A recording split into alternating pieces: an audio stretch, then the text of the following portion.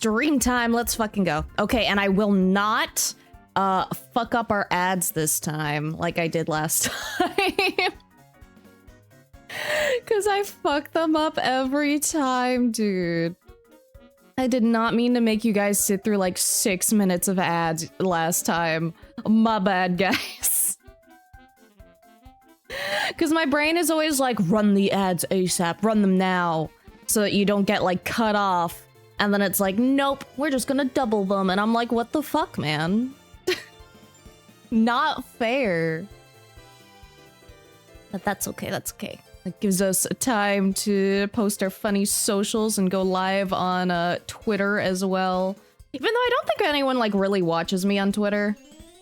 But if even one person watches me on Twitter, then it's worth it. So let me get that going. Here we go. But I'm already at work. Maybe you should just quit your job. You know, maybe you have to just become a full-time chatter. That's definitely the best financial advice. How are you? I'm doing good, Cry. How you doing? How you doing? And hello, Yoon. Dude, I try not to peek too much at the arts, but I saw the one you did, Yoon. I saw it. I'm so excited to go over it. I'm so hyped, dude. You drew my little cat bat and my bat cat. Thank you. And they look so fucking cute. Is this the Blair? It is the Blair. And the Blair has a new microphone, actually, but it's not set up. But I did get a really sick fucking deal on a mic the other day. And I'm very, very excited to set it up. Because currently I'm using a USB mic, which is the Wave 3, which is really good. I really like it. But it's a little too sensitive for my other place. So I was like, I should probably get like a new microphone just for better quality in general. So I got one of the fancy SM7Bs and I got a fucking deal on it, bro. I got a fucking deal. That shit looks like brand fucking new. And I got it for like 160 USD approximately, like after conversion. So I got a good fucking deal. Now I just need to get the actual, like, interface bullshit so that I can actually use it. But I'm hype, and I know exactly which one I want to get. Fuck! God damn it. I hate ads. I hate ads. I hate ads. I hate ads!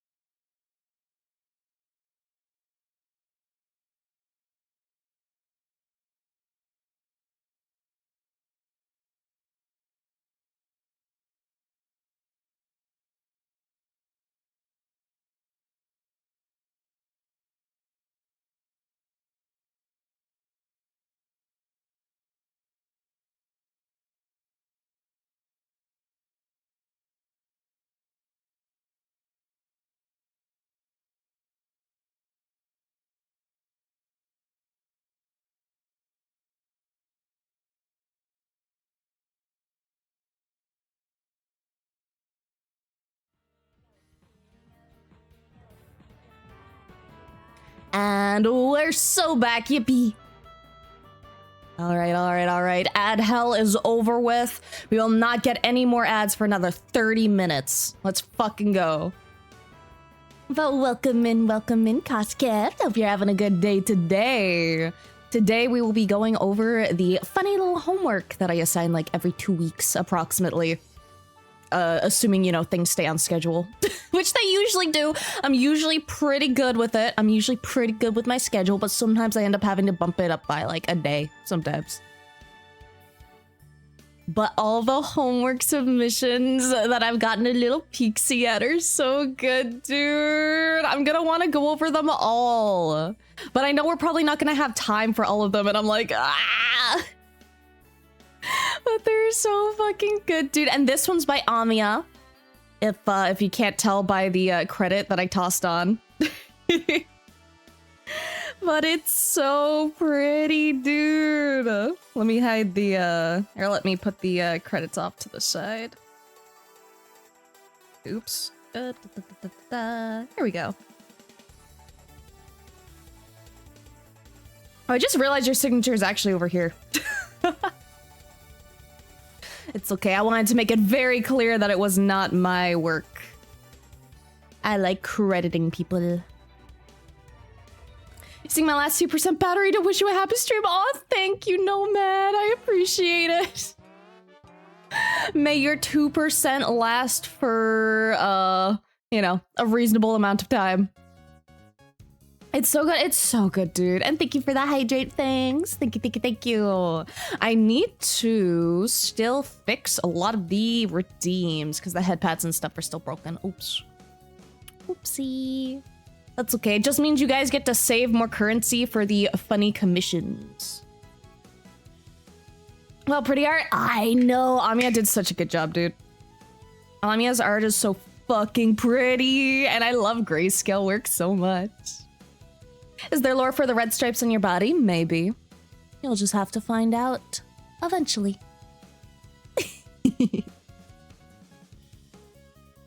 There may be lore. Or maybe there isn't. Maybe I'm gaslighting you. Maybe there's no lore. Maybe there's no explanation. You don't know. We'll see. We'll see in the future if I ever do like a lore video. Naruto. Yes, I embody the spirit of the nine-tailed fox. Can Already afford a commission? Probably save for VIP. Fair. VIP do be pricey, and there do be limited slots. Though we're still like really good on slots, last time I checked. We should have enough room for a lot of VIPs. Because I think we got extra slots once we hit partner as well, and we already weren't like full. Just make up lore and you'll steal like corporate ideas. Nah, I might have some ideas. I might have some ideas on the back burner that I haven't implemented yet. We shall see. And hello, Last Oni. Welcome in. Hope you're having a good day today. I like to hide it. Dude, I'm really bad with my art stuff. Because I never sign my shit. I actually really hate signing my stuff. Like, this isn't me telling you guys you shouldn't sign your stuff, because you should. You should be better than me. But I'm so picky with my own art that is like, I don't want my signature obscuring anything in the art. I don't want it to take away. So I'll do my stuff like signed if like someone asks. They get like a commission or something. Red stripe lore, they paint it on every morning like makeup? No. That shit is built in, bro. Just gotta work. Still getting used to graduation life. Let's go! Congrats on congratulating. Congrats on graduating. Dude, I'd never finished my degree. I dropped out. Fuck that shit. What'd you get though? What kind of degree? Also, thank you for the raid. Welcome in, raiders. Welcome in, Vincent time. Thank you. How you doing? You were doing art. Do you know what that means? It means I request art tax. I request to see the goods. If you're willing to share, of course. No pressure. Kind of a little bit of pressure, but no pressure. But I hope you're having a great day, and thank you again for the raid. Today we're going to be going over art homework shenanigans. So every 2 weeks, I give out a little like homework assignment, and then we go over it on stream after 2 weeks. And then, yeah, I just give little tips and critique and stuff to a couple people. I can't do everyone because there's a lot of submissions, but I try to pick a couple of them to focus on. Feel pressured? No, only if you want to. Only if you want to. I just really like seeing what people are working on. Gonna prepare a link. I can't wait to see. Take your time. Links are always on, so you don't have to ask for like permission or anything. Red Stripe lore theory. It's all werewolf claw. All I can't speak. It's all the werewolf claw equivalent of a hickey.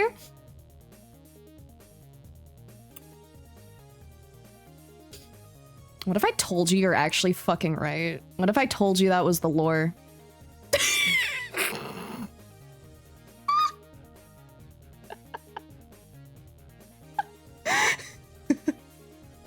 Could you imagine? It would be some pretty sick lore.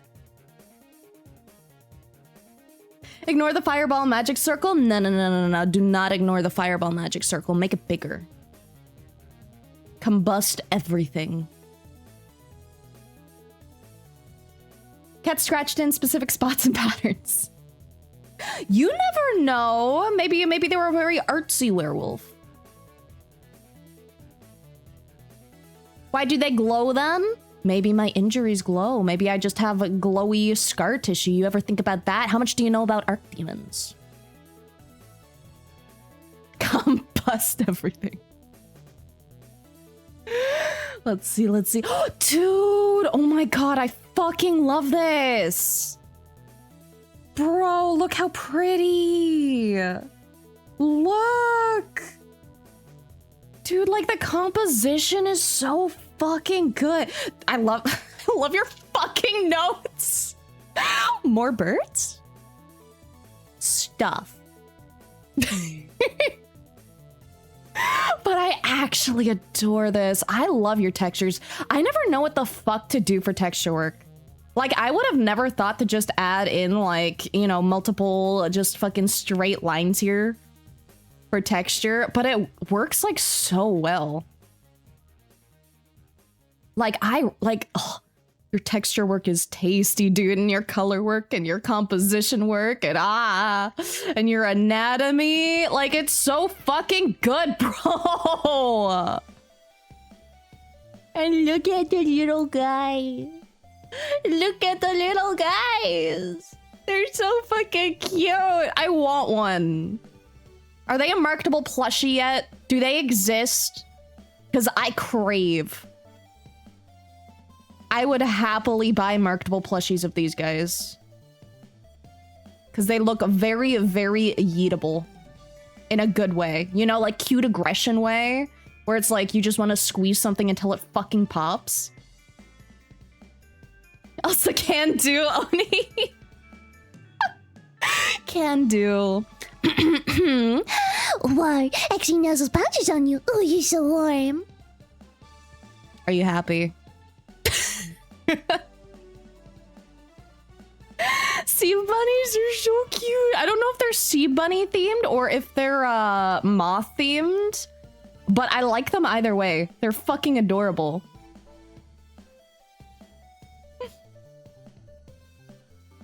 We've seen you in the skimpiest bikinis. If they were werewolf scratches, there would be more on certain parts of your body. You don't know that. You don't know what I do with the werewolves.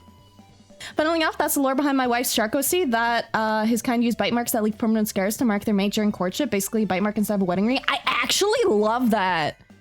That's actually sick fucking lore. That's so fucking big brain. I adore that, dude. Also, let me hydrate. Thank you.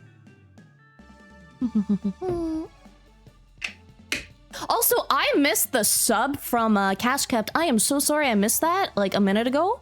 But thank you so much. I appreciate it so much, dude. Thank you for your Prime sub, V. And a reminder to anyone else who has a Prime sub, either A, give me the money, or B, give someone else the money. You got it, so fucking use it on someone. You use those Jeff Bezos benefits. I'm not happy, I'm lost. Why can't you be lost and happy? You can have the best of both worlds. Powers are top tier. Thank you! Thank you, dude. Funup gets it. Funup fucking gets it, dude. We fucking love werewolves. Ow! We know exactly what you do. Nuh-uh. You guys don't know. You guys don't know. That cat got violent. That's my cat. Not feeling the best health-wise, so I'll sleep some to rest. Have a good stream. Oh, I hope you feel better soon, Lazarus. I fucking hate being sick. I really, really hope you feel better soon. Like, being sick fucking sucks ass, dude. Like, it's bad enough that life on a daily basis can be ass, but then it's like, oh, you want it to be even worse? And your body's just like, okay, we're infected with a virus now. Time to make your life a, you know, living hell. Woover team? I could. If you guys wanted one, I can make it the same cost as the, Ooh. Ba-ba-ba-ba-ba-ba-ba. I can probably add that in, like, really quick right now. Ba-ba-ba-ba-ba-ba-ba-ba. Platforms, Twitch, channel point redeems. Create reward. Ow. Description. I go ow. Smile.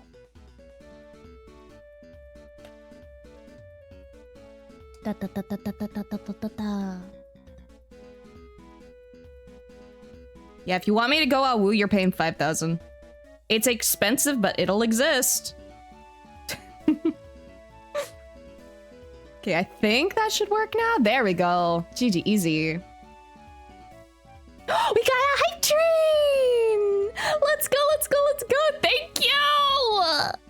Ah! I love getting fucking hype trains, dude. I don't have conflu, just stomach not happy. Oh, dude. That's like one of my biggest fears with like going to cons and shit. I'm always like super fucking paranoid that I'm gonna get sick. Also, I went on like such a huge tangent when I was talking about how good this art was. I really do love it though, dude. And like, you're so like, oh, like I just can't get over the texture work. Like that is the first thing I noticed with this, and it's just what like keeps standing out to me. Like just like these little lines add so much. I will perhaps have to take inspiration from your coloring style and implement it in mine, potentially. You know, take a little bit of inspo, use a little bit of texture. And the anatomy, dude. Oh! Good anatomy makes my brain so fucking happy, dude. It's so good. It's so good. It's so good. Thank you for paying the art tax. My eyes are pleased. My eyes are inspired. Feel free to take it, I guess. Thank you. Thank you.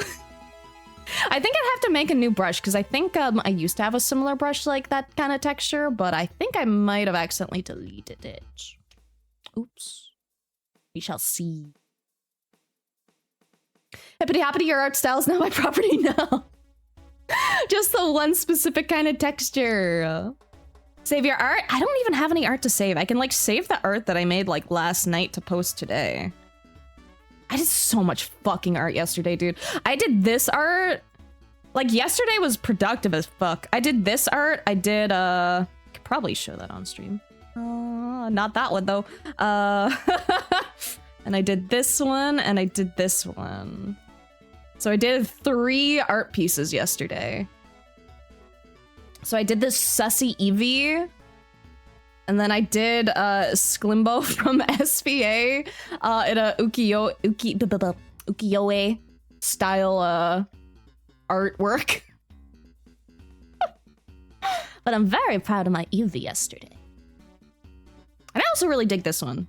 I think I did this one in like an hour. It's So yeah, I will save my already saved file. That works. Scrimble, yeah! Scrimble. Our class is secretly a scam to give Blair inspiration. Low-key, honestly, a little bit. Like, that wasn't the initial intention, but like, it's a byproduct, if that makes sense. Like, whenever I look at your guys' shit, I just get so fucking inspired, bro. Like, I genuinely love seeing everything you guys work on, and I love that I give little funny assignments, and then you're like, okay, and then you fucking actually do them, and then I actually get to look over them, and then it just makes me happy. Why Blair hot? Global warming. Thought you were doing art? Nope, I have not drawn a single line yet this morning.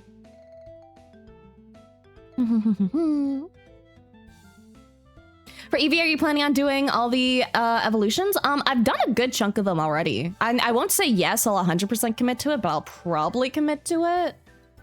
But at the same time, I said I'd do all the Ruby cast, and then I didn't do the 4th one. Oops.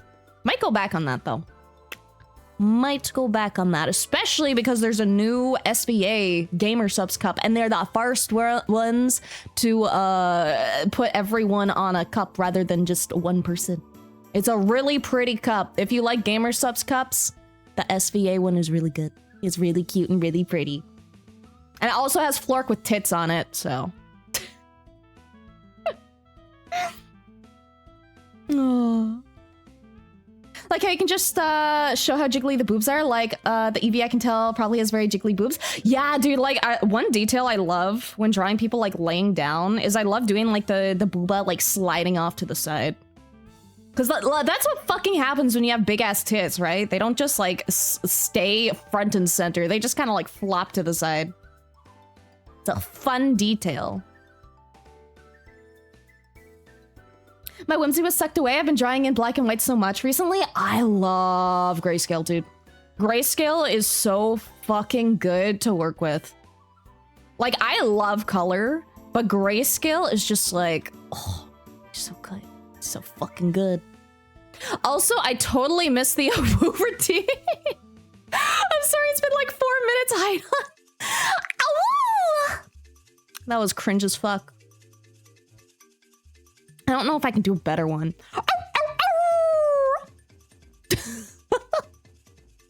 I have not committed to a single type of a woo yet. We'll fuck around and find out. I should also probably add a cooldown on that, because I don't think I did. Oopsie. So let me go back and do that. Where are my settings? Where is it? Where did I put it?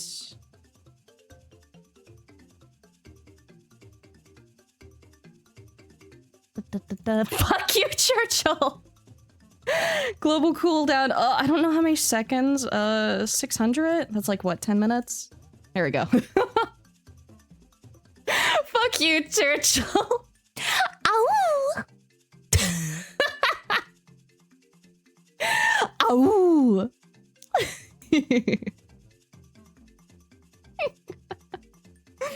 Oh. 6'7" on you did have a lot more jiggly boobs. The 6'7" was very jiggly, can confirm. Didn't even know you were streaming today, just opened Twitch and saw you were live. Let's go! That makes me so happy, Enigma. But for anyone who doesn't know, I do stream usually every 3rd day. Sometimes I'll do it like a 2nd day, or sometimes I'll have to push it to a 4th if something like pops up, but like 99% of the time, it's like every 3rd day. So stream, break, stream, break. Because I think that just works out really well for me. But we'll see. We'll see. Maybe at some point I'll be able to stream even more. Love seeing the homework that I've been shown. I know, dude. Everyone does such good work. It makes me so happy. That's like the 4th fuck you I've received from here. Are you collecting them? Are you counting? Oh, but nah, I appreciate your support so much. I really do. But also, fuck you. Every 3rd day, every 3rd day. Yeah. Okay. I've been yapping for about like 30 minutes, a little less. So let us hop into going over art homeworky vibes. So much homework has been shown today. I mean, I've only shown like the one homework today. Everything else has just been extra. This was the art text from the raid earlier. And it's so fucking pretty, dude. I also think I forgot to thank some people for following earlier. So thank you, Jaden, for the follow. And thank you, Violites. And thank you, Kazkept. Thank you, and welcome to Purgatory. And if you care about Discord or Twitter or Blue Sky or Patreon, I have all of those. If you don't care about either of those, it's also okay. Welcome and enjoy the stay, enjoy the vibes. But yeah. I also think no, that was 18 hours ago. They were thanked. Okay. All right, we should be good to go.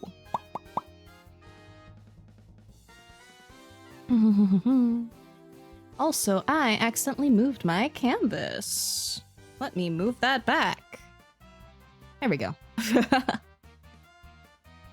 That's some really good art. I know, dude. It's so fucking pretty. Vincent Time, like, does banger fucking art. I need to make sure I'm actually following them. Am I following you, dude? Okay, I am. I never know for certain because there's been times where I thought I've been following someone for like a year and then I just was apparently not. And then I'm like, what the fuck? Oh. How could you still redeem it? I thought I put a 10-minute timer on it. Oh. I need to get better at a wooing, dude. I'm gonna have to fucking practice in my off time. Oh, oh, oh. Timer works. Timer. Oh, it does work. Okay. I guess it might have just reset when I set the timer. Also, thank you for the savior art. However, I have not made any art yet.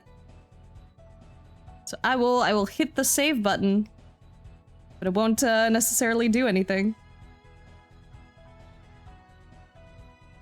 Okay, let me clean up some stuff.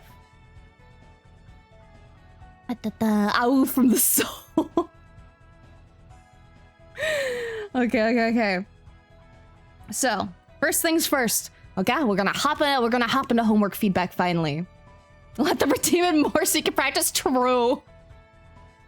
But let's hop in. So this is Amia's artwork for the homework, and the homework was themed around drawing two people together, or, you know, could be more than two people, but, you know, I only specified two people interacting for the homework. You know, composition could be whatever, characters could be whatever, as long as they are interacting in some way. And the reason I chose this homework was because it's a bitch to draw compositions with two or more people. Mainly because it's very hard to keep people to scale, and it's very difficult to, like, show characters, like, interacting and have it feel kind of real. Because, like, there's very subtle details that can show, like, interactions, right? Like a little, like, depression on the skin from, like, a finger or something, right? Can, like, indicate, like, a touch. And you have to just mostly be aware of, like, the amount of volume and amount of space that people and objects take up. It is a bitch. It is a bitch to do two-person compositions, and especially compositions with even more people. So it's a very good thing to practice. Also, let me hydrate. Thank you. And can do chat.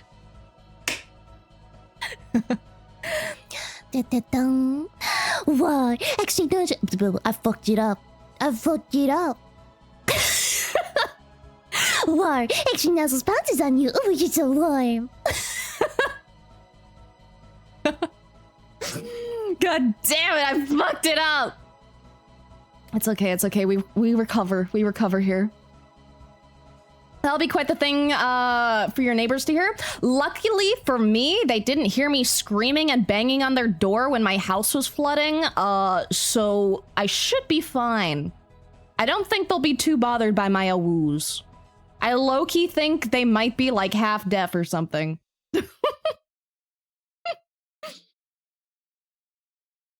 Was watching a streamer yesterday who I'm a mod for and began messing with him by pretending to be a femboy. Funny as fuck to see him lose it. Why would he lose it? Femboys are a net win. I'm doing well, Tansy. I hope you're also doing well. Okay. Let's hop in. I get so distracted so easily. Okay. So let's see. So first thing, I love the composition here. I'm a big sucker for symmetrical compositions. And basically what that means is just, the composition in general is just very symmetrical. It's kind of self-explanatory. But you know, we have a circle in middle, we have wings on side. Everything feels very centered and the same on both sides, and it's a vibe I very much enjoy when it comes to a lot of artworks. Especially because it just gives like a very like... It gives like the feeling of like balance. So it just feels good. It just feels good to look at. Compared to something that's like a asymmetrical composition can feel like more intriguing and uneasy. But it can also like lead your eyes in different ways. But anyway, I just really like symmetrical compositions. And I'm also a huge sucker for big fucking wings, so that's just a personal taste win. But I love the posing here so much. Like, the posing is so fucking pretty, and I love that you didn't go like 100% symmetrical. Because the thing that a lot of people tend to get caught up with symmetrical compositions is they tend to think that they need to go like 100% symmetrical, but really like it only needs to mostly be there. Because like right here we can see that the head is like off to the side. And it just gives like a really nice like serene feeling. And it breaks the symmetry in like a nice way. Now, let's see. When it comes to the anatomy, I feel like the arm here might be a little on the short side. And the wrist might be a little thin. So I feel like the wrist would maybe go out to like approximately there. The wrists do tend to be pretty thin. I'm still like doing a lot of studies myself and trying to get better at drawing hands. Because they are fucking annoying. That's only like a tiny thing. And then when it comes to the... this is going to be a feedback that I give a lot just because hands are so complex. But when it comes to the hands, it's very helpful to get like a very solid reference. Like, I think this hand is really well in the like... in the fact that it feels like very... what's it called? Loose, if that makes sense. Like, it doesn't feel like super stiff. Like, we have, you know, these fingers curling and this finger, like this thumb, like poking up. But this one doesn't feel like it's like doing exactly what it's intended to do. Like, it feels like it's more of a like gentle grasp, or that's what it feels like it should be. But the perspective on it feels like a little off. Hands, again, are not my forte, so I'll, like, try my best to explain what I mean. But especially when you're drawing, like, people interacting with things, or people even interacting with, objects, having a very solid reference to work with is very helpful. Because, like, for example, right? If we just grip a sword like this, right? With straight fingers... It works, but it's not necessarily like the most realistic, you know? And it doesn't have to be. You can break realism for stylization and like emphasis, right? But like a lot of the times, rather than like all the knuckles being up like that, they'll actually like... Sorry, I have to like grip something. What can I grip? But like a lot of times when you're like let me make a smaller brush size. And this is a different kind of grip, so my first example was maybe not the best. This is just like a quick example. But you can see that like when we use a reference, we can see that the fingers have more of a splay to them, I guess. Be an okay word.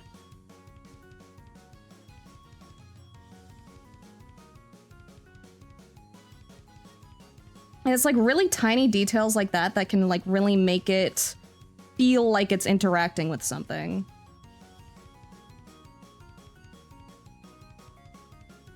So references are your best fucking friend. Are they twin characters? You will have to ask Amiya that. I do not know the answer. Though I know you did ask Amiya, but... Love the hair head hold. Me too, dude. It's so cute. Love drawing my gay sillies. Those Cesar Soleil, top one, and Xingyi, bottom one. If you're curious, I am curious. I love the name Soleil. It's so cute. It means sun in French. Da, da, da, da, da, da. Let me just catch up. Also, prosthetic arm. It do be a prosthetic arm, which is sick as fuck. I'm a sucker for prosthetic arms because, FMA. But yeah, I guess taking into account like the prosthetic vibes, thin wrist would be fine depending on like the mechanics. I was only mainly talking if it was meant to more closely mimic like realistic hands. Da, da, da, da. So let's see. I was gonna say about the hand here. Like it might be more angled like this potentially. And I'm not using a reference, so forgive me.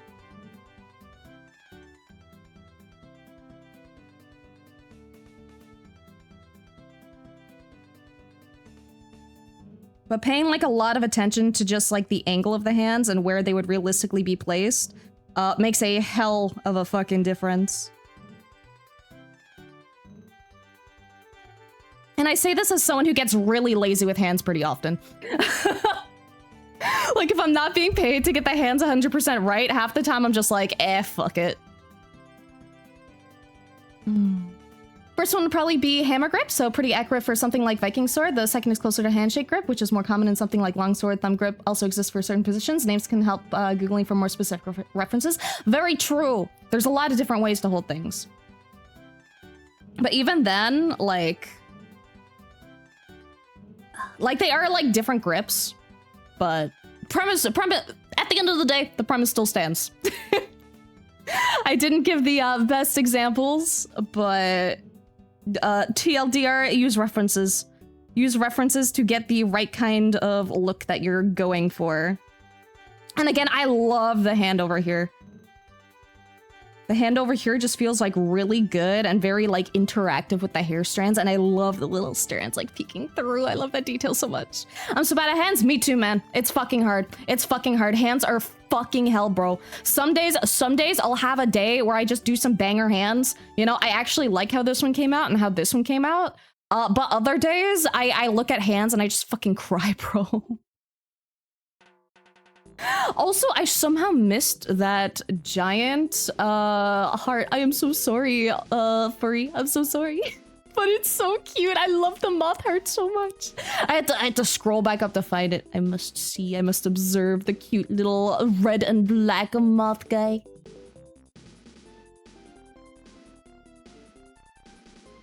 Grippy Socks is as close as I'm gonna get to the getting the grips right.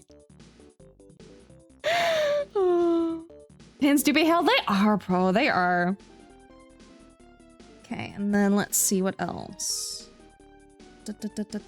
I did mention again that I thought the perspective on the arms might be a bit off. I think the shoulders could also be a bit wide, but that's also a stylistic thing, so not necessarily something you have to listen to. So I feel like the shoulder would maybe come out to here. And then with the arm reaching forward, it would be a little short. Let me just... I think trying to keep in mind the 3D shapes underneath, or not underneath, but like simplifying the shapes into more 3D forms might be helpful. Because that's what I find to be really helpful. So like we can draw the forearm like this, and then like a joint. And then imagine it right here. And it's not like super different, but the tiny little details can kind of make it feel that way.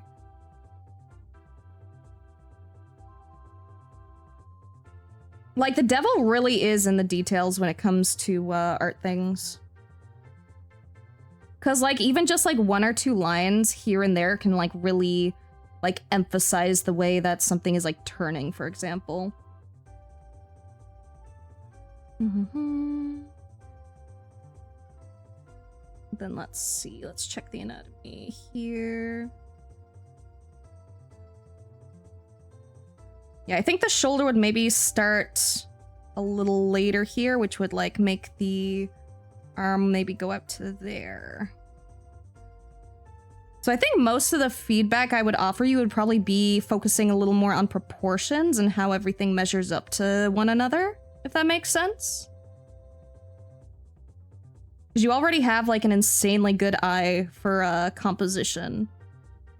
So just getting, like, those little proportions right would probably help a lot. And then we can simplify this into a little bit here.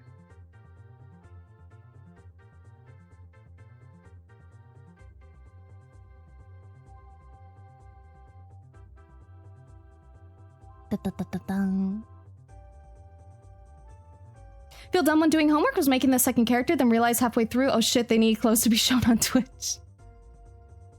I mean, they don't necessarily need clothes as long as something is covered and there's no genitals there.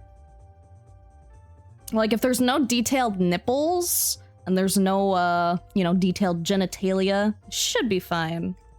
Like, this is fine because there's nothing, like, detailed. It's just a goopy creature. You can find ways to censor things. Da-da-da-da-dum.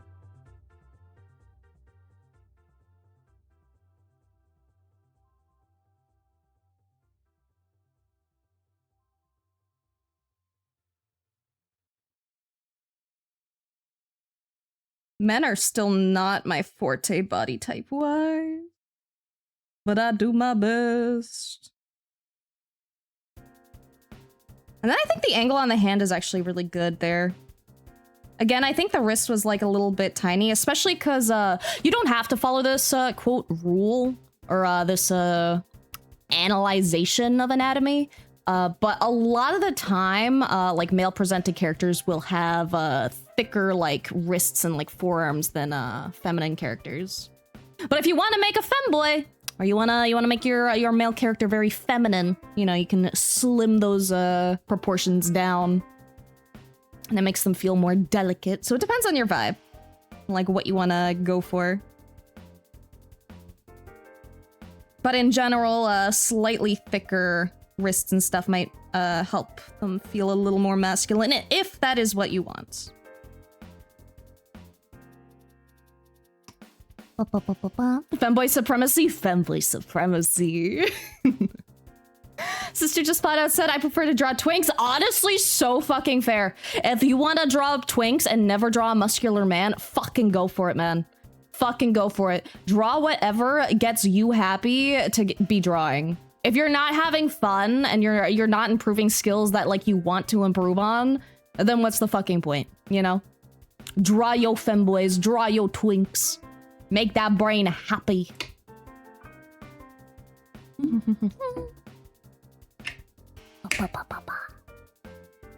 Okay, and then what else? What else? What else? I don't think I have too much feedback on most of this, honestly. Because I just really like the feeling of it overall. I think it's, like, just really fucking good. Like, if I were to, like... Because I think anything else that I could think of would maybe be more, like, stylistic. Because, like, stylistically, I like usually giving, like, relatively harsh, highlights, because I think they look nice, and I think they, contrast really well with, softer, colors. So then you have, like... you know, the soft gradients here, and then you have, like, harsh highlights that contrast. But that's purely, like, a stylistic thing and not necessarily a, you know, you should do this, you shouldn't do this, but it could be something fun to try. That's just what I personally enjoy. And then I think with the wings, dude, wings are a bitch. Wings are a fucking bitch, bro. I still do not know a good way to like really render wings. Like I try, you know, I do pretty much the same thing where I do like, you know, a stray feather and then just kind of imply everything else. So I think if you wanted these wings to feel like more fluffy, you could maybe add just like a little bit more detail to the outsides maybe. So they tend to have like layered feathers. And this isn't necessarily like a style tip, but just like having little bits like floating off.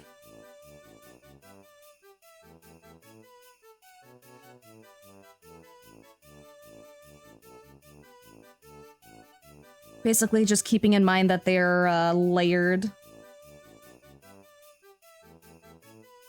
But I especially love like the shape.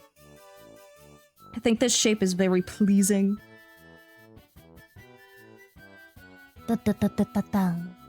Had neither names nor pronouns before this drawing, so it was a bit of deciding while I made it. So fucking fair, dude. That's like the most fun way to create characters. Like you just fucking jump in and go burr and you just, wherever it ends up, it ends up.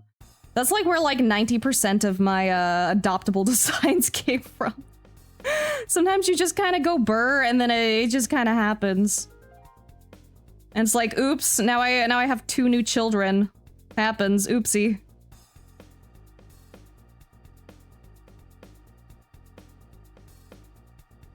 But I think that's most of the feedback I would give.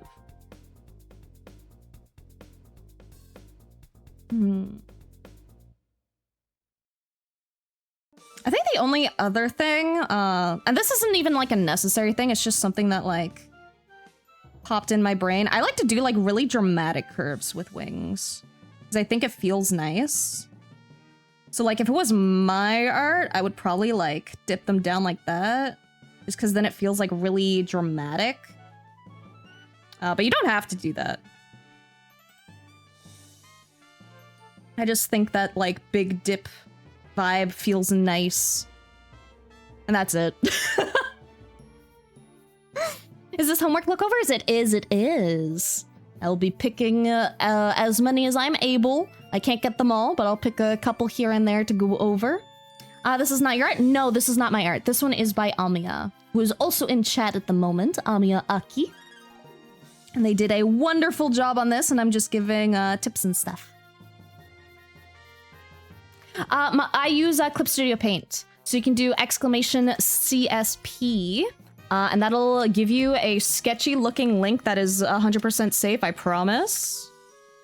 But it's just my affiliation link, so if you click that and then if you end up buying Clip Studio Paint, then I get a little share of profits. No pressure to use it or anything, but you know, free money. And also, I just highly recommend Clip Studio Paint. It is a banger fucking program. It is so good. It is what I recommend to everyone. And even if they did not affiliate with me, I would still recommend them. Sketchy looking link, 100% legit interesting. I wish I could make it look less sketchy, dude. I wish I could just customize the link and make it not look like that. But I can't.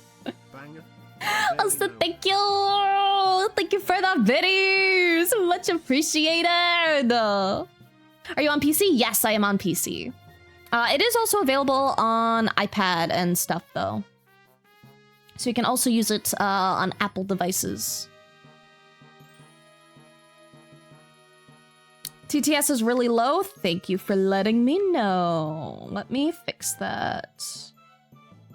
I'm glad you can at least hear it. I did have to reset up like all my fucking audio bullshit. So let me... Okay, I moved it up a good chunk. Let me know if it's still too low next time. Sorry about that, Sulfan. Banger, I barely know her. Do you put your homework views on YouTube? I don't, actually. I've never really gone back to actually, like, edit my... Well, okay, I kind of do. I upload my VODs, but I don't really upload it, like, edited. Because I don't have an editor. So I need to invest in an editor or suck it up and do it myself, but I'm a busy little bitch, so it's kind of hard to schedule in. But I have been wanting to. I have been wanting to put the reviews up. This is a test of the TTS. Bingle bangle dingle dongle. Didgeridoo diggeridoo. Wibbly wobbly timey wimmy. Wibbly wobbly timey wimey. Was that better, or does it need to be a little bit louder?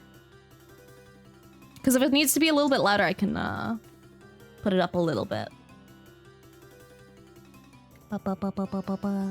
Good now? Okay, good. Want me to get you in contact with my editor?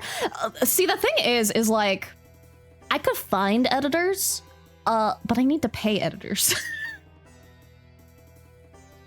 I need to pay editors, and that shit costs money, and I've had a lot of IRL shit basically drain my finances beyond anything that I've put aside for VTuber model shit.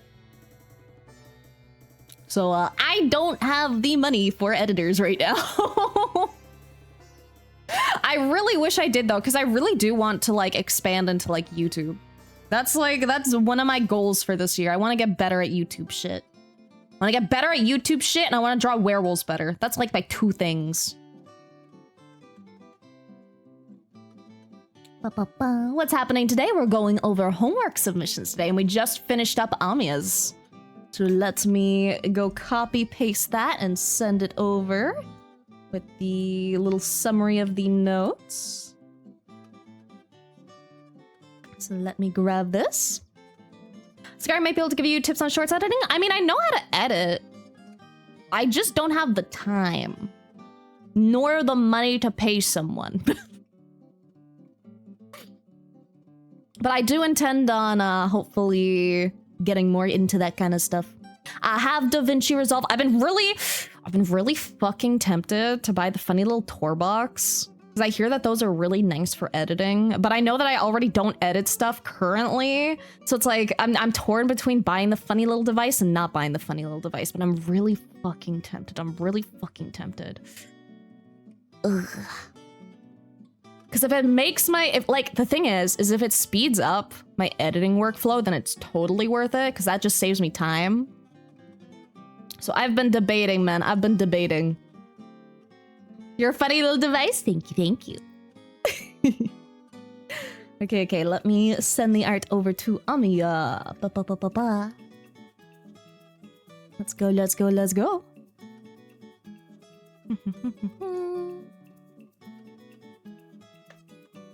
Here we go. Main notes.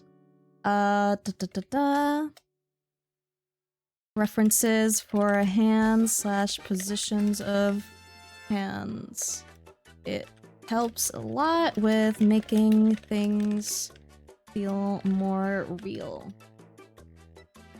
Additionally, paying a little more attention to proportions and the 3D-ness of body parts, especially when they're in perspective. Here we go. And then we can move on to the next one. Who do we go for next? Okay, I might have to go for this one next because I am very, very biased. Also, goddammit, Churchill.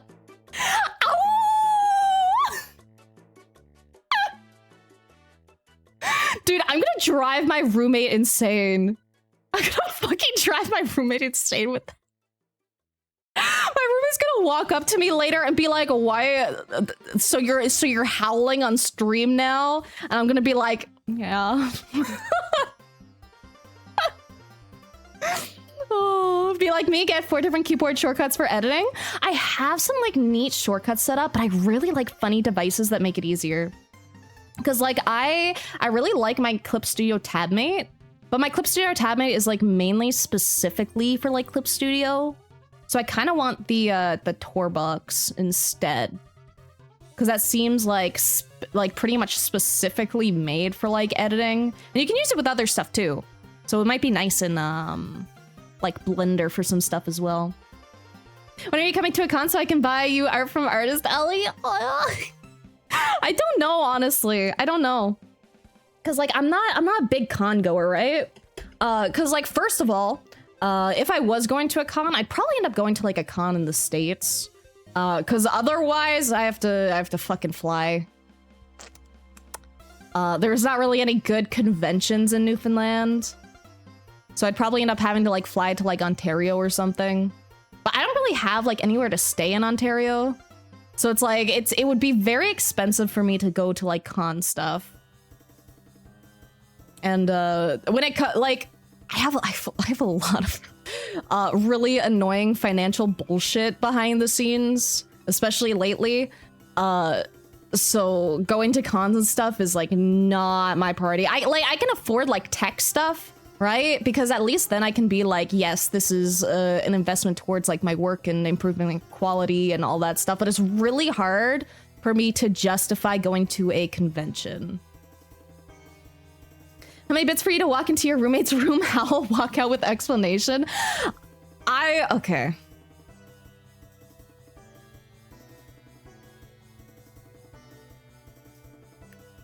$100.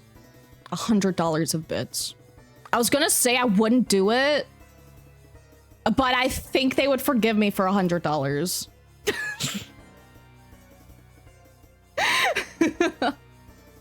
Can't keep into your tab mate for editing? I probably could, but it's like... It doesn't have like the haptic feedback or anything that the funny little tour box does.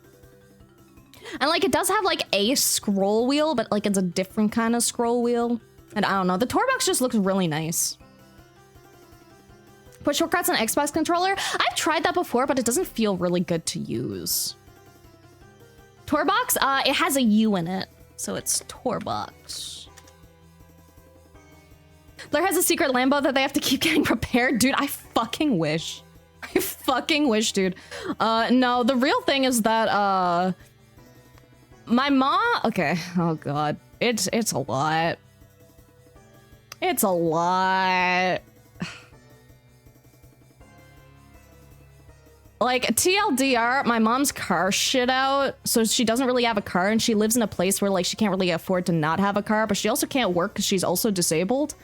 And then my father-in-law is also dying from cancer and is probably going to be dead in, like, a month, and cremation fees are, like, $4,000. So... shit is really fucking expensive, and life kind of sucks right now. Don't have to talk about it if you don't want to. Like, I'm comfy talking about shit. It's just like... life, man. That's brutal. Yeah, stage 4 lung cancer. And he had to submit the, what's it called, MAID forms kind of recently, which is medically assisted suicide. So, yippee! Yay, fun things! Don't have funeral insurance? Probably not.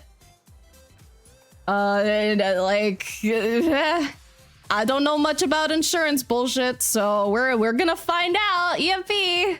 We love adulting. Sorry, gang, life shit sucks. Yeah, the thing is, like, it's been a long time coming, so it's not like super new news to me or anything. Like, he was diagnosed, how long ago now? Like, the doctor said he probably only had like 6 months left, like 8 months ago. So he's got a little bit overtime. But at the same time, he's in like really, really rough shape. So it sucks. But, you know, what can you do? That be life. Instead, we just do funny little homework stuff and we go burr and we talk about happy things instead. We focus on the positive shit and things that we do have control of in our lives. We go burr, we have fun, we keep on keeping on. Life insurance usually also covers funeral costs. Yeah, I don't know much about insurance or what they got going on. I do need to ask about that soon. I just know that well, the thing is we're not doing a funeral. So like any costs and stuff would be like purely just for cremation because that side of my family like does not give a fuck about funerals. That side of my family is just like burn me to a fucking crisp and get rid of me, dude. I'm gone. Hope you're having an amazing day because you deserve it, Hubby. I am having a great day today. I woke up, I had my funny little breakfast drink thing. I had some snacks, because I bought some snacks the other day. I had some little treats. So, I'm vibing. I'm good. No, some people give their body to science or organ donations, because that's free. Why the fuck did the ads play? Why the fuck did the ads play? I thought I snoozed those. Apparently not. Fuck me, I guess. BRB.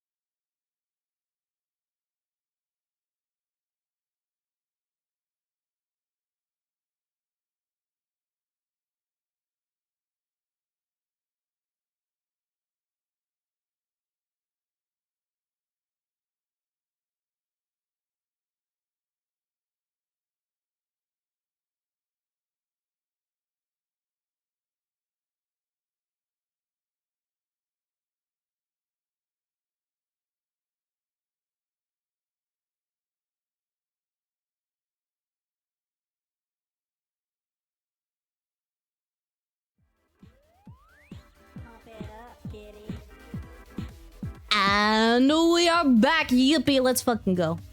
Know some people give their body to science or organ donations because that's free. Yes, that's free, but that's like one of the few things that they don't want. Like personally for me, yeah, fucking donate my body to science. I don't give a fuck what happens to my fucking corpse after, dude.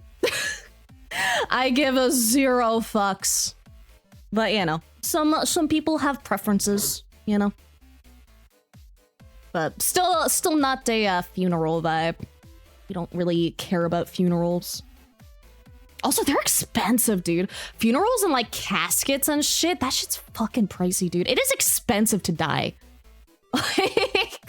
Like living is expensive and then dying is expensive. And it's like, what the fuck, bro? Wonder if I can donate my corpse to a bone museum or something. Dude, I would be so down. I have the funny little heart symbol on my ID. I think it's a heart symbol, if I remember correctly. But it's like, yes, if anything happens to me, you know, scavenge whatever the fuck you can, baby. Capitalism, baby. Capitalism, baby. Do you want to go out assassinated? Honestly, that'd be a pretty badass way to go. I always love seeing those fucking TikToks that are like just a picture of like a really serene, like snowy area. And it's like, yes, this is where I'm fantasizing about slowly dying in the snow. So mad, fancy, beautiful tombstones are expensive. They're so expensive, dude. And for what, bro? For a fancy fucking rock? Like, holy shit. Like, I remember it taking forever for them to even get like a like tombstone for my grandmother, because that shit's pricey. Me and my dad made a grandpa's casket with his blessing. I don't know the laws on caskets, because I feel like, one sec, I have a cat in the way. I have a cat in the way. Her fluffy little booty is obscuring my view. But I feel like there's certain regulations with caskets and stuff, depending on where you are. I could be wrong on that. I haven't like looked into it. I feel like there's certain things you're allowed to bury people in and certain things you're not. I could be wrong. I could be wrong on that. And also might just depend on the country as well. Might as well carve my own shit. Dude, that'd be based. Like, you just die and like you have your own fucking like casket ready, your own fucking tombstone ready. Fucking aura farming in the afterlife. Oh. I'm one of these days I'm gonna have to fucking make my own casket, dude. One of these days. Want to be cremated and have my ashes turned into combos for the trees? I always wanted to be like cremated and have my ashes like pressed into a gemstone, because I think that's like sick as fuck. And then put that gemstone in like a fucking sword and then like hand that down through like generations. I think that would be badass. Like first harvest whatever you can for medical shit. Burn the rest, and then get that pressed into a stone, and then, you know, cool fucking thing to pass on. Wonder what we're doing this stream? Apparently talking about the morbidity of death. As long as you use organic and non-petrochemical oils or carcinogenic materials, it's fine. Okay, interesting. Want to be a tree so I can give the world one last... Dude. Based, bro. Turn myself into a diamond? I think diamonds are neat, but like... there's just cooler gemstones than diamond in my opinion. And I say that as someone who has like diamond as their birthstone. I think is like the most, well, one of the most boring like birth month stone things. When am my body doing something cool? Fair. Gem of the Sword is bloodthirsty. Exactly. Imagine carving your own tombstone in the form of a middle finger. Just the last act of defiance. Fuck the world. Dude, I would, bro. More often than not, donating your body to science just means they put you in a cage in the middle of a field to study how your body decays. Honestly, that's fine with me too. You know, if my body goes towards learning like one thing, then you know, it was worth it. Birthstone is ruby. Ruby is so fucking pretty. I love like ruby and garnet. Would make a different color than white. Fair. That's really pricey though. Like anything other than like regular diamond is usually a lot more pricey. Also, thank you for the sub. Thank you, Akta. Thank you. Ah, I hope you enjoy the subscription. I hope you enjoy my funny little emotes that I need to make more of. Knew some goth people who ordered a casket early and used that as a coffee table. Keeps them aware of their mortality. I love that, actually. That's fucking based. That would make a sick fucking table, dude. Also, let's see. I think I have it copy pasted. Yeah! We move on to the next homework. This one is of Cat Bat and Bat Cat, and it's by Yoon, and it's so fucking cute, and I'm very biased because I just had to go for this one. Like, oh, it's so cute. They drew them together and I love it so much. Ah, my little sussy mascots. I like dark rubies. Yeah, I prefer the darker ones rather than the really bright, like reddish pink ones. In Latin America, we have a joke that is if you're cremated, your ashes should be put into a maraca so everyone can keep shaking it. I've never heard of that before. Want to build a badass metal suit or something with goofy cool engineering and just be aura farming and death? Base, dude. Only gonna use my arms to make the diamond so I can put the diamond onto my head like Lily Yuzi. Who's Yuzi? Everyone's bias is showing? Just a little bit, just a little bit. But I love this so much, and the interlocking arms is so good, dude. Like, it is so fucking annoying to draw characters interacting with each other. I can't emphasize that enough about this homework. It's fucking annoying, because like you have to really keep in mind like how much space like a character takes up and how much their limbs take up. Like you have to have a very, very good understanding of volume. And I feel like, oh, thank you for the gifted! Thank you, Octa! Thank you. I appreciate so much. If anyone got it gifted, make sure to say thank you, because we like thanking people here. But thank you so much, dude. I really appreciate it. And also, at 1,000 subs, we're currently at 535 out of 1,000. At 1,000, we will be getting 3D model stuff funded. I'm already working towards it, but the end goal is 1,000.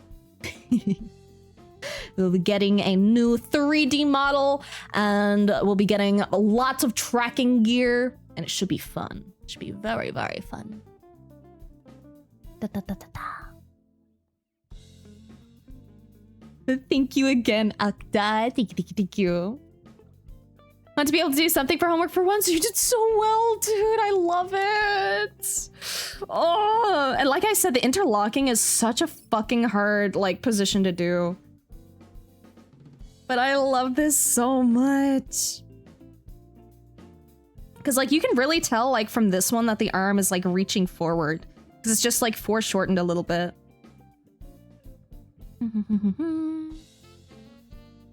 Trying to think. I think if I had like one tip, I don't know how accurate my little suggestion will be. But it's always helpful to keep in mind the like little bumpy bit at the end of your elbow. Because it can just help the elbow feel like a lot more natural.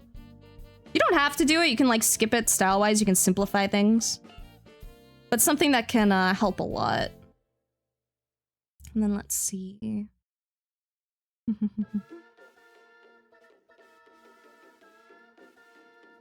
Let me think. I just love this so much, dude. Can do Churchill.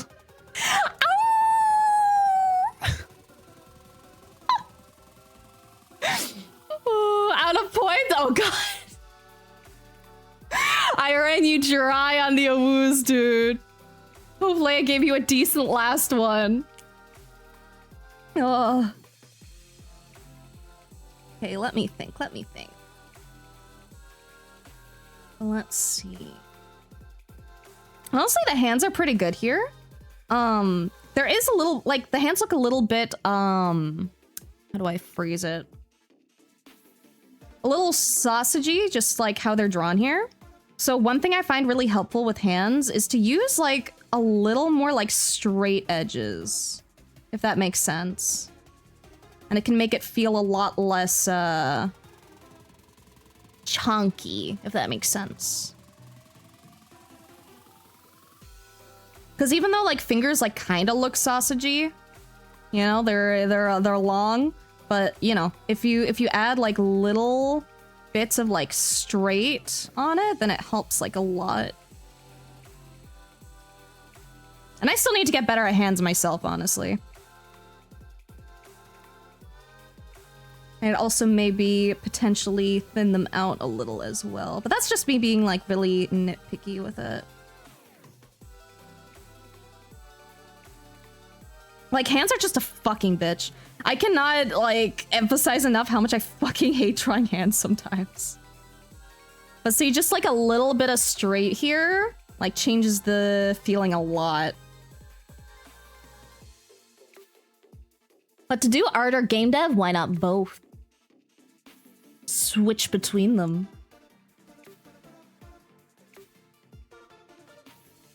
Okay, and then let's see. Another thing, So this is like a difference between reality and stylized art. A lot of time in stylized art, especially anime, we end up having the head like proportionately very large to the body compared to like realistic proportions. So to make up for that, a lot of the time we'll take like a realistic neck. We'll actually like make it like thinner just to make it look slightly better like style-wise. So I'd actually recommend like thinning the neck a little bit if you want to. You know, any advice I offer is never a, you must do this, this is the only way. It's just something to consider and pay attention to if it's something that you feel like will help your work. So I'd recommend thinning the necks a little bit. And then what else?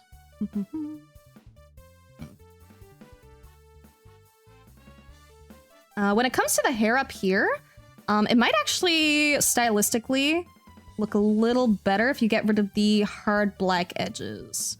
You don't have to, you can keep them in. But personally, I find usually looks really nice to minimize the black lines because then it like blends in a lot more. I would submit a homework, but I suck. Spoiler alert, that's why we have the homeworks. It's so that you can practice and you can get feedback and you can suck a little less. The only way to get good is to practice and to make a bunch of shitty stuff. You know, I'm not gonna fucking lie to you, right? When you start making art, you're probably not gonna be making masterpieces, baby. You're probably gonna be making a lot of stuff that does not look the best, and that is okay. That is normal. That is to be expected. That is how you improve. So do it. Do the fucking homework, bro. Suck with confidence.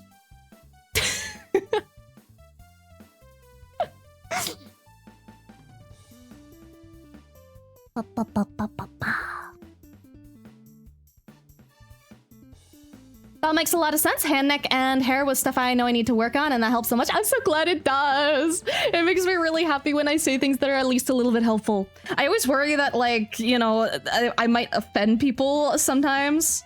But, like, anything I offer, I just, you know, just small tips and tricks if they wish to be implemented. No pressure otherwise. Okay, and then... let's see. So I think another thing that might be really helpful to pay attention to is you have a really good idea of like approximately where the eyes and like facial features should be. But if you actually like measure it out, I think it would help you improve a lot. Cause like if we put this in a box, right? Let me try my best to make a decent box. Gonna be slightly off. That's okay. I'm also going to lower the opacity of everything below. Just to show some stuff. So right now we pretty much have like everything approximately in the right area, but it's not firmly in the right area, if that makes sense. It's like in the ballpark of where things should be, but it's not exactly there. So we're gonna turn the head a little bit. I'm actually gonna get rid of that line. And like what I mean by that is like this eye here isn't like super like foreshortened despite being at like a 3/4 angle. So if we like kind of like measure it out, the eyes would be like approximately here. And then nose approximately there. They're also on a 3/4, so from a 3/4, we're actually gonna get like, depending on the anatomy of the face of the person, we're actually gonna get like a little bit of a cheek bump here. Instead of that, just like pure downward angle. Just gonna make this, there we go. And also keeping in mind that the face is a 3D form and not just a flat plane can be really helpful. It's like, for example, like right here, you know, it has to make space for the eyeballs, which are pretty fucking large in anime people. Like inhumanly large. But they take up like approximately, you know, this amount of space.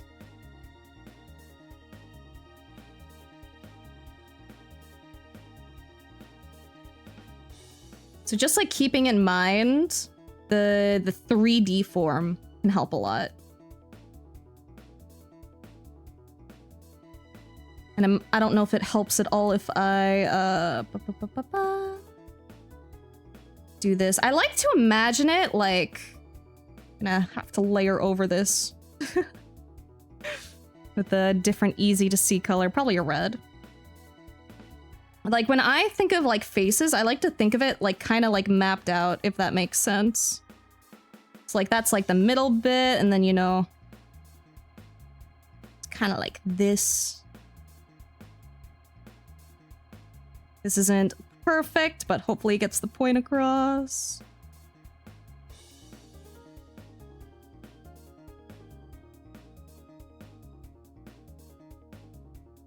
But just keeping in mind that it's not flat. Which is hard. It's fucking tricky. But practicing like lining things up a lot can really help you get really like emphasize certain angles. Struggle face shape and structure so much. Think I did better with Batcat. Think Batcat is the other one. Batcat is the other one. Yes. So let me see. Da, da, da, da. I think we still have like a lack of the cheek part on this one. Let me just...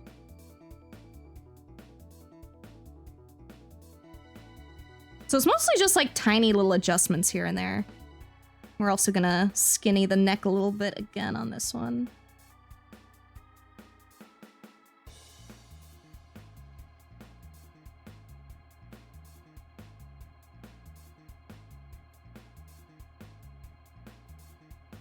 Yeah, I think that one's really good. Definitely feels a lot more balanced. And also, like, the thing is like, you know, realistically, the mouth probably wouldn't go over to the side over here. Like, if we wanted to be, like, really realistic, you know, if it did go over here, you know, you'd have, like, some teeth here, you'd have, like, the fang here, and you'd see, like, the really far back bit over here. But, like, the amazing thing about, like, anime art is, like, you can stylize that shit. Like, there's always ways to be, like, more realistic and stuff, but you don't have to.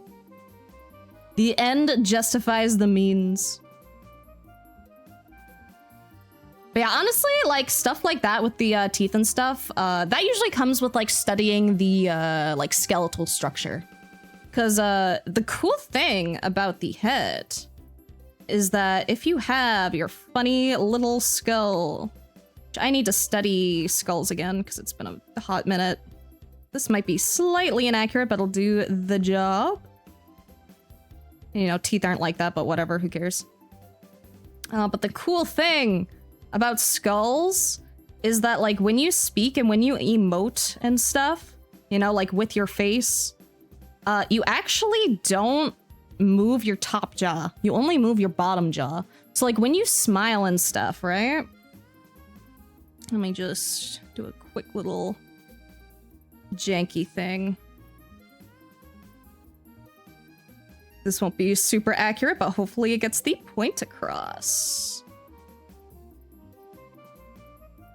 Da, da, da, da. So, like, if you smiled, you know, your top teeth don't move. So if you change your expression, you'll see different teeth, but you'll always have those teeth be, like, stationary. But the bottom jaw will move. Funny little anatomy quirks. Okay, and then let's see. Yeah, I think most of the feedback I have is, like, mostly with lining things up. And just trying to get used to using more 3D forms. Because again, you have a really solid idea of, like, approximately where things should be. So if you start paying, like, a lot of attention to where things actually should be, then I think it's going to be really helpful for you. Because, like, for example, right? Let me just finish drawing out the head here that we have. So if this is our head, right? You know, the horns would be split evenly. So if you're really, like, familiar with your forms and stuff, right? We can actually, like, mathematically kind of split this and get the horns in like the exact spot we need.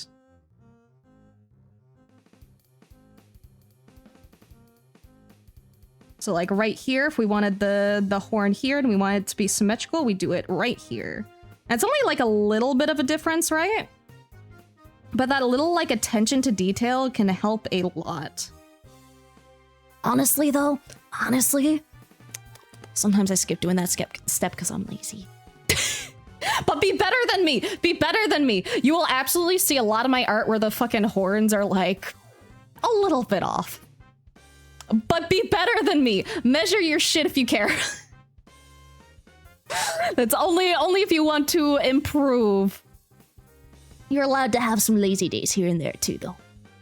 Do you stream most days? I stream every third day. So theoretically, I stream not most days, but I do stream like 33% of days, which I think is still a pretty solid number. You know, it's more than 25%. It's more than 20%. But I stream every third day. So for example, if I stream on Sunday, my next stream will be on Wednesday. So I'll do stream, break, break, stream, break, break.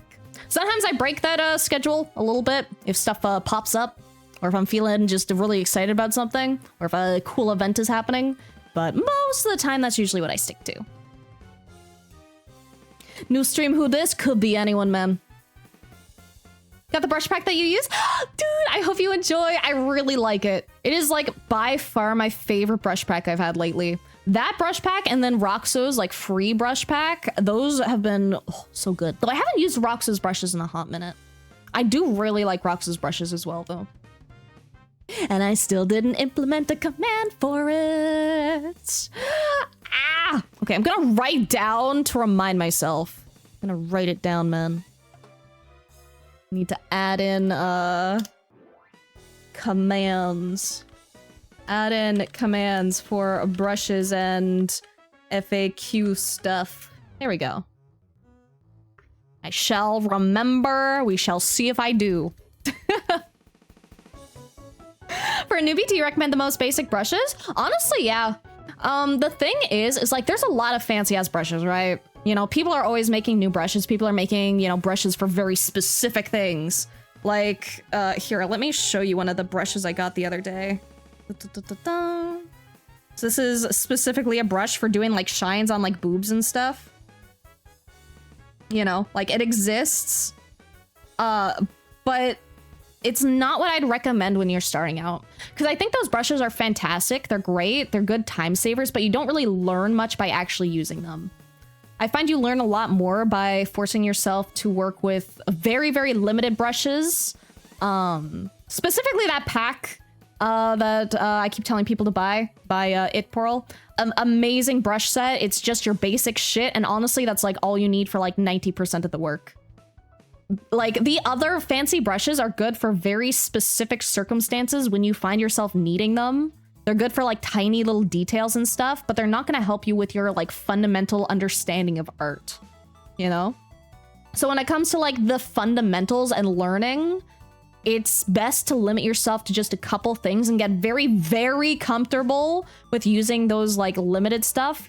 Because then if you know how to do, you know, stuff with just the bare bones, then it just makes it that much easier to like know how to use the fancy brushes, right? Like for example, well, for example, like I just showed you, right?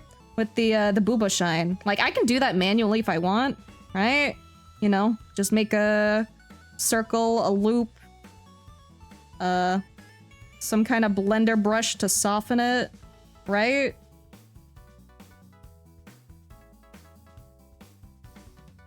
So like that, approximately. And then you can compare to the funny brush that I use. Where is it? And like, obviously it's a different vibe. So if I wanted to like actually like copy that vibe specifically, I'd make this like thinner and probably lower opacity. And probably elongate it.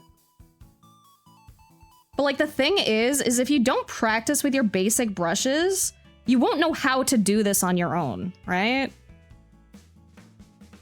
Because when you practice using very limited stuff, then you learn like what you can and can't do with it, and like you can do like 99% of shit with it, right? This would probably look better that way, or closer that way. There we go. Like, that's pretty fucking close, you know? So like I find when you learn how to do the thing without the brush, or at least get as close as you can without the fancy brush, then you've earned the right to use the fancy brush, if that makes sense. Brushes are like top 5% skill increase. Yeah, like it's not even a skill increase. It's more so just like, they're usually time savers. Like a lot of fancy brushes are either time savers or they're to achieve like a certain result, right? Like I have, for example, I have a lot of like decorative brushes. Let me just open a new canvas. Like I have a lot of decorative brushes that are stuff like this, right? Just like funny little shapes, you know? Things that are just there for like decoration.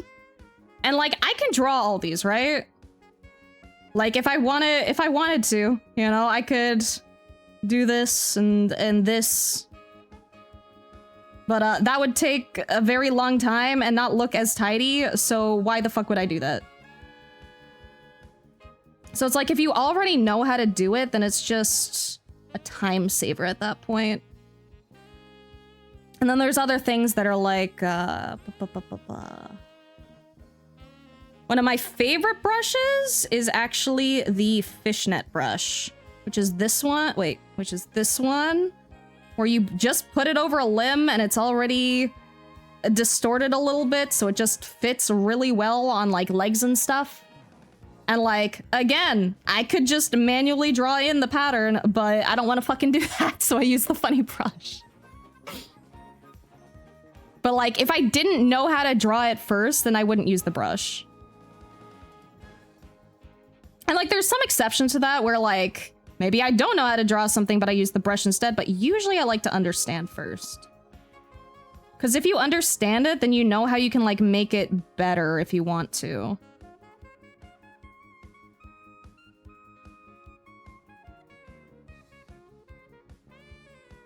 But yeah, TLDR, learn how to use the basics. The basics will get you like 99% of the way there. Mainly use 4 brushes, one line art brush that I got suggested by one of my favorite artists, one called Paint and Apply, which I don't know if it's default or not, brush called Wet Bleed Blender that I use for 90% of my shading, and a hair and fur blender that I use for well hair. Fur. Yeah, I use, basically that entire set that I keep linking by itporl. I'll go grab the link for you guys real quick. I use that, and then I use a strong K blender. Because I like that specific blender a lot. It's very good for skin blending. Let me grab the brush pack for anyone who's interested. And then I'll get back to the feedback.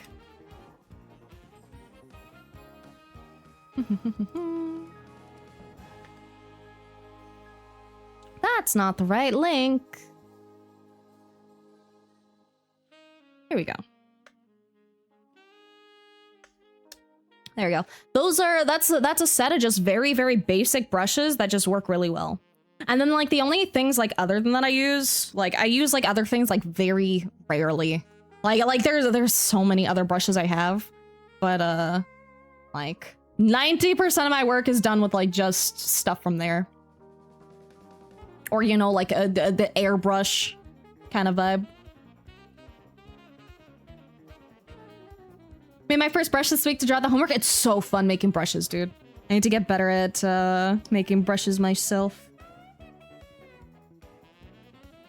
Okay, let me get rid of this shine that I added here. And then let me get back into feedback. Again with the hand, same thing over here, where it's like some sharper angles might make it feel less chunky. Like I think chunky hands are fine, honestly. But I feel like they'd look more fitting on like a chunkier character. Like a very like chubby character. So if that's your goal, then like absolutely, you know, soften the edges and stuff because you'd have more like fat on the hands and everything. Otherwise, using a couple of more like straighter angles here and there can make things feel a lot more like angular.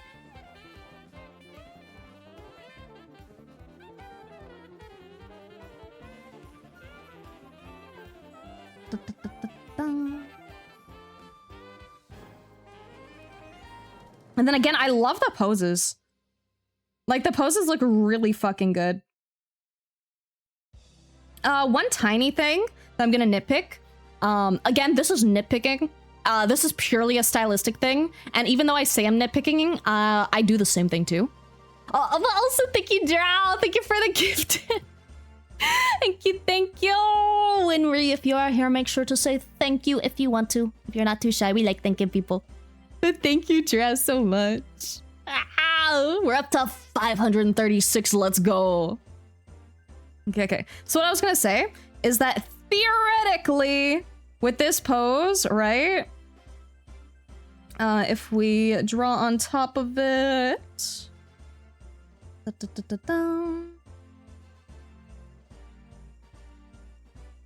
theoretically, the tail would be like approximately right here, right? Because it would be in the back towards the tailbone. So realistically, we wouldn't actually see the little tails on the sides. However, stylistically, and rule of cool and rule of fun, there's nothing wrong with drawing the tail visible anyway. It's just a small note about like realism. But when it comes to realism, you are more than free to make things unrealistic just to make things cuter or cooler because YOLO, fuck it, have fun. But yeah, theoretically, we wouldn't really see the tail here because of the angle. Unless it was like a really big tail. Which again, this is why it's really helpful to understand like the amount of volume that stuff takes up, right? And to make sure you understand like the underlying planes of the body, if that makes sense. Not like Neum plane, you know? But like planes as in like faces of a cube. Like this. And then just knowing how to like split them in half as well. Which you can do by just making a cross between the corners. And then the meeting spot is the center. Which is very, very handy for working in perspective. And then let's see. What else?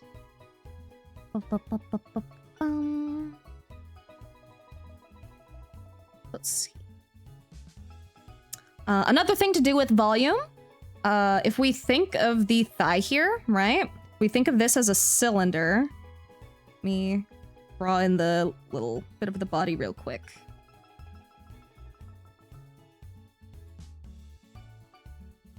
We think of this as a cylinder. It's probably going frontwards a little bit, right?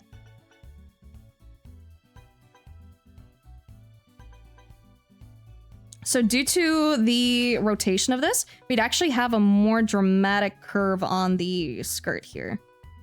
Because the leg would be pushing it up. Also, depending on when the picture is taken, the fabric might actually be pulling on the thigh. It could absolutely like go up and then go back down a little bit. Oh, you can't really see. It could absolutely like go up and then back down a little bit, which would give us this little bit of space here. But realistically, depending, it would probably actually like touch the skin and wouldn't actually allow any bits underneath. And it might also crumple a little bit. This depends a lot on the fabric type as well. Because some fabrics crinkle more, some don't. Some are like really firm. And you know, if you add in like a pleated skirt, then it's like, oh boy, what now? But just making sure you follow the underlying forms. Da-da-da-da.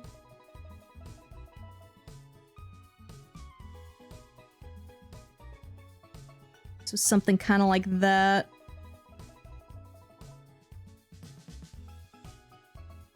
And then you might see the skirt underneath, depending. You might not as well, though. You might see a little bit of it here.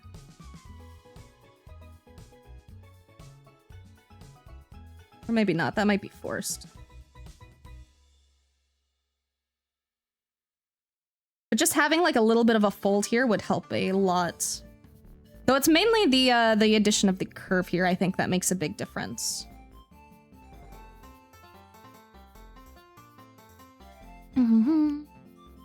Cylinder, huh? Just a cylinder? Just a cylinder, an innocent cylinder that we do not have stuck in anything. Don't worry about it. And don't worry about the cat in front of my screen. My little menace. My little troublemaker. My little stream crasher. I'm sorry I put my fucking sweater on your bed. Here you go. You may return to rest. Can we damage the cylinder? Ideally, you don't damage the cylinder. Would like the cylinder in pristine condition. Makes sense. This is one of the first times I was doing clothing. Very fair, honestly. Clothing is a bitch, dude. Clothing's a bitch. Bodies are a bitch, but clothing is a bitch. Because with clothing, like, you have to take into, like, you have to pay attention to the fabric type.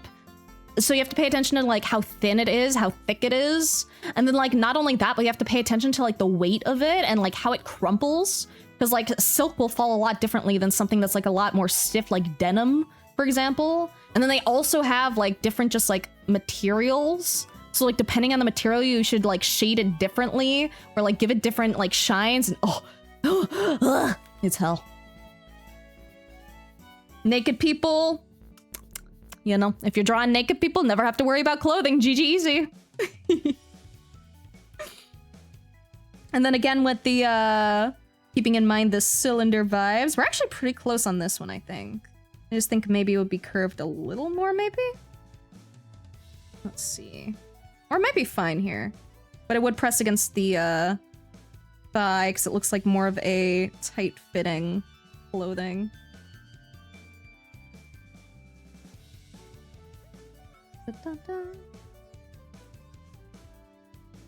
There we go.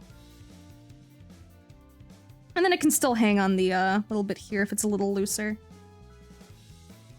Well, it might be back a bit. Like, I really can't emphasize how much of the time it's, like, really in the details. Because you can get, like, 99% of the way there. And then if you're not, like, closer than that, then, like, sometimes it just feels off and you're like, why? And it's always the really tiny things.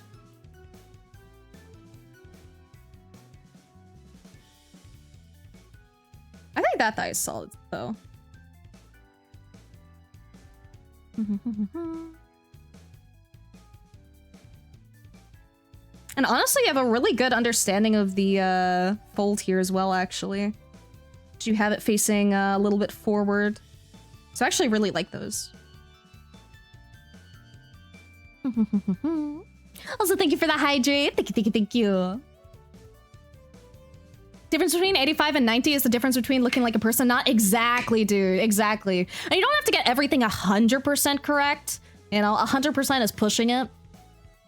And you know, at the end of the day, as long as you're creating and having fun, that's what matters, right? If you're not delivering something to like a client or whatever, then, you know, who cares?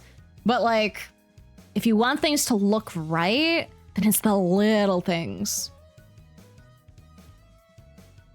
But suspiciously familiar looking thing on my screen? Very, very suspiciously familiar. What a suspiciously familiar looking chatter in my chat. You draw Noelle in those shorts? They're so cute, dude. I love the shorts that do like the little split up the leg. Surprised at how well those sleeves turned out, to be honest. You did really well on them.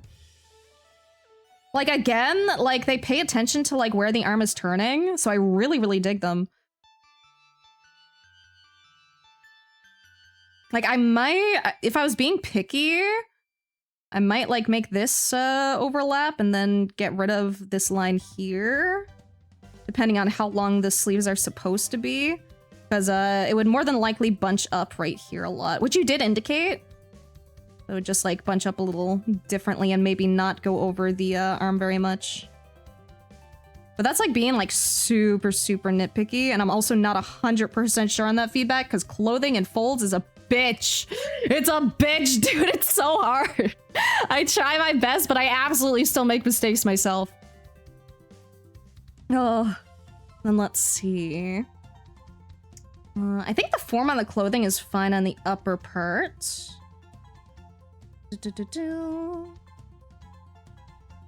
Honestly, fabric and everything is so fucking hard. It's so hard.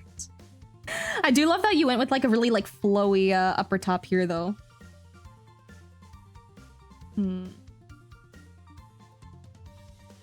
I think, let's see. What else would I suggest? I think that's good for like most of the feedback. Oh, actually, one more thing. It can, again, this, I keep going back to like form and stuff and how much volume stuff takes up just because it's so important. It is such a hard thing to get right, but when you get it right, it feels right. So what I mean by that is, we'll use the little sketch of the head that I have here, right? So things are pretty close to where they're supposed to be. They're not 100% exact. That's okay. That's why we practice. But the thing is here, see on the side, we get the hair going very close to the skull. So something that can be like really helpful to do is like place a little like barrier around the head. And like try to make that like where your hair should end, if that makes sense. So if I go to like here and I duplicate this and I move this to another layer just to make things easy for myself. So if we like drag the hair out here just a little bit, I might fuck up the hand. If I fuck up the hand, my bad. But if we drag the hair out here a little bit, we maybe push this one in a little bit to even it out. Then it ends up feeling just a little... It just ends up feeling more right, if that makes sense. Just paying attention to how much space the hair should be taking up. Struggling to figure out what to put them in, so I went by Vi's and she looks like she would like looser clothing. Absolutely, dude. She would absolutely love looser clothing. Like, she'll wear whatever, but I feel like loose clothing is definitely her vibe. But yeah, so main feedback is mostly paying attention to the underlying 3D forms in order to position things a little more correctly. But you can, again, you can get by without doing that shit. But paying attention to that stuff will just like give your art that like little extra spice. That little extra kick that makes it go, good. So let me go get this feedback written up for you real quick. Let me pop into Twitch live chat real quick. No, not the wrong layer beam, dude. If I work on the wrong layer, I just commit, man. I just keep going. It is what it is. When you're used to like working on like same layer stuff, then making a mistake on a layer later in time doesn't feel as bad. Some main notes. Mainly pay attention to the underlying form in order to get placements correct and properly drape clothing, especially in perspective. I think that was mainly it. Okay, and then who should we go with next? Let's see.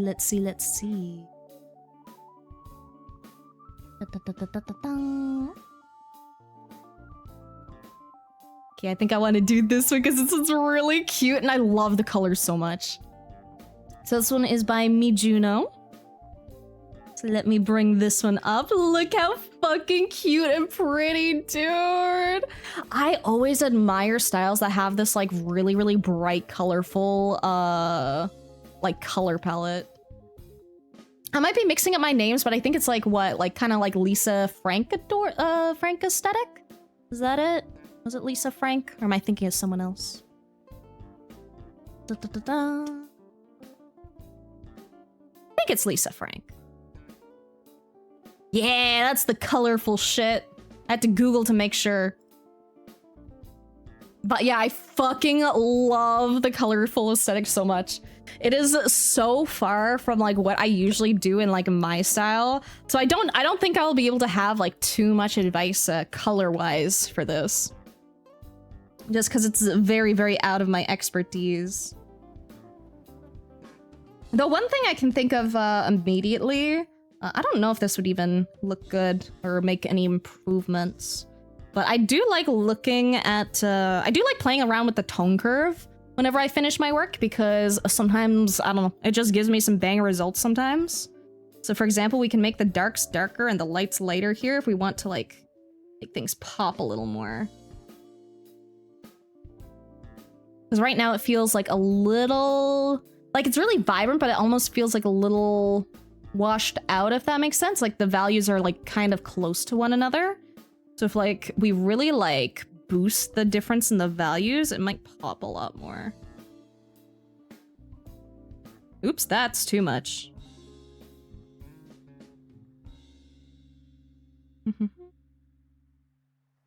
But this is like purely personal taste, right?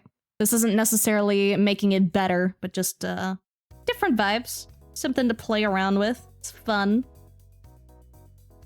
You can change like the amount of like reds and blues and greens and stuff in the artwork. So just one thing to just playing around with. I should have maybe boosted the green here as well, actually. There's a lot of green in the artwork.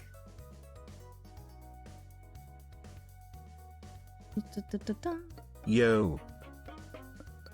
Yo, what up, what up? How you doing, Honey Crumble? Thank you for the subby. Thank you, much appreciated. Brings me so much joy. Me too, dude, me too. Like, I fucking love just pretty art, man. Makes my brain so fucking happy.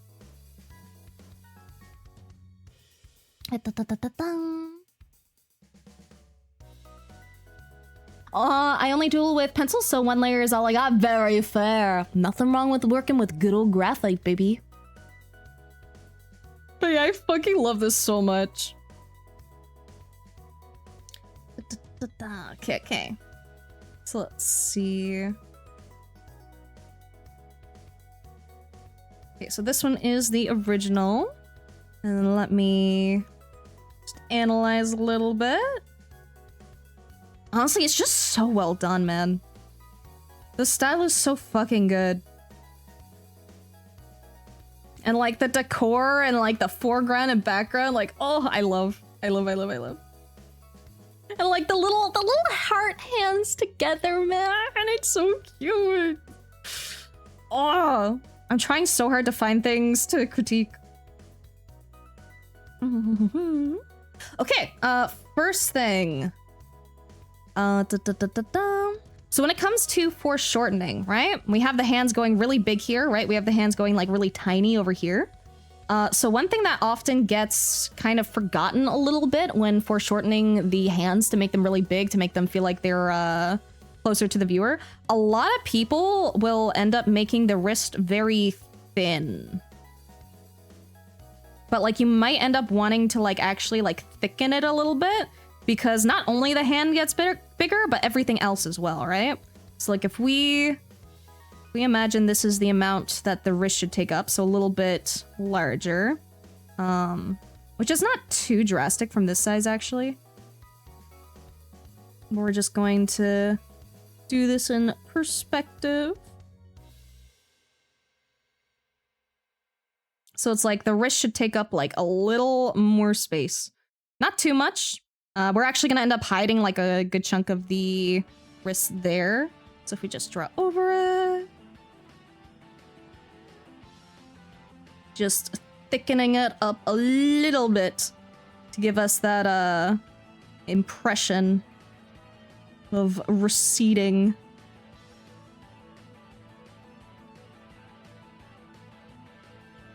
And you don't have to, you know, that's a stylistic thing. If you want to keep it thin, that's also fine. I also might have made it a little too thick, but, you know, exaggeration for the sake of explanation. We can do the same stuff over here.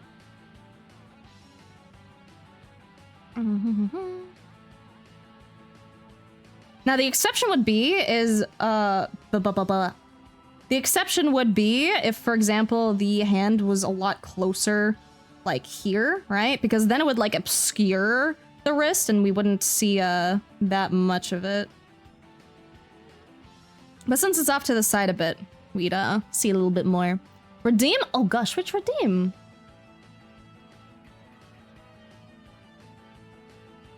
Which redeem? Was it? Oh, was it the Awu from 11 minutes ago? I'm so sorry I missed it. I got so absorbed in feedback.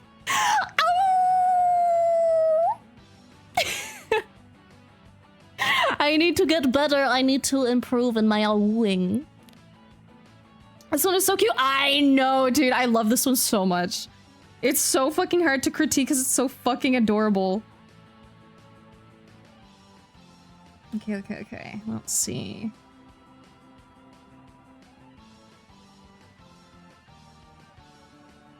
This one's so hard to critique, dude. Okay. Okay, I found another thing. This is mostly just a little bit of an anatomy nitpick. Right here, the forearm feels really long compared to the rest of the arm and the position that it's in. So, I would probably... Cause like the thing is like the forearm is actually like shorter. Like if you try to bring your arm up, right, towards your body, let's say this is a side facing person, right? If you try to bring your arm up to like match your shoulder, your hand surpasses your shoulder, but your forearm is actually kind of short. So your upper arm is actually longer than your forearm, but then your hand surpasses it.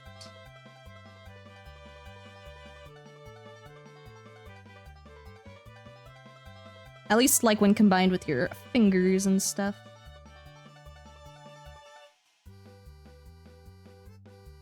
So I think that the forearm here is a little on the long side, so let's just shorten that up a bit.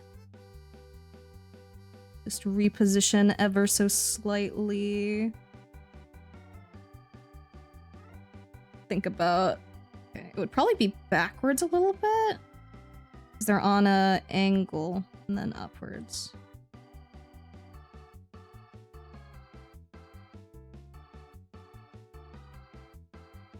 So it also might be the fur making it. Oh no. Yeah, we're just gonna extend the a little bit here. And I'm doing a messy job, obviously.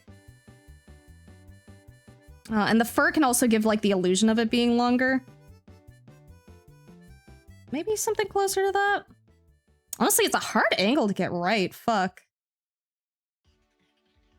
Let me try that again. Art hard. Even if you practice a lot of art hard. Okay, so we go a little bit back. Then we go a little bit up.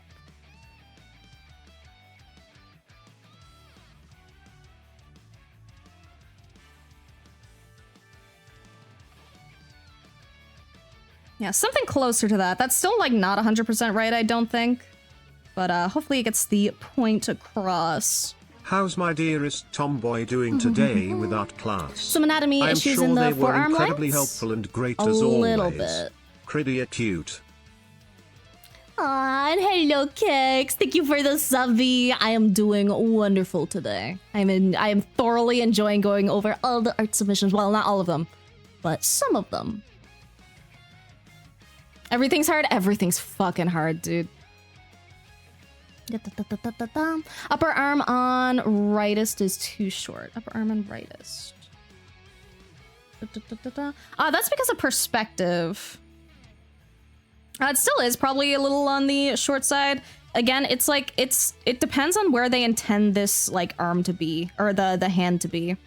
Because the thing is if we simplify this into a cylinder, just imagine this lines up with the arm because it makes it more simple to explain. So if we take this, right? The center here is actually there. So like this part will appear shorter because of the foreshortening, and this part will appear longer than this area again because of the foreshortening. Like if we draw a cylinder this way, right? Like you might think, hey, the center is like right here, but it's like it's actually like way back here instead of like in the center. So the more like you distort it forward, the more drastic it's gonna be. So if we had it like this, then you know, center is kind of closer to what we think the center is. It gets moved back. If that makes sense. Yeah. Perspective taken into account feels a bit shorter to me, but I don't know. Again, it depends on the like intention of where it's supposed to be, right? Like, it depends on where we want this hand. Because like I could nitpick like every tiny thing, but nitpicking like every single tiny thing doesn't necessarily help the artist and stuff. Also, I didn't realize we're in an ad break. Oops. Whoopsie, whoopsie.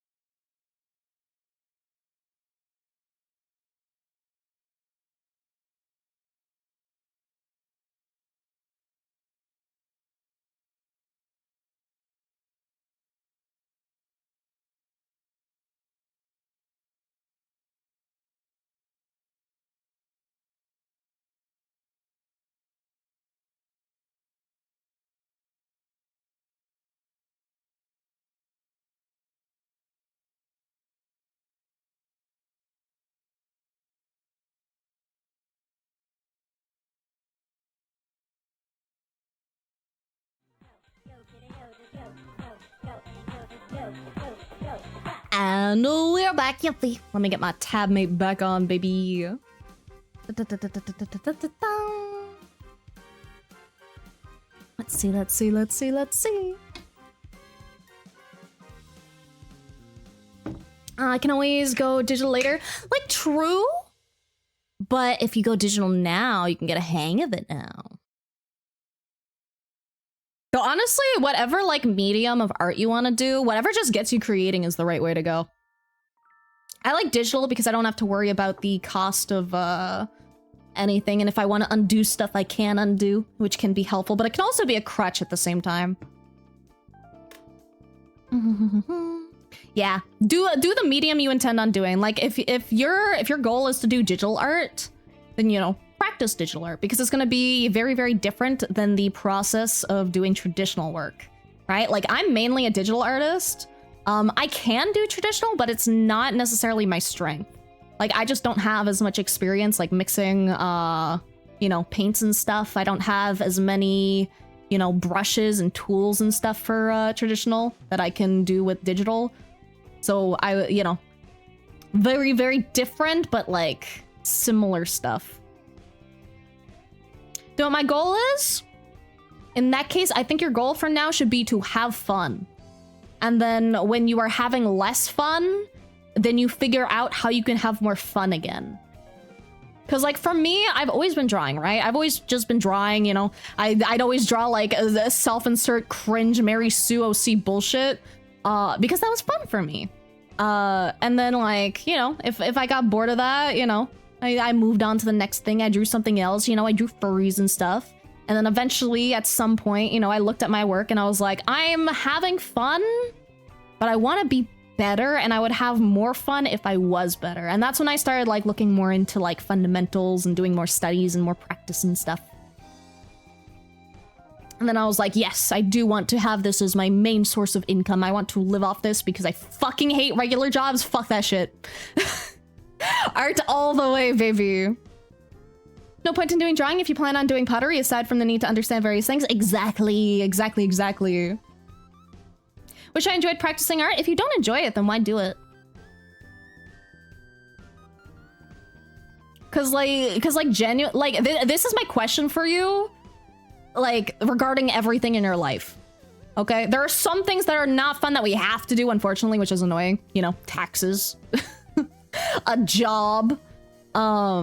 But like genuinely, I think it's always really healthy to think like, am I enjoying this, right? Am I having a good time living my life right now? Is there anything I could do differently to make my life more enjoyable, you know? And like for me, you know, it's making art. It's making art, it's doing content creation, it's doing my funny little streams, it's helping people with stuff. That stuff like makes me feel happy, and that's stuff I enjoy doing. You know? So like if practicing art isn't something you enjoy, then like maybe there's another form of art you might enjoy instead, right? Because there's so many kinds of art. There's so many kinds, right? Like if you don't really enjoy practicing drawing, maybe you'd enjoy pottery, right? Maybe you'd enjoy photography. Maybe you'd enjoy photo editing or graphic design instead. I think 75 streak is over 7 months of continuous watching. I think so, because we do like what? We do like 10 streams a month? Yeah, so that's like 7 months at least, 7.5. First, you need a tablet, so that's why I'm stopping myself. Don't want to spend a lot on it to burn out. Pencils and paper is fun at this point for me. There's actually a lot of really affordable tablets. I don't know what your financial situation is like, obviously, so my definition of affordable might be different than yours. However, there's a lot of tablets that you can get for like $50 or less. They might be on the smaller side, which might not be preferable, but if you're not 100% certain you want to stick with it, then it's not too much of a blow to the wallet in the grand scheme of things. Plus, you get to try something new, which can be fun, an experiment. So let me find some tablets real quick. Because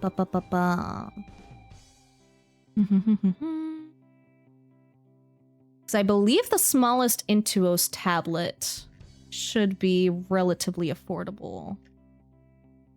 Let me check. Yeah, this one's like 40 Canadian. Actually, no, I think that might be USD. This is USD, sorry. I'm in Canada, but the site is the American one. So like something like this is good to start with. It is a little small, and it can be a little trippy to work with when you're not used to it. Usually I do recommend getting a medium sized because I find those like are the happiest, you know, middle ground between small and large. But you can absolutely work with a small one too, and there's nothing wrong with it.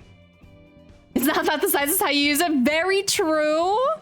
However, a bigger size may be more comfortable to work with.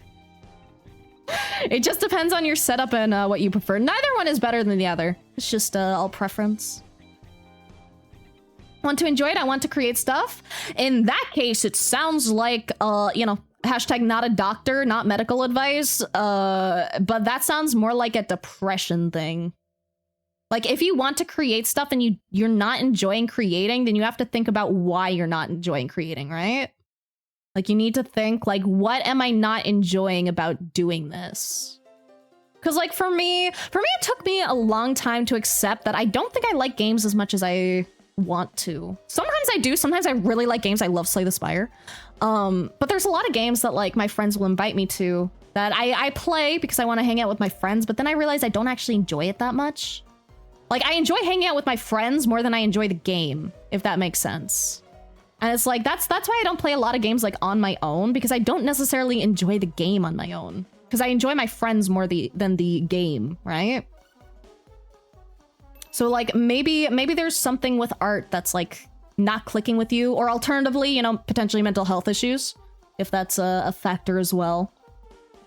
Because, you know, like, it is really hard to relax and have fun and create art and stuff if you are constantly stressed about your finances, your family life, you know, maybe romance, maybe friend bullshit, maybe just bad things in your life right now, you know, maybe unexpected bills. It's fucking hard to just, like, enjoy stuff if you're, like, stressed from, like, other things in your life. So, like, that could also absolutely be, like, a factor for you. You know, not trying to armchair like psychiatrist, but like, you know, think about, do a lot of introspection, right? Think about you and your circumstances and like why you're not enjoying the thing that you feel you want to do and get better at. Does it have to be art? What about music, writing, dance, landscaping? That's art. That falls under the art category. Graphic design is art, music is art, writing is art, performative dance, you know, is art, dancing in general is art. Popping in like, there's a lot of things that fall under the art category. So when I say like art and stuff, I'm not like limiting to just like 2D or 3D stereotypical art. Talking about the arts collective. Have a small Intuos tablet does the job. Exactly. And again, it's you know, depending on your financial situation, a very low cost investment to get started. And then there's free programs like Krita, which are fantastic for starting out. You know, I would love to recommend you Clip Studio Paint because it is an amazing program. It's fucking fantastic. However, you do not need it to start out. If you want to in the future, I always have my affiliate link, and I'll get money if you do get it. But you know, starting out, nah. Also, I recommend if you are interested in Clip Studio Paint, wait for the sale to roll around because it goes on sale multiple times a year and you will save a lot of money. I get less money if you get it on sale, but I care more about saving you more bucks than me getting a couple.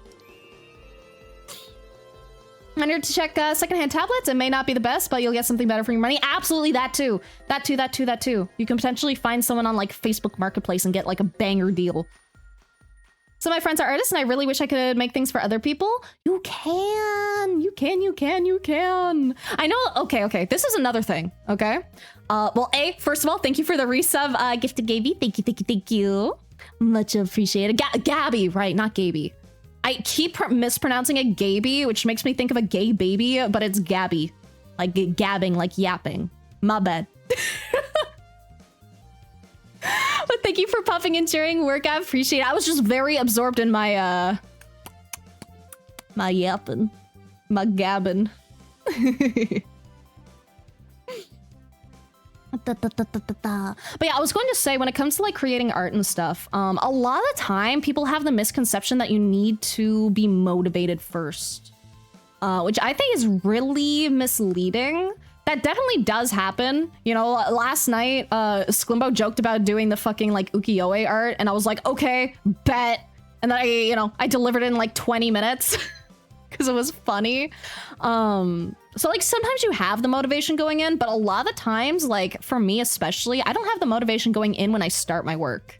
Like a lot of the time I find the motivation comes from after forcing yourself to start doing the work, and then like you get into the work, if that makes sense. So like if you want to make things for people, start doing it now. Like legitimately, if you're not doing anything else other than watching me right now, start making some shit, man. You know, get some like arts and crafts stuff, you know, whatever you want to make. I don't know what kind of stuff you want to make for people, but just do it, you know? And like, Like, the motivation is so hard to get. The motivation is so fucking hard to get. And let me stretch and hydrate while I yap. The motivation is a bitch, but like, it's not something you should rely on. And I don't think it's something you should rely on for like the majority of stuff in your life. Because if you rely on having the motivation to do something, then you're like 99% of the time just not gonna do it. Like, if I waited for the motivation every day for me to, like, stream and shit, I probably wouldn't stream. Like, you know, I have to get my fucking ass out of bed, I have to set up my shit, and then I'm like, ugh. But then I have fun on stream. That's the funny part. Like, I'm always like, ugh, I have to go stream. And then, when I'm doing it, I have fun. It's so dumb, dude. It's like when I have to, like, touch grass, I'm like, oh, I have to touch grass, I have to go out. And then I have a good time, and then I still dread going out, and I'm like, ugh. It's so fucking weird. Clip Studio paint expensive. It is, but it goes on a really good sale. Like, you can get a good chunk of money off it for the same program if you wait for the sales. It's still not super cheap, especially if you want the more expensive version with the animation stuff. But if you don't need the animation, it's not too bad. And it's absolutely worth it in my opinion. Rarely motivated, and yet here I am. I appreciate it. Thank you. Oh yeah, and stretch.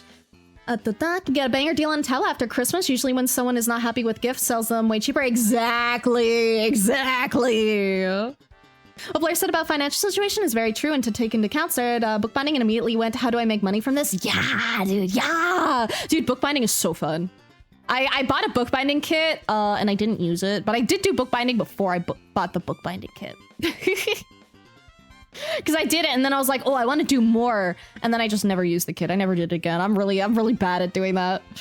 I have to stop myself from impulsively buying things, because I'll just buy all the crafts and then not do it. Sounds like it makes sense, but I'm also not good enough to make things for people. Like, generally, I'd be embarrassed if I gave something I drew to someone. You're not gonna like my solution. You're not gonna like my solution. My solution is fucking do it, man. Do it anyway. You're gonna make shit that you fucking hate, and that's okay. Like, I know it feels embarrassing giving something to someone when you feel like you could do better, but the thing is, you can always do better. You're always gonna find some kind of fault with the thing you make. So just fucking do it. And I mean this so much in the nicest way possible because I have to tell it to myself constantly. Get over it. Get over it. Fucking do it. You spent time on a thing for someone else. Just fucking give it, man. Most people, like, even if it's not a super amazing, done job, like, they're probably gonna appreciate it anyway because you spent some of your limited time on Earth crafting a personalized thing just for them. It is a kind gesture regardless of quality, and you're only gonna get better if you practice. So, you know, if you want to be bashful about it, be like, hey man, I'm working on getting better at art. You know, here's my dog shit little doodle for you, man. Here you go. You know, you don't have to act like it's the most amazing thing ever if it's not, right? You can just be real about it, man. Get that practice in. Be like, hey man, can I draw a thing for you to practice? You know, it's not gonna be good. It's not gonna be good. It's probably gonna be dog shit. But can I use you to practice? And they'll probably be like, hell yeah, man, okay. And then you get practice, and then someone gets thing that they're happy with, and then yippee. Like going to the gym, not bad once you get there, and then you get the eat yummy snack protein shake after. Exactly. Dude, I cannot be asked to go to the gym. I'm so fucking bad at working out. But I can walk if I'm forced to, and I don't mind walking. Like the other day, I went to the... Oh my god, I didn't tell you guys. I'll go on a tangent for like 5 more minutes before we get back into the art feedback, but... So yeah, I did tell you guys that I went to go pick up a mic. However, I had to pick up a mic the day after I intended to because, you know, I leave early for things in case things go wrong. And this was one of those days that I was very glad I did because I went to go take out my money from the bank machine because they wanted to do the exchange in cash. And I was like, okay, I can do that. That's no problem. You know, I'll pay a little bit of a bank fee, whatever. You know, I'm still saving a bunch of money on the product. And then I go to take my money out. You know, I punch in my PIN number. It doesn't work. So I'm like, okay, let me punch in my other PIN number, right? Maybe I fucked it up. Didn't work. And then I was like, oh, is it my third PIN number? We're getting risky now. It didn't work. So I ended up having to take the bus to my actual like bank location, which was annoying and, you know, took time, but I left early, you know, we're good. But then the lineup was long. So then I had to text them and be like, hey, can we meet tomorrow instead? And then I get to the front desk eventually, you know, after rescheduling my little meetup. My fucking little dumbass was trying to use an expired card. My fucking card was expired for 6 months. I didn't realize I never take out cash, dude. I never use that fucking card. I always use my credit card instead. And you know, I'm not gonna take out cash with my credit card. So I didn't realize that my fucking thing was expired. Yeah, it was expired by 6 months, dude. It expired in like November or December.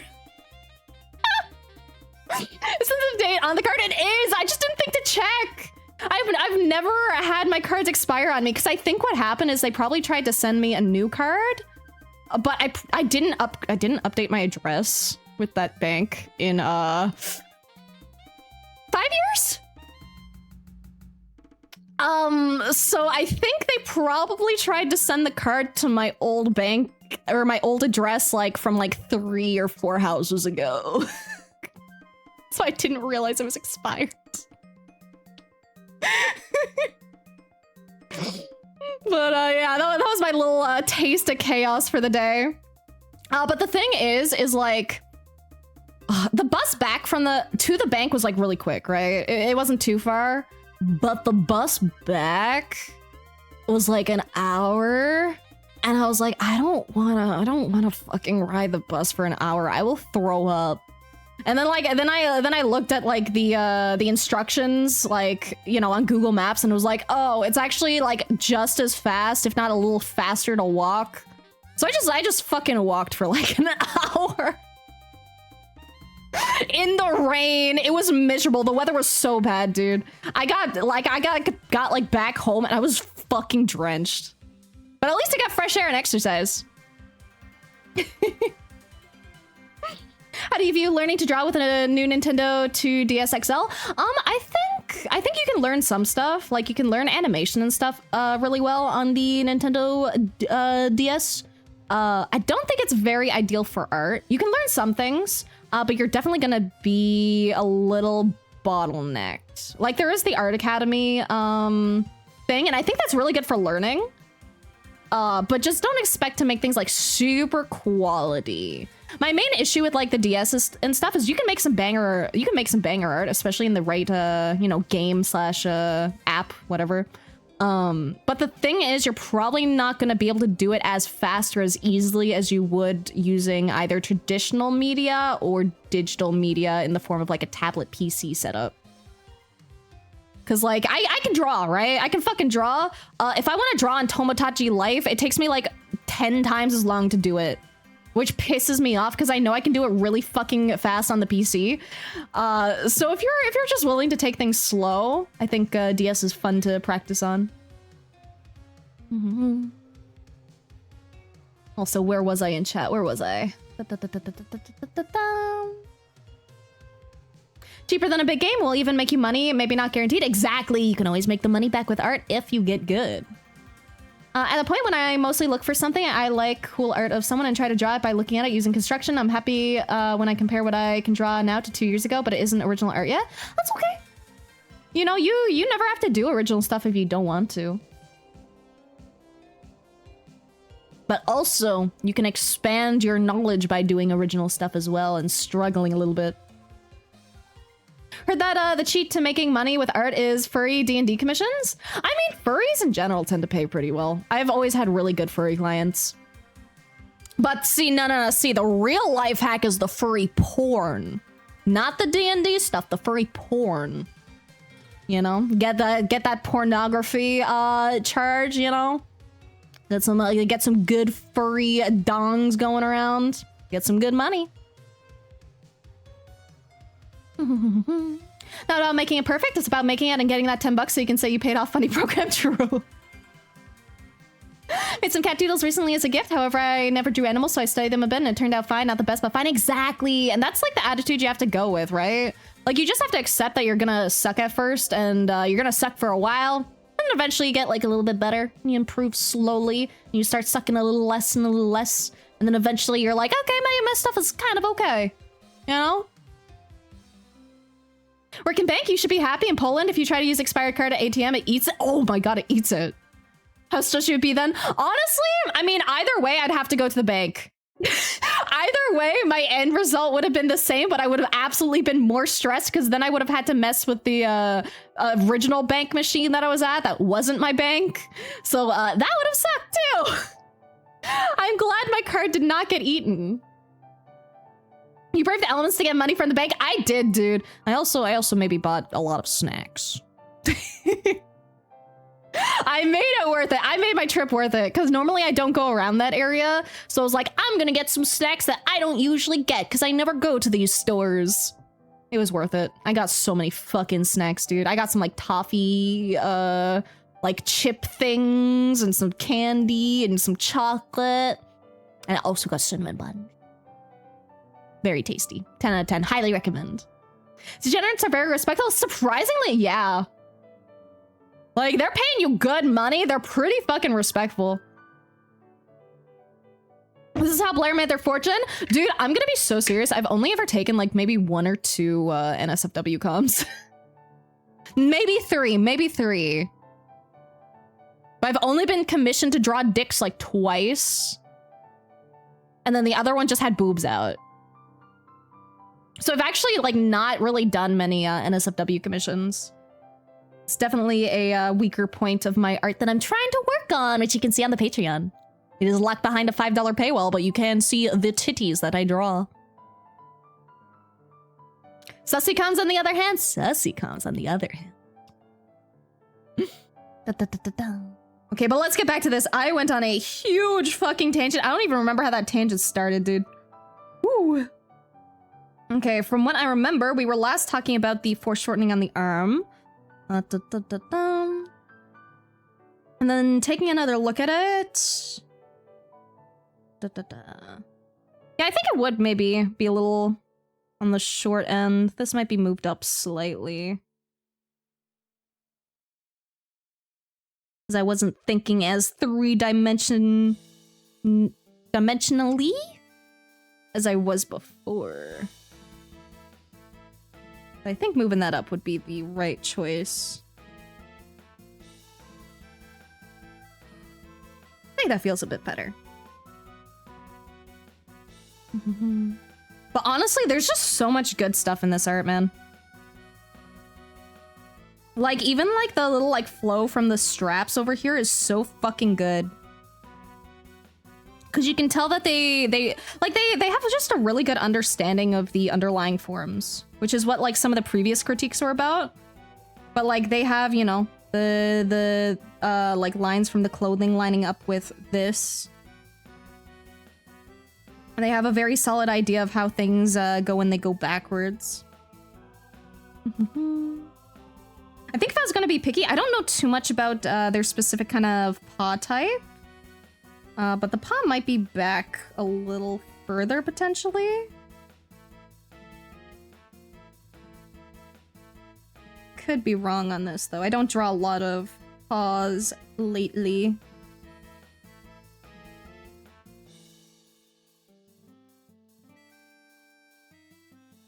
And then the front toe beans would probably overlap, which we do have over here.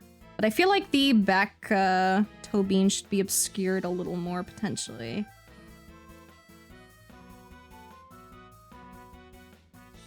But again, I'm not 100% sure which kind of paw type they were going for. They feel kind of like bear-like. Hiring Blair to draw NSFW depicting art like a snail standing on their chair spinning. That do be very not safe for work. Do not spin on your chair, is very unsafe.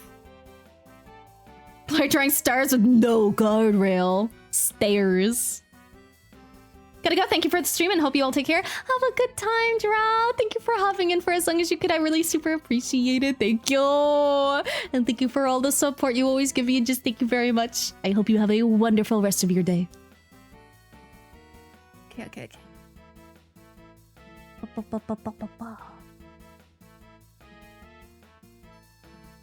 Okay, and I like the foreground and I like the background. And I love that we have like a lot more details on the foreground here compared to the background.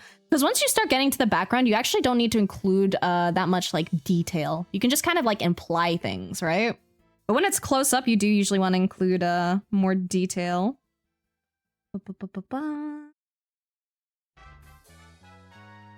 And I think one of my favorite little details is that you can see that the tail curves here, right?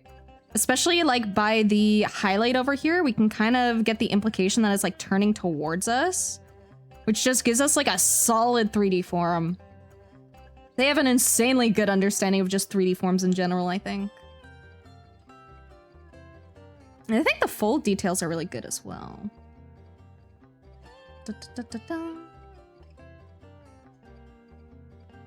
I think one of the only things that stands out to me with the legs as being a little off is I like the kips, but I feel like the leg over here might be a little too off to the side. It feels very sharp. That can also just be a stylization thing. It feels like it's a little too far out there. So if this leg goes back, then this one goes forward. I think this leg would cross over more and just be a little more to the left. I think they got the general idea there. 1, 2, 3, 4.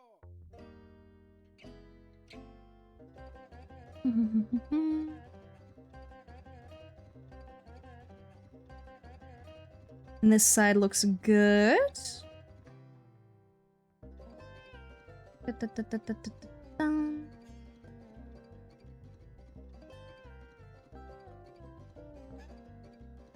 One more thing that could also be stylistic.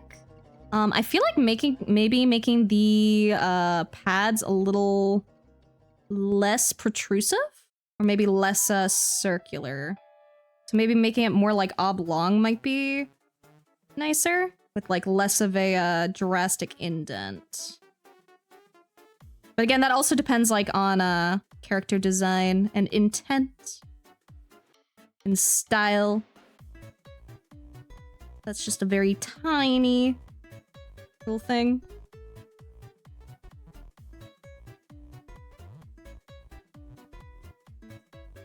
Let's see.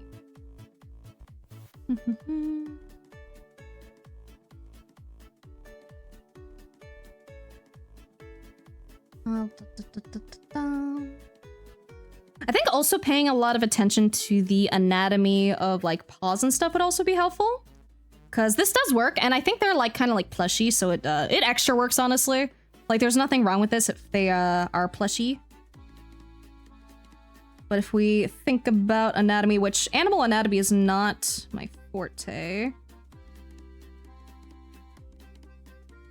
then we can have the paws going up, but they're probably not going to be up at that like drastic of an angle. Or I guess they could be. But when they're stretched out, they can only go like so high. It's just that the arms right here, right? You go this way, but then we have a very like sharp angle going up. So I think like a very, very slightly lowered angle might appear more natural.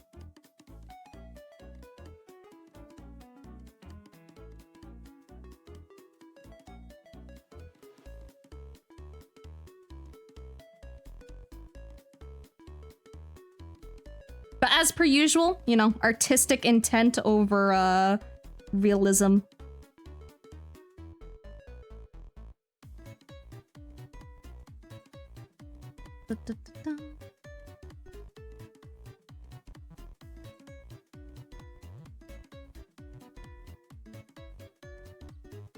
I do not draw paws very often.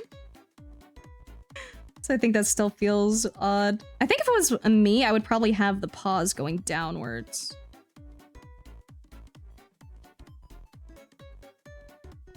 Especially because we're viewing from a top-down angle, especially.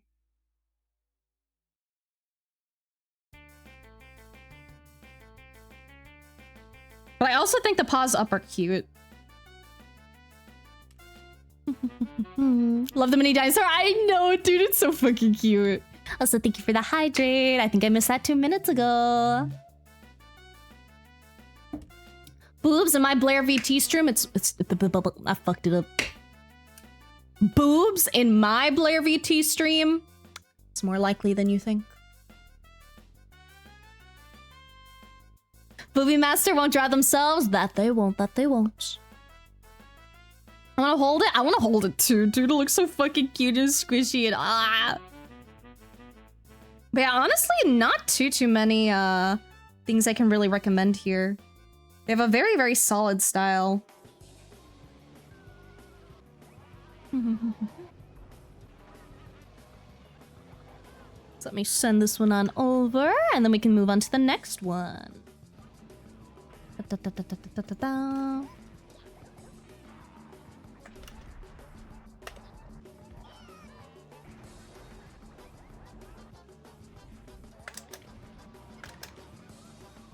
So main notes.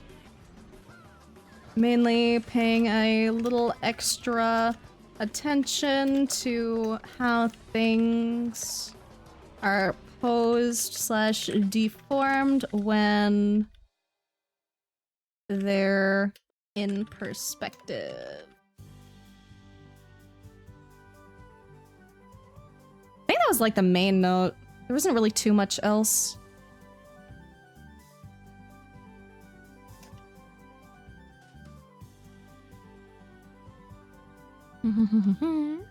Okay. Who should we move on to next? Who should we pick? Who should we pick? Who should we pick?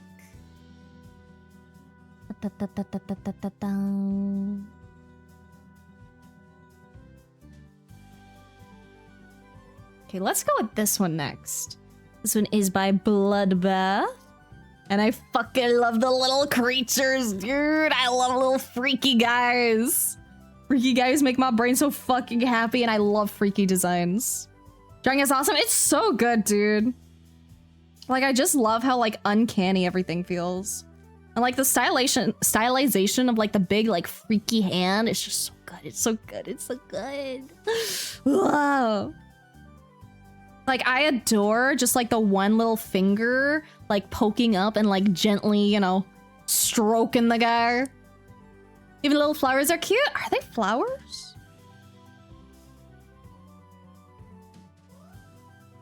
Because I assumed these were like little areas of like infestation or like infection. I could be wrong on that though. Did they include description? Let me double check.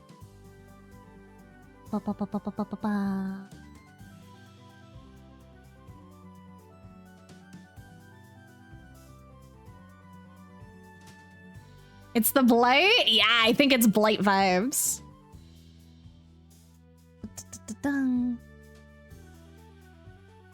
Also, apparently the context was missing a shiny Pokemon. But I love the shading here. Like, the thing I love about, like, working with pen is you're very limited, but you're also not that limited. Like, you can do a lot of work with just black. You don't even need white because your paper gives you the white. So just working with like the white of the paper and then the black of the ink, you could do so much. You can really just like layer things up and texture things, and it's so fun. It's so good. So let's see.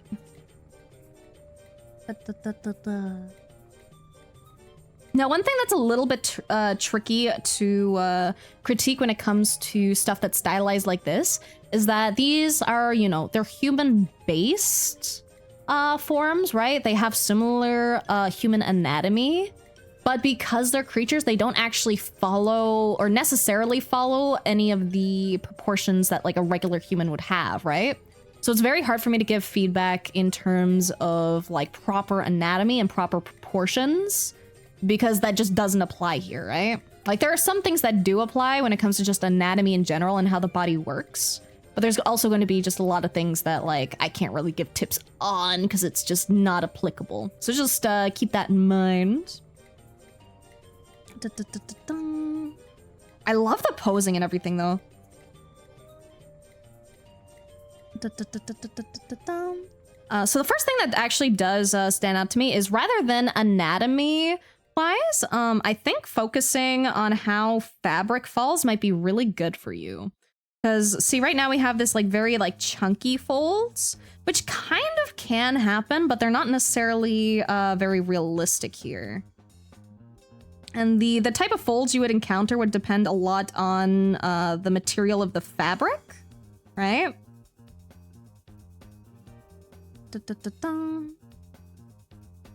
So if we just assume they're in like jeans or something, because I feel like that's the good default, right? Like making sure that you just place the like aspects of the pants in the proper place. So like jeans, for example, you know, we know that we have a front pocket, right? But we don't just like slap the front pocket on the front. Because the front pocket is actually usually more kind of like this and off to the side, right? And then like studying jeans and stuff, they tend to have like, you know, a little bit of a like kind of harsh, crunchy lines. But they don't really do that big saggy vibe. If they're really loose, they can, right? Like if they're not super tight jeans. But even then, they don't like... They fold differently, you know? So just paying attention to the kind of fabric and looking up references of like the fabric in a similar kind of pose can help a lot. These are not the greatest jeans ever. Hopefully it gets the point across. But just like paying attention to like where seams are can like give you a much better like impression of the kind of material that you're going for. Because on the original, like I'm not sure, you know? It looks like it could maybe be like sweatpants. Seen this exact monster out at night sometimes? Can you hook me up? Can you give me their number? I just want to talk. Like the segmented sharp edge joints of the fingers? Yes, dude. Honestly, the thing is if you want to like push it further, I think that might be good tips. Like how to push things further. Creepy stuff isn't my forte. So you know, I'll try my best. So one thing that like comes to mind with the joints and stuff is you might want to like even exaggerate some of the joints. Like if you want it to feel like really bony, you can make like the joints like really sharp here, right? Because when you're like really like skinny, right? If you have like a very, very low body fat ratio, then your bones end up like sticking out and end up a lot more like obvious. I'm also gonna like kill the style a little bit because it's hard to mimic. Also, maybe nails. I'm just a sucker for like really long nails on creatures. I think it's fun. They kind of have the nails built into their fingies anyway. But sharp edges can do so much for you. Because right now we have a lot of smooth, right? And if we want to like contrast with that, we can like really like spike things up and exaggerate. Because the more like human-like but exaggerated it is, the more like kind of like freaky it's gonna get, right? Because we kind of want that like uncanny feeling, you know? We want it to feel human, but feel like different than human, but also feel human. And you can also do the same thing potentially if you want to, you know, like with the knuckles, right? Make it very bony.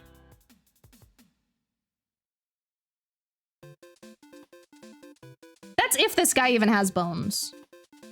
I don't know what he's made of. But you can see how this gives us a very, like... Much more like kind of creepy crawly feeling hand. And it also looks a lot more like how like an insect's like segments would be, right? Kind of get that kind of feeling from it. Just by having those like sharp transitions. What drawing tablets do you use? I use Clip Studio, so I was curious on that. Currently I'm using a Wacom Cintiq 16 HD. I can type that out for you because it's a little bit of a mouthful. Mine is a little bit of an older model, so I still have like the shitty cords for it. But I think they recently moved to USB-C, which should be much nicer. I could be wrong on that though, because I haven't used any of the new ones, but I heard rumors that they're better now.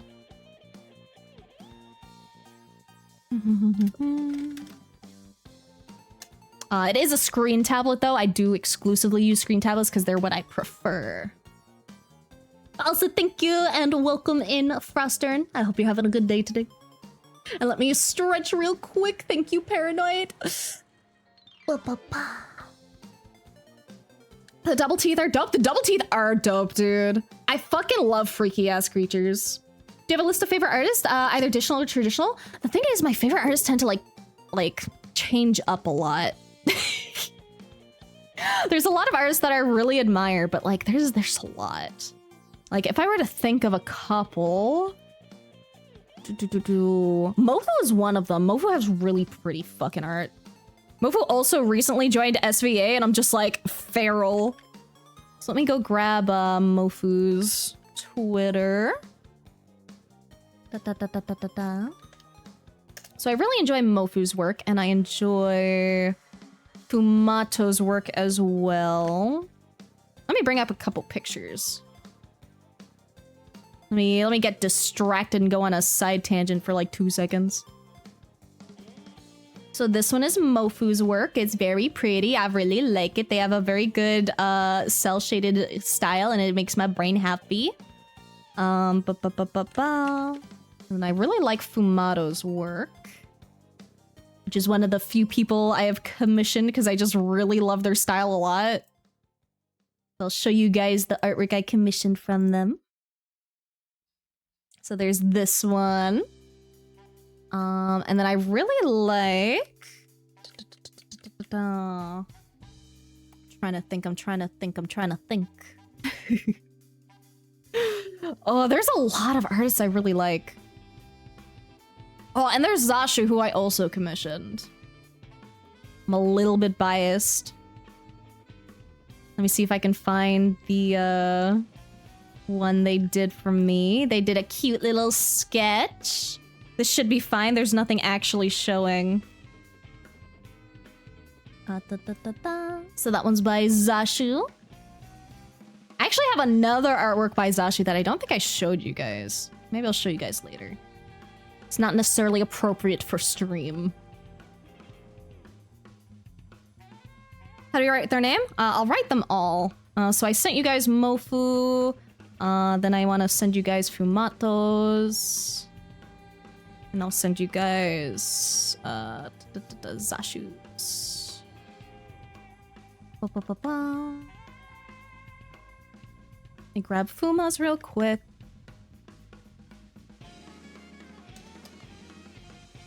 Here you go. Here's the other two. So this one is Zashu's, which is ZArt96. This one is Fumato's. And this is Mofu's. I haven't managed to commission Mofu yet, but I might, man. I fucking love their art so much. It just tickles my brain so fucking good, dude. Their line work is so fucking clean. Ah. Fucking love that shit.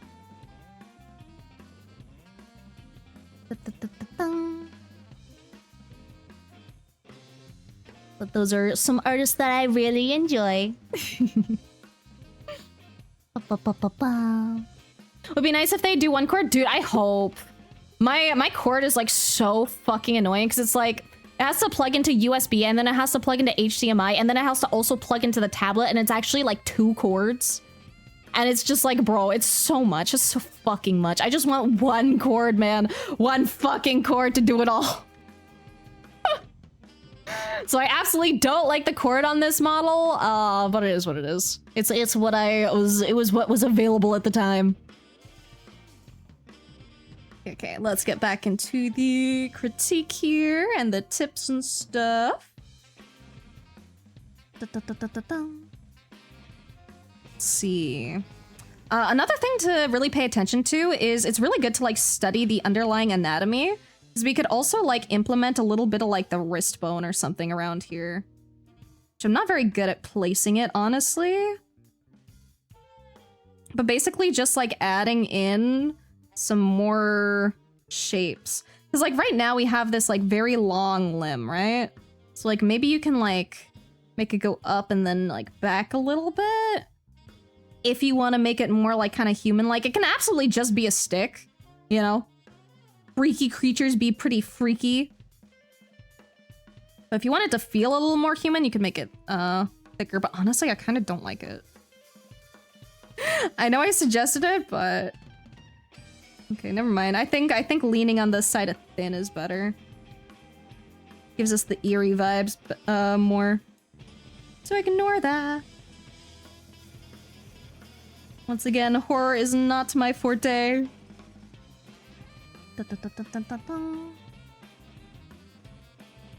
And see, like, part of me wants to suggest making sure your stuff is like very symmetrical, but having your stuff be asymmetrical is really good for like the uncanny, unsettling vibe. If that makes sense. Because like right here, the face is like kind of close, but like not exactly, right?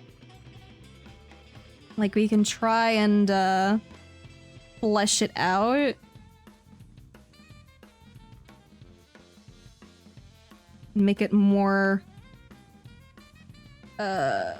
correct in terms of like perspective. Which I might fuck this up.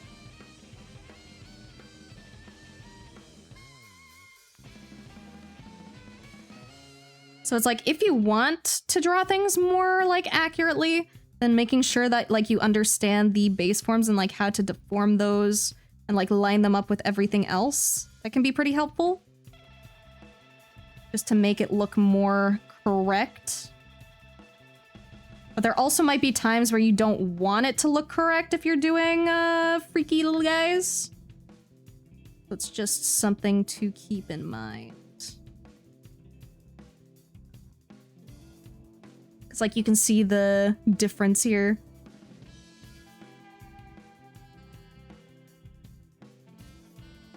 Also, if you want it to be like kind of humanoid, you could like exaggerate the jaw potentially. But you know, that just comes into design and like stylization, which I'm not necessarily gonna critique. Also, thank you, Shiloh's Vertigo. Thank you. Welcome to Purgatory. If you care about Discord or Twitter or Blue Sky or Patreon of all of those, if you don't care about either of those, that's also AK. Welcome and enjoy the stage, enjoy the vibes. Hope you are having a wonderful day today. I also think, specifically for you, I think studying the muscles in the body would be really helpful as well. Because you have a rough idea, you know, that muscles are supposed to be doing some stuff up here. But we kind of lose that detail down here. I'm also not the greatest at muscles. I need to study them more myself.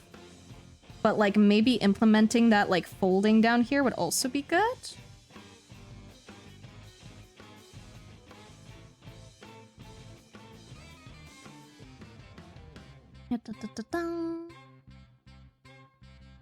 And then with this hand specifically, because the point of the assignment was to draw two characters like interacting. So with this hand, like we get the vibe that it's placed there, but if you want it to actually feel like it's like actually there, then making sure you use references to give you more of an accurate position for the fingers will help a lot. Let me... And like what I mean by that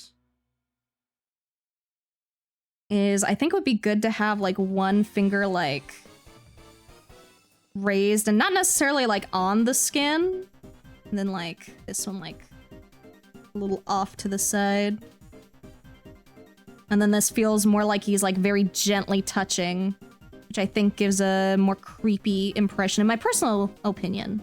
It's just you know, personal stuff. And I'm not gonna shade it for lack of time. But like that versus that.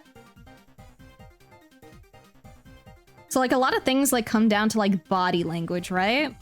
And just like you can draw the fingers laying flat on a person, but if you draw them like not flat, then you get like a completely different vibe. Love ballpoint pencil drawing. They're so casual. You can do so much. I know, right? Ballpoint is so fun. Ballpoint is so fun. I usually like gel pens for like line work stuff, but when I'm just like doodling, I think like ballpoint's really, really, really fun. And you can get a lot of like color variation through hatching. Well, I say color, but like shade variation, the implication of shade through like hatching. AKA, you know, this looks lighter than this kind of vibe. Here to say hi and bye since I gotta prepare soon. Oh, Fair Krisu, I appreciate you coming in. I appreciate it so much. I hope whatever you gotta prepare for goes super well.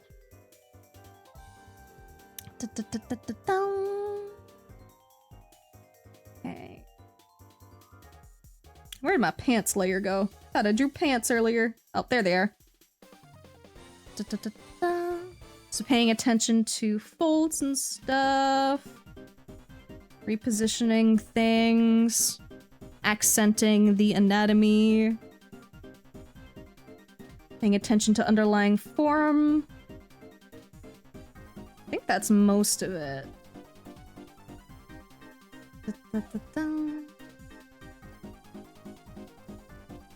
We talking hatching?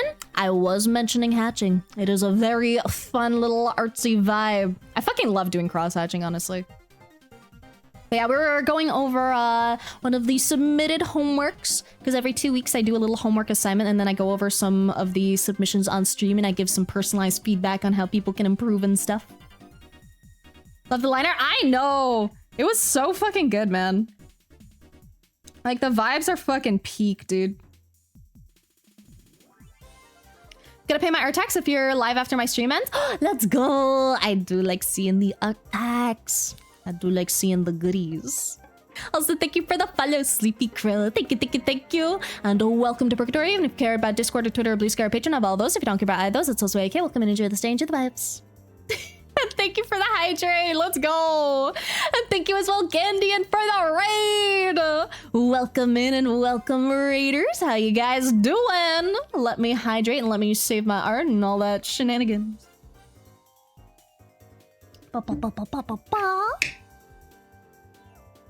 And let me save this, and I will send this back with the included feedback. Also, I am all out of snoozes, and we have an ad in like 3 minutes, so if you want to pay art tax, be fast. Because I can't fucking pause it, man. I can't pause the incoming ads. Oh, how's it going? It's going good. But also, if you take longer than 3 minutes, no worries. You know, we'll just do it after the ad break. I just wanted to let you know that you may get interrupted by ads.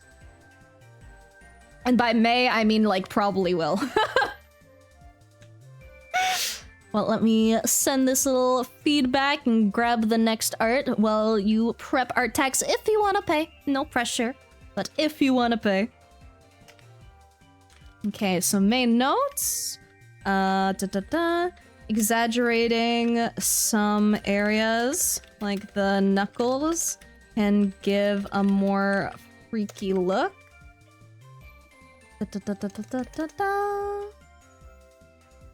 And learning more about the underlying human bone structure as well as muscle structure can help you a lot with learning where you want to exaggerate certain proportions. Also, paying attention to the type of fabric that the clothing is made of and how the folds on that fabric will look. References. are your best friend for this. Here we go. There we go. Ba-ba-ba-ba-ba-bum. It's a whip though. First time trying to design femboy. Let's go femboy. Yes, you can put link there. You can put link there. We do have 50 seconds to go until the ads will start, and then it's probably gonna be like another like 10 seconds after that or something, because they tend to delay a little bit, but they will be running soon. So we'll probably do the art tags after the oh, we can get a sneak peek. We can get a sneak peek. I can go noom. I can go noom. So we'll look at it here, and then we'll look at it after as well. But looky, I love this so much, dude. I love the colors so much. They're so cute. I love the pink. And I love the fit, dude. The big skirt and then like the fishnet. Yes, please. And the stripies. I am a sucker for a good crop top. I'm a sucker for a hot femboy and a good fucking crop top. I fucking love this, dude. I also really like bird feet. I think bird feet are fun. They're fun to draw. Oh shit, we got ads. Okay, BRB.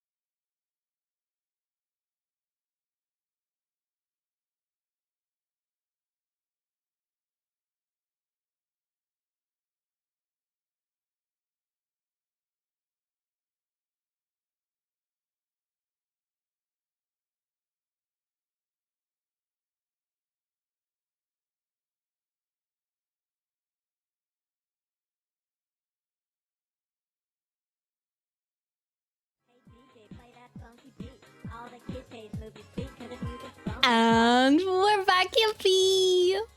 Ba-ba-ba-ba-ba. Likely gonna rework the outfit on the top because I can't decide how to stuff the chest sweep in there without it looking weird. That is so fair. Honestly, when it comes to the floof, what would I do?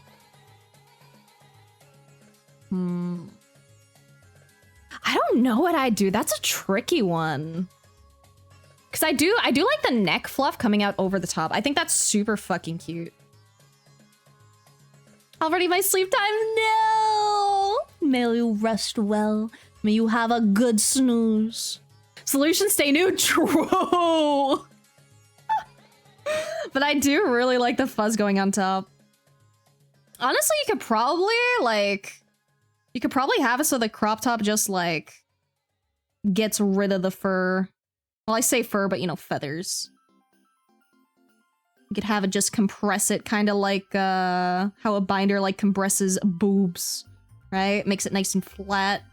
And then, you know, they take it off and then like they fluff out their wings. Or not wings, they're fucking feathers.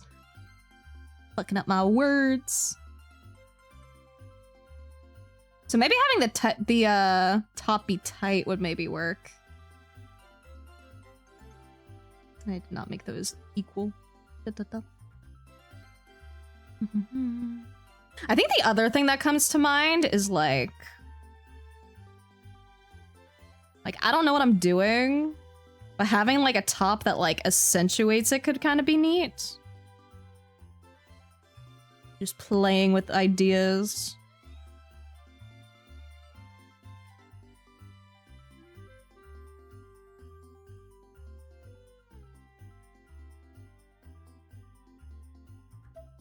Something like that. I don't know.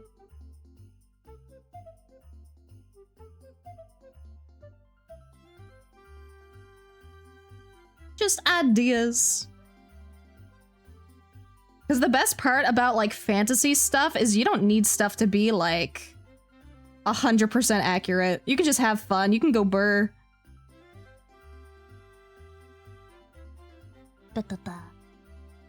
But I fucking love your design so much. It's so cute. Ugh.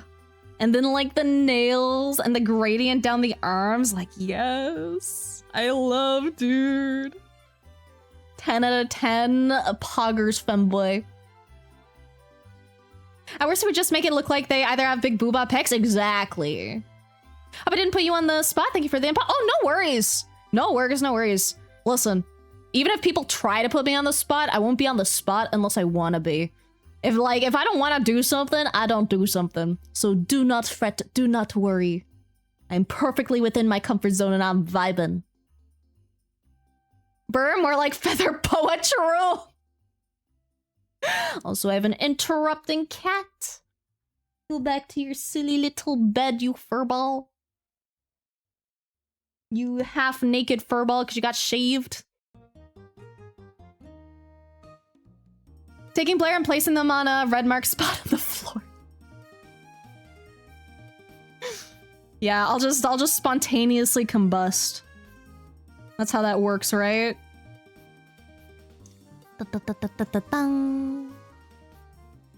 Correction then. Thank you. Okay. Who do I go with next? So I got that one done and written up. Let's see. I think I'll go with this one. I think I'll go with Colin Tons next. Let me just clean up my canvases. And thank you again for the raid. I super appreciate it.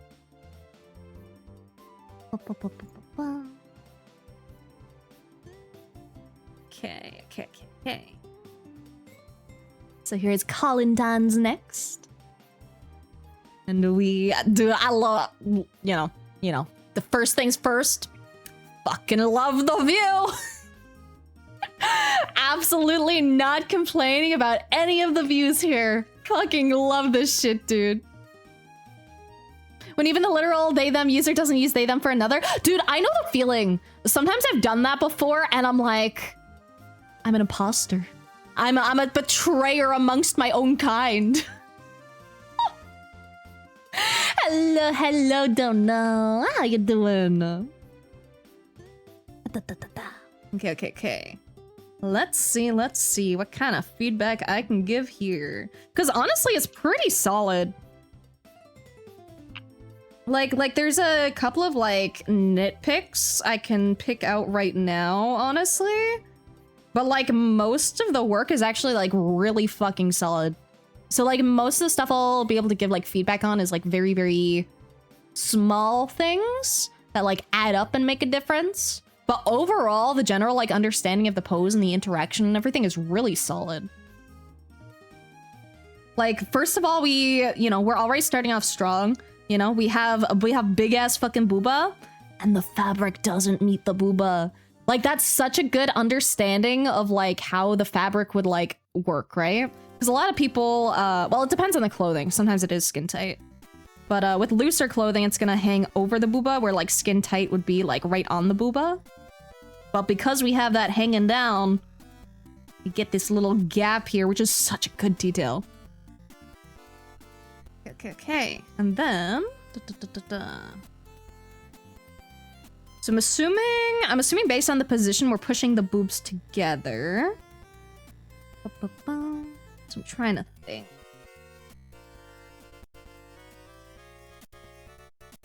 Because I think they did a really good job of that.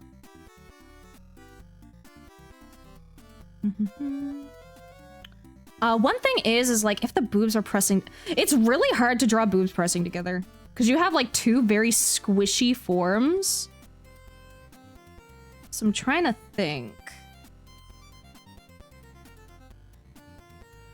Because if they're interacting.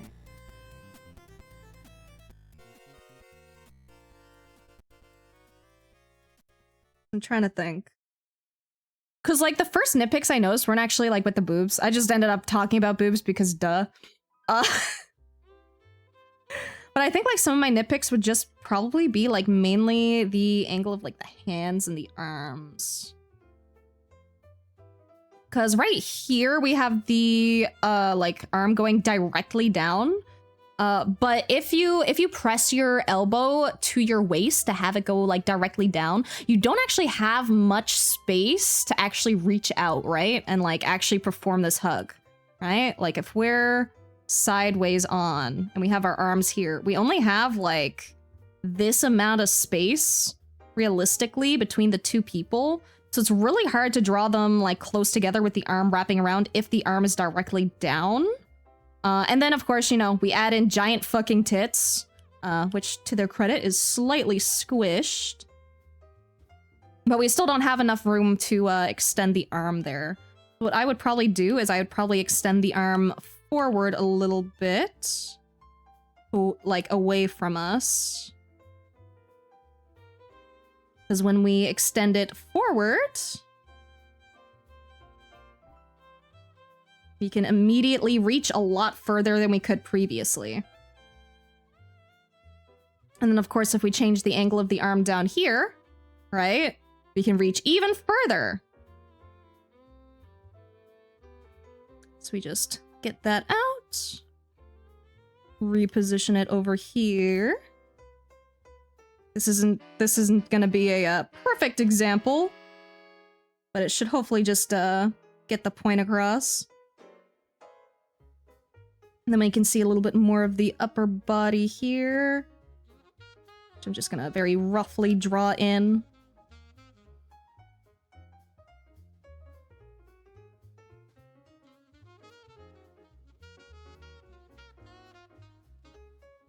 And then we can reach a little bit further now. Yippee. And then, of course, that would also change, like, the angle of the hand, right? Because, you know, you'd be reaching around, so you probably wouldn't see too much, depending. They also might have to be closer together as well, because right here, if we try to make this kind of 3D for a second and simplify it into boxes. Like right here, we have a lot of space. So we'd probably, if they were gripping onto the S, we'd probably want to have them positioned a little more closely. And this is just like a representation of like their pelvis kind of area, right? Which I'm not great at positioning. 'Cause it depends. And I need practice.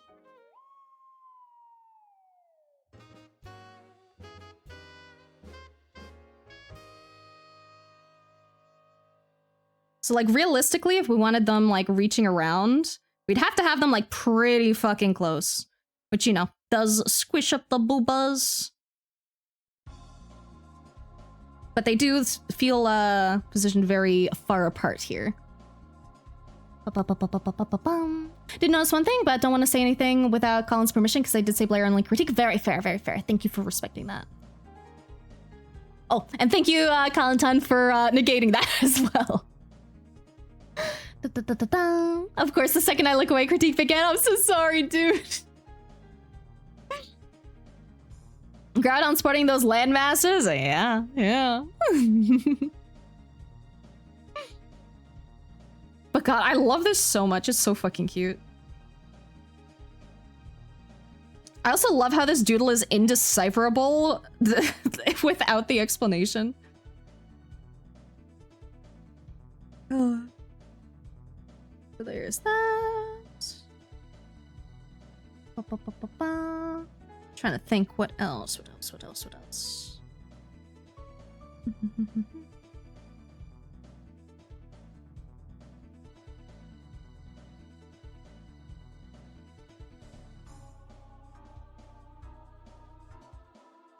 I think I could be wrong. So if I am wrong, forgive me. I think anatomy-wise, the butt would end a little sooner, like right here maybe.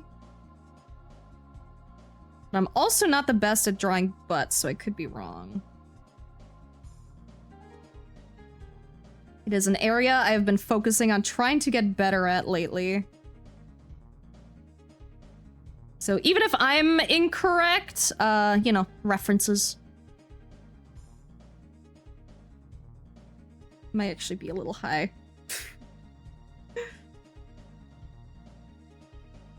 Art is so odd sometimes because sometimes you can like feel like something isn't quite right but still have trouble doing it yourself without actually getting a proper reference. Which I experience very often. It is normal. You cannot be a master of everything if you have not studied everything.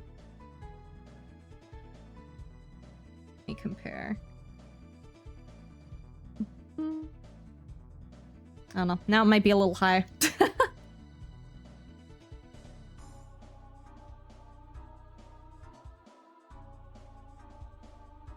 It might be the shading. Because I just feel like something doesn't feel correct. And it might just be the shading on the booty. Because, like, the thing is with, like, the butt cheeks, right? Like, with the butt cheeks, if we simplify it, which I'm still trying to get better myself, so keep that in mind. You know, with booty cheeks, right? They're, you know, they have their own volume, you know? They're not just flat.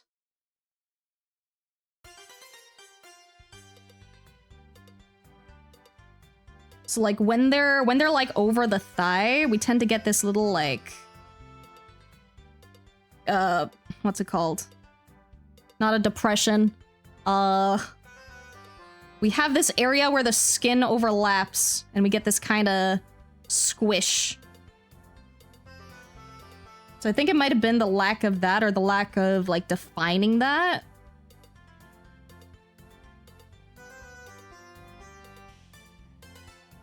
It could also just be personal taste, I'm not sure.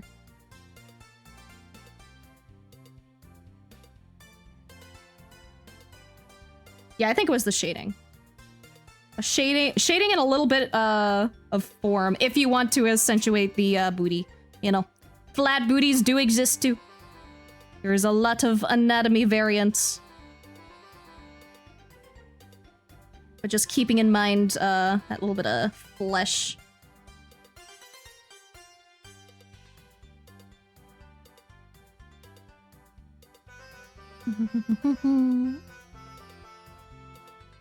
In my critique, this art piece lacks burgers. True. Dude, I'm gonna have burgers after stream. That's what I'm gonna have. I've been having burgers for the past like a week, and I'm living the good life, bro. What direction is the light coming from? That is also a thing. Okay, so the thing is with anime art, sometimes we break the whole paying attention to where the light comes from just for the sake of making things look good. Okay, so you don't always have to 100% stick to like one light source or like two accurate light sources. Sometimes you could just randomly throw in a light source just for the fun of it, you know? At the end of the day, whatever makes your art look good is what matters the most. However, having a good idea of the light source is also very, very handy. So like the hard thing with being outside is that when you're outside, right? I might open a new canvas for this. Okay, let's start with inside actually, okay? Let's start with inside. Let's say you're in a really tiny room, okay? Imagine this is a really, really small room, okay? You know, it's enough to like fit you, and that's like kind of it, right? And we're gonna simplify you as a orb, because I can. Right? So this is our room. You're the orb. So when it comes to like light sources inside, the thing is it's really easy to have one light source, right? So if we have like one light source here, you know, shadow will be cast like here, right? If we have the light over here, you know, shadow will be cast like down. But that's because like we can control it inside. When we're outside, it's really hard because you just have this giant fucking sun putting the sun rays everywhere, you know? This only reaches here. The sun go everywhere. And obviously the sun has a direction too, right? Like, you know, if you're standing facing the fucking sun, right? Your shadow is gonna be behind you. But at the same time, the light like will hit here and it might bounce back here and it might go here and bounce back here and then it goes everywhere and then like it still bounces back. Like we have a lot of bounce light outside, which is fucking annoying to calculate. You know, you try to do your fucking best, but that shit hard. So like outside it's really difficult. Cause like right here, if I were to guess the direction, it feels like the direction of the lighting is maybe from the viewer's perspective here.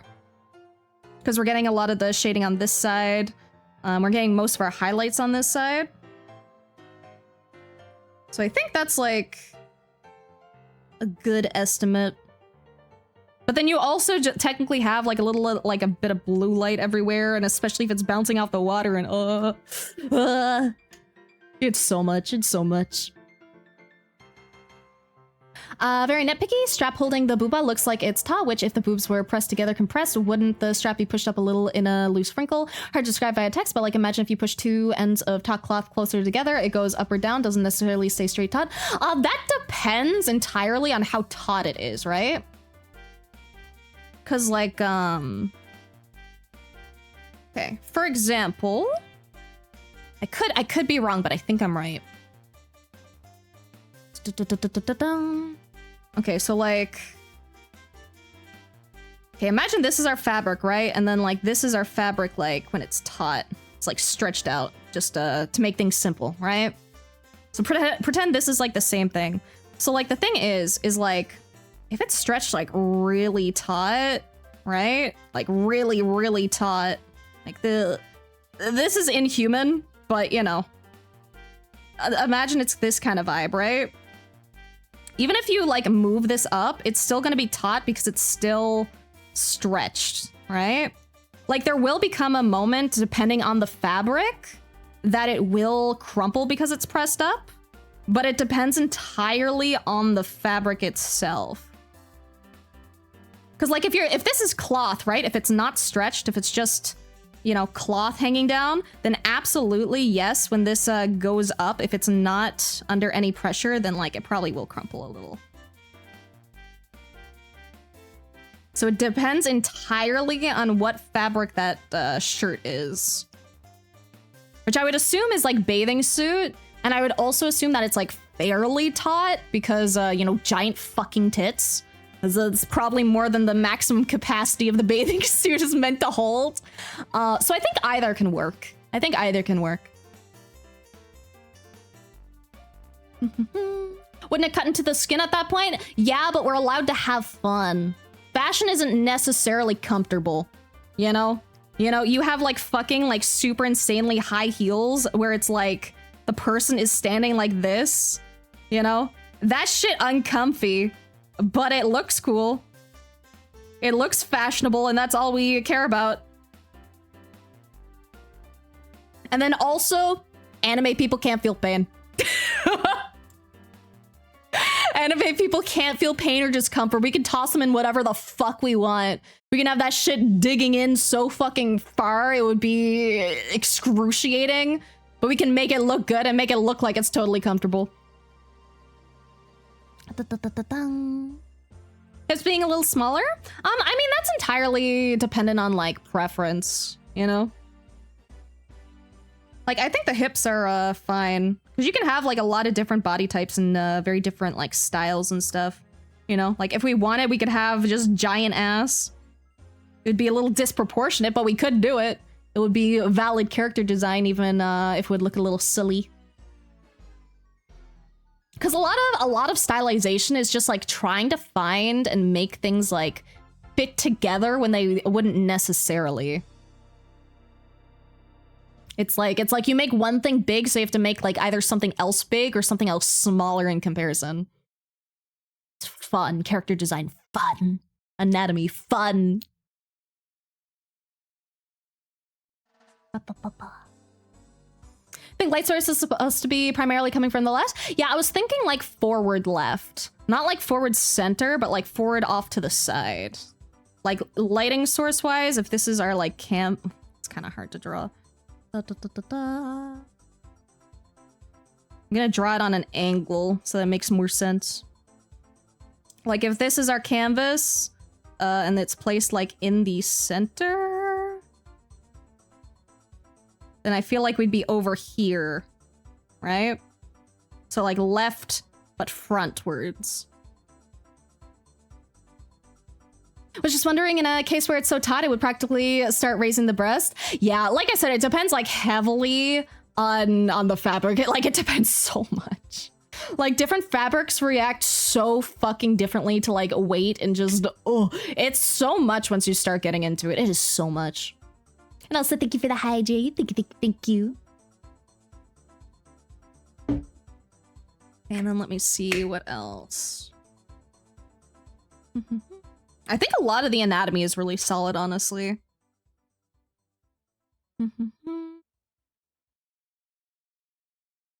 Trying to think how I would potentially do things. Wondering if maybe the shading is throwing me off a little here. Because honestly, it's really hard to draw, like, two things squishing together. Especially, like, at that angle.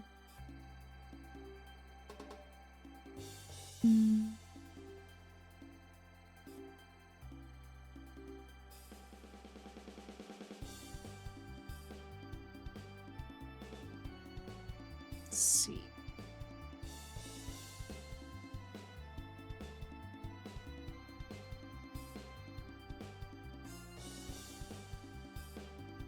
It's kind of hard to, draw this how I think I would, because as I mentioned earlier, I feel like they should be posed more closely together, which would allow the boobs to squeeze a lot more.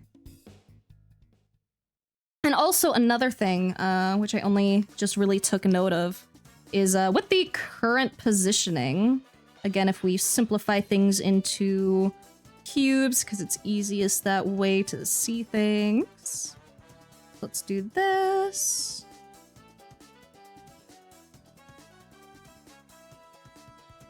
So we can see if we simplify her, she's not lining up in the same perspective. She's actually, like, off to the side. Like, this is rotated, but she's kind of, like, frontwards. So if, like, if we were to look, like, from a top view, right?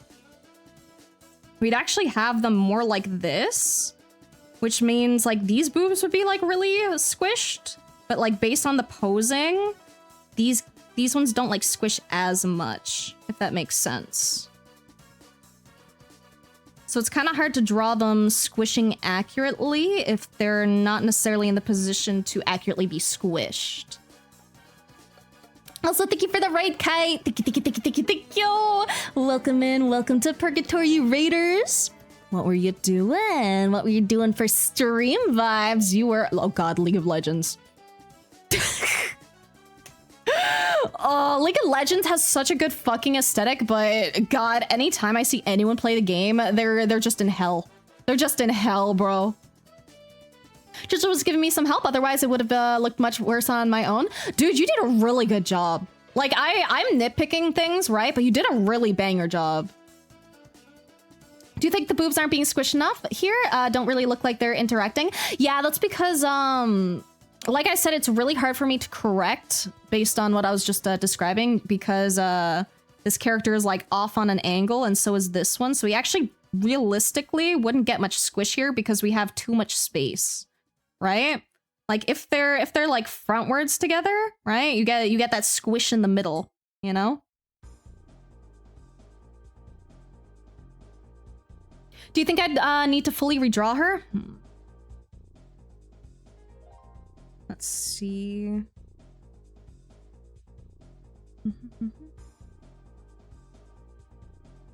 Like, it really depends. Cause there's nothing, cause like the thing is like there's nothing wrong with you know, having them posed here. Like if you wanted the booba squish to be exact, then I'd say probably yes. Cause if I just fit this in, you know, there might be like a subtle bit of squish here, but it wouldn't be like very intense.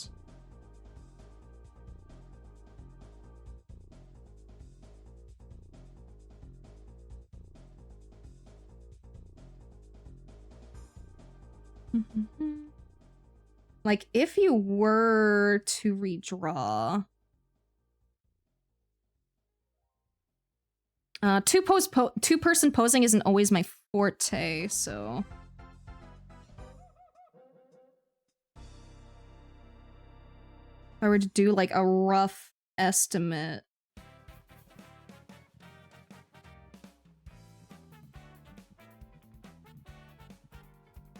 would probably maybe need to be something closer to this.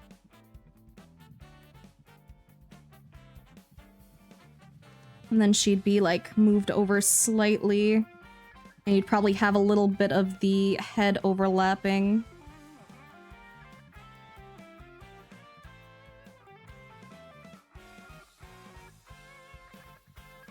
Then you could have this arm going forward. And then that would also help this arm reach here better as well.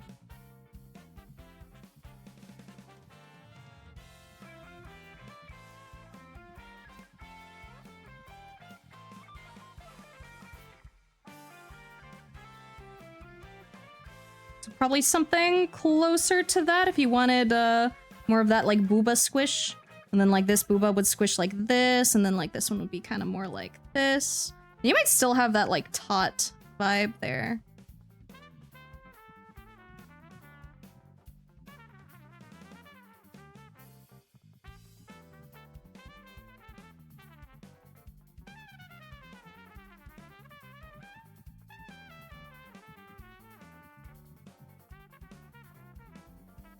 And, like, that's just a very quick doodle, but it'll probably be something like that.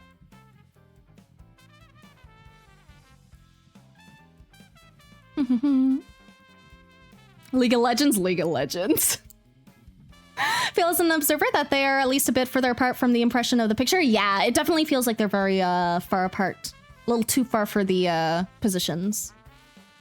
When drawing boobs, I always spend way too much time overanalyzing the squish, whether it be from clothing, arms, or any other factor. Honestly, it's worth it though.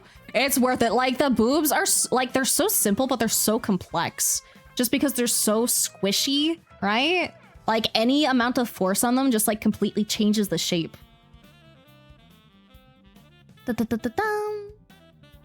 Indenture kind of checks out from that distance. Yeah.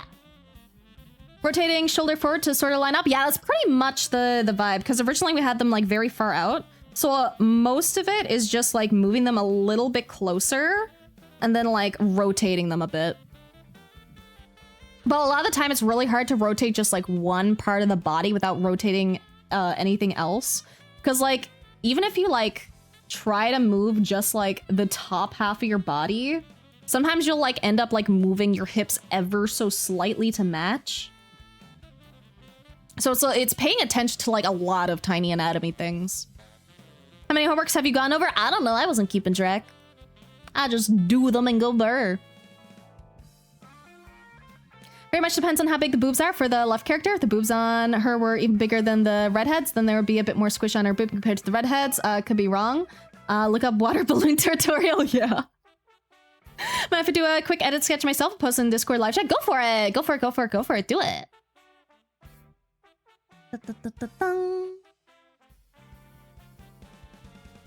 But yeah, like a lot of feedback stuff ends up coming down to it depends, you know? Because there's just so many things to factor in with art, and there's probably still like a million things that like I still need to learn myself that you know, could come in handy, but anatomy hard.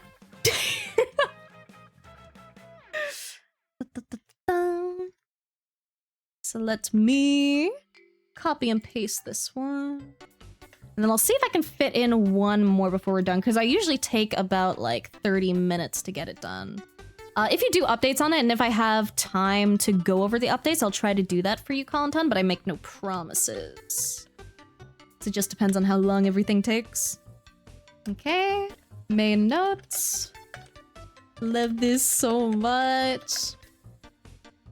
Main thing to keep in mind is how close the two are to one another, and making sure that they have the proper amount of space necessary for certain interactions. Example, close enough that the hand can realistically reach around the waist, or close enough that the boobs actually interact with one another. There we go.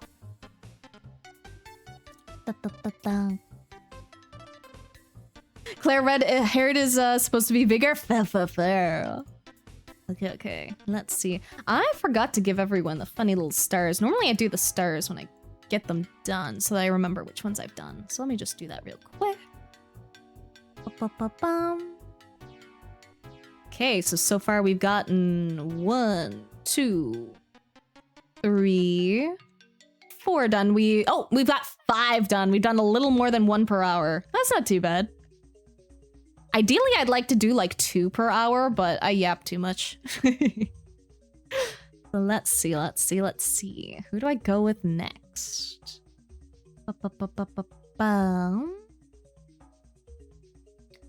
Let's see.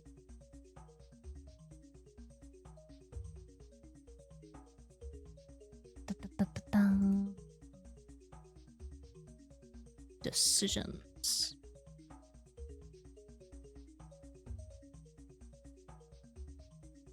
I think I'll go with this one by Hinamura. And I want to touch on this one specifically because it touches on some stuff that I haven't necessarily mentioned as much yet. Oh, post a quick sketch change, but mind you, not the full change. Okay, let me see. We'll do that real quick then, and then we'll get back to this one. Yes! Immediately, that feels a lot better. Like already, like they feel so much closer to one another.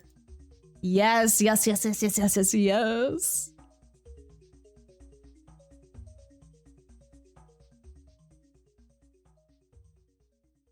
Huge improvement. I always have so much difficulty trying to plan characters next to one another. That's why I gave you guys this homework, because it's fucking hard. It's fucking hard, dude. I always end up drawing like characters like too close or like not close enough, and I'm like, it's so hard. But you're doing such a good job. Let's go. We'll work on other improvements. Thank you, Blair. Of course. Thank you for doing the homework. Like I said, it always makes me so happy that you guys actually want to do it. I always love getting to go over your stuff, and I always feel so bad that I can't go over everyone's. Because I like locking in on stuff. I like hyper focusing on like 1 or 2. I have a slight background in engineering. You usually have a really good grasp on how things interact from a mathematical, physical perspective. But knowing how things interact and representing in a drawing are two very different things. Exactly, dude. They're two completely different things. Like, absolutely different skill sets. However, having that knowledge absolutely fucking helps, dude. Like, I've always been, like, the type of person that has, like, a pretty solid idea of, like, three-dimensional space. Like, I understand how, like, things work and how things move and stuff, but it still took me, like, over a fucking decade to actually get good at utilizing that knowledge for art. Like, there's such a different vibe between knowing something and implementing something. Homework is fun to do. I'm so glad you guys enjoy. I have a lot of fun doing it, too. I love going over you guys' stuff. Okay, let's go on to this one. So this one's really quirky. I'm going to look at some of the other sketches that were included as well. This is, I think they'll help me break it down a little more. So let me go find that again.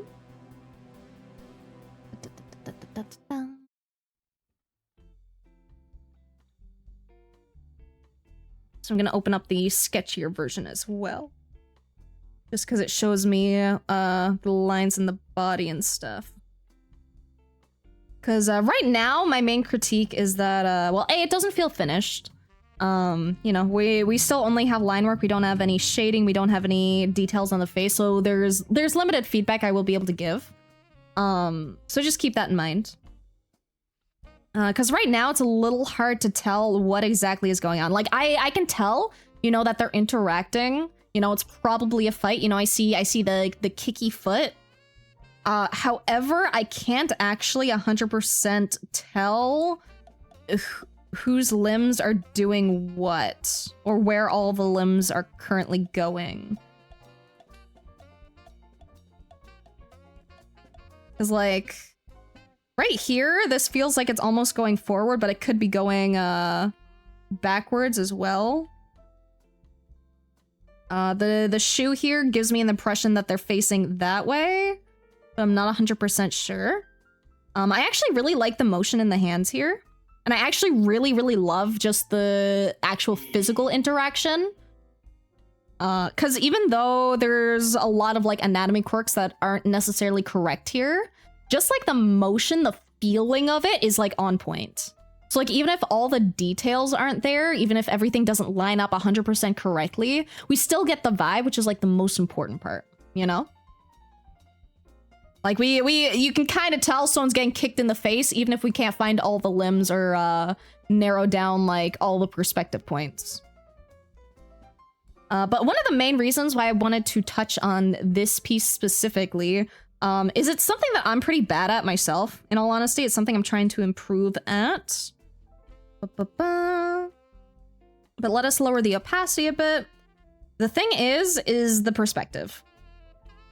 So right here, we have a bunch of lines, you know, going this way, you know, if I straighten them up and take the average, but that's not a very clear perspective. Like these lines will, like, meet eventually, like somewhere like in this direction. And, like, these ones kind of almost have it, but it's off. And when your perspective is off, it's really hard to place things properly. And it seems our horizon line is, like, this way, but we have the motion going this way. So I think the horizon line would actually probably be on an angle here, if I were to guess.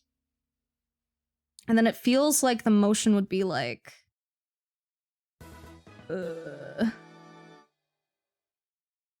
God, it's tricky. It's tricky. Again, it's something I'm really weak at. I'm not good at placing perspective points. So let's see.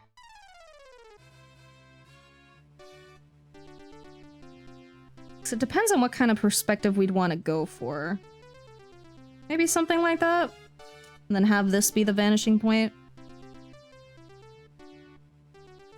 But if you want your ground to feel real, you need to pay a lot of attention to perspective and just how things are gonna line up.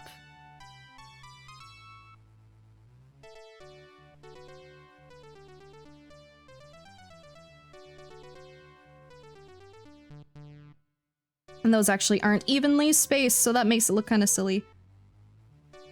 I'm also just kind of eyeballing this so it's not going to be 100% exact.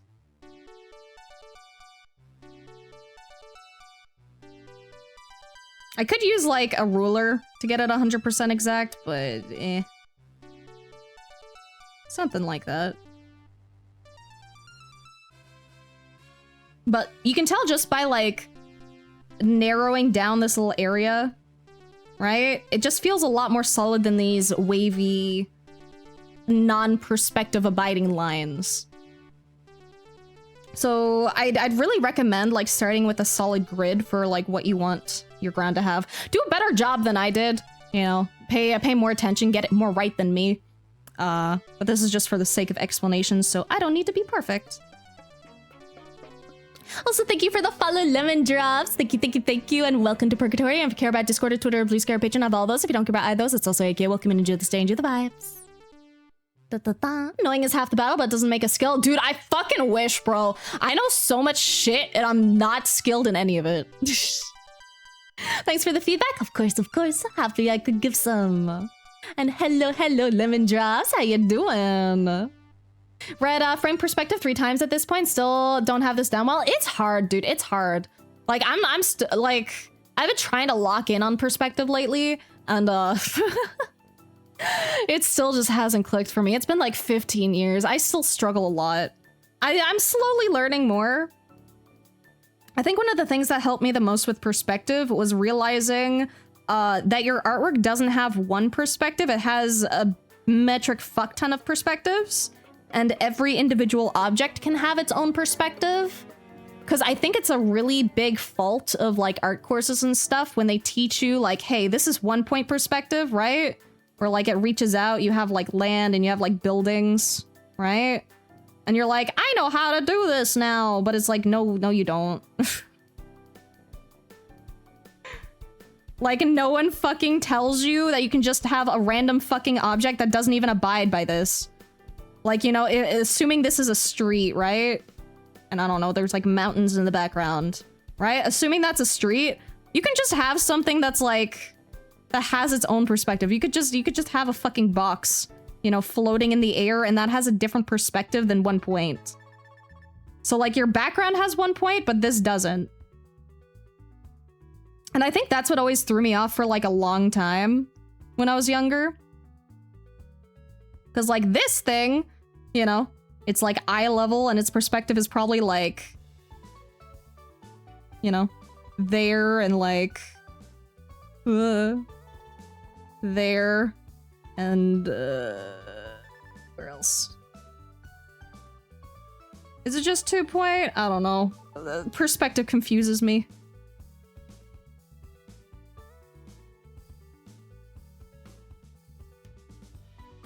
Three point. Here we go.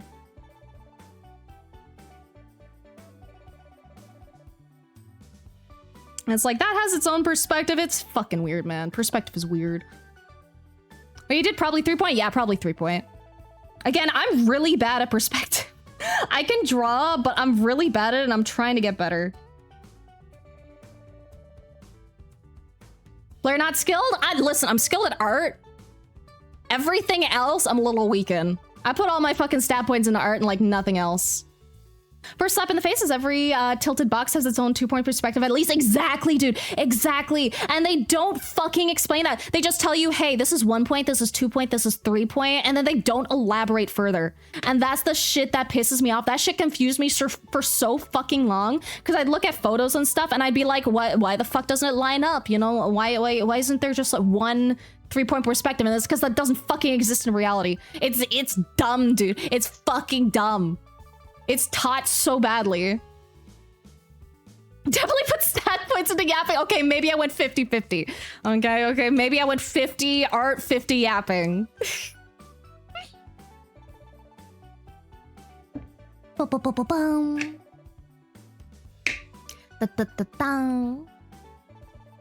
In curved streets, every building has its own perspective. Exactly, dude.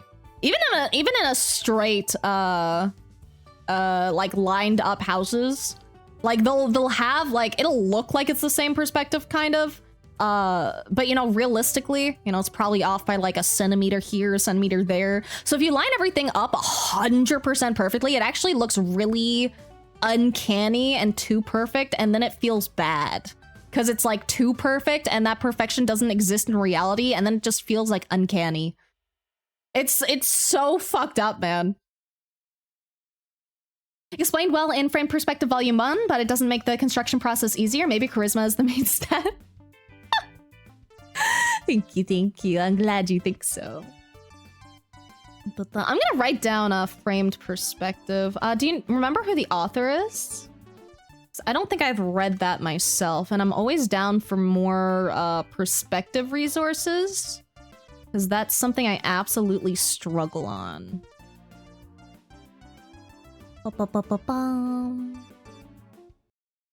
You're gonna force me to make a new list titled books, because I barely ever write down book recommendations. I think I have one somewhere, but it's in a different list.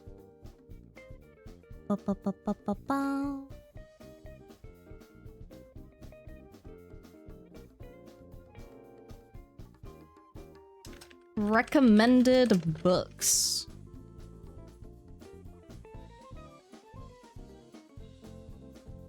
There we go. Give me a sec. Thank you. Much appreciated.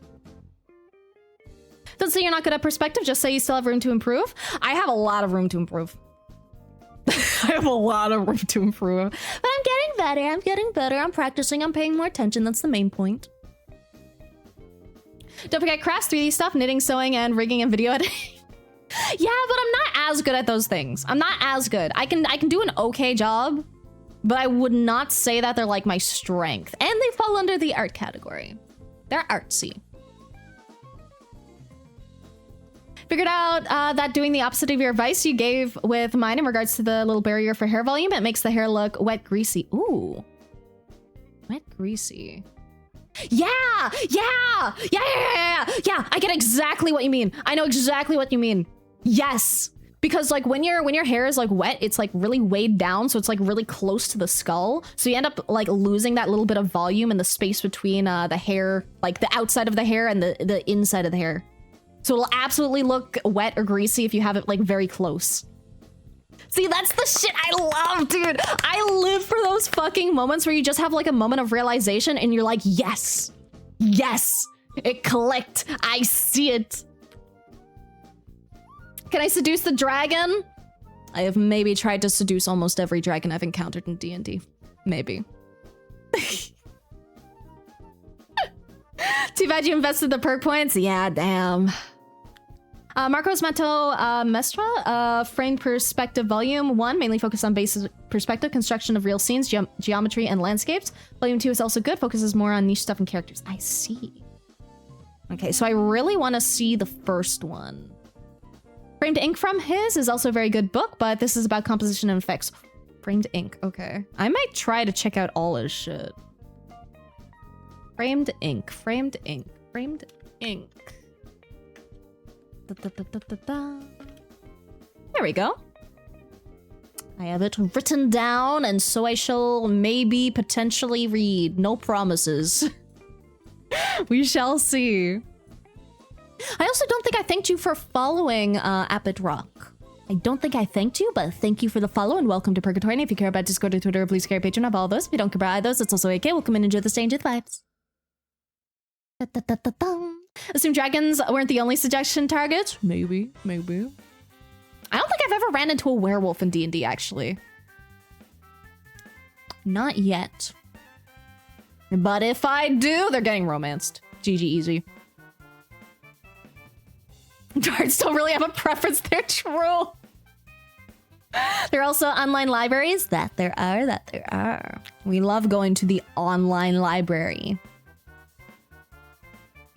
Why am I not following? Been here like 7 times. That's okay. Dude, I'm the exact same way, bro. I constantly forget to follow people and I'm like, oops.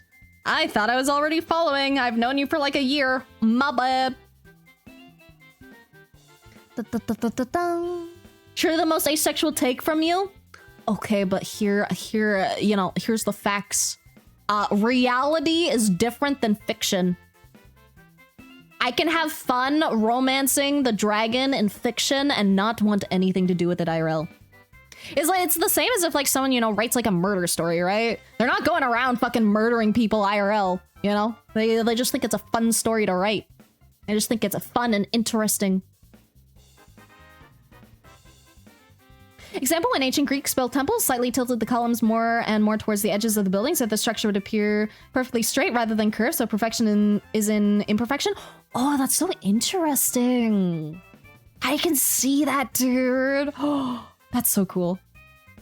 Honestly, the Greeks were onto something. Okay, but back to feedback for this. So main thing was like fixing up the perspective, finding some kind of grid that matches. My example is not necessarily the best example or the most accurate example, but it's an example nonetheless. And then of course, when you have a solid like base for the perspective, you can also focus on getting like the like hand perspective correct as well. Which I think they did a pretty good job with the hands in general. I do like that they did it segmented, and I also really enjoy the detail here, which is the tip of the finger being pressed out. Because that assumes we're putting pressure on the finger and not on anything else. And it also usually implies like more of a like lighter touch. Because like right now, they're bearing like all their weight, either A, you know, alleviating it through like force, because physics go burr. I'm not gonna get into physics bullshit. So like, I think with this position, this one might actually hold more weight currently because they're going this way. So they'd actually be like lifting up on this hand. But TLDR, good detail in the fingers. I really dig that. That doesn't necessarily mean they're 100% in the right position, but the mindset going towards them is absolutely correct. Because right now they're very frontwards, right? Like if we draw in the tendons, you know, this tendon goes this way, but then we do like a sharp turn to the front, which can happen. You absolutely can get your fingers to do that. However, I feel like potentially it might be more likely that this finger goes here, this one goes like here, this one goes here, and this one might actually go out a bit. Or it might not even interact much with the ground here, depending. Because it's a very tricky hand position.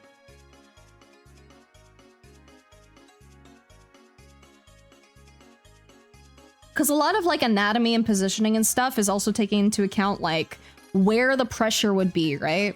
Because like if you're standing like front on the ground, like your weight distribution is like in your center, right? So like you have your, you know, you have your legs on each side to balance yourself. This is not proportional. Whatever, good enough.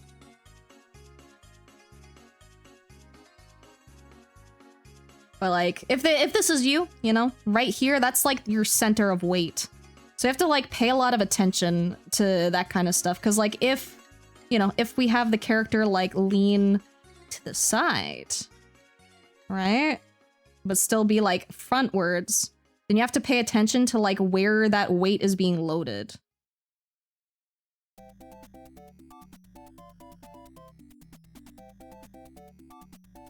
Because this ends up putting like more weight on this side and makes this side have less weight. So like this foot, you'd have a lot more pressure here than this one potentially. Lots of funny physics bullshit. Also, I'm out of snoozes, man. I'm out of fucking snoozes. This is pissing me off. They didn't give me any snoozes this stream. Or they might have done it in the beginning and then like auto-triggered. I don't know. Be evil and make them roll for constitution after a successful seduction? No! Fucked up, dude! I mean, you don't know that? Maybe the crime stories are so good because they're not just stories? True. True, you never know. For poses like that, recommend studying some of Atla or Legend of Korra's fight scenes, because since most of those battles are at a distance rather than up close, you get a better look. Absolutely! Avatar: The Last Airbender has amazing animation, and like, It is, oh, it is resource central, dude. It is resource fucking central. Like, they just have such a solid understanding of like how the body should move to like do things, and it's just, it's so good, it's so good, it's so good. Highly, highly, highly, highly, highly recommend. Also, I'm gonna run the ads real quick. I still have like a couple words I wanna say about this art piece before we go, and I don't wanna like speed run in a minute. So let me just do those ads real quick, and then we'll be back, and then I'll talk a little bit more, and then we'll be done. So let me run those real quick, get them started. Let's go, kitty, go. Ba-ba-bum.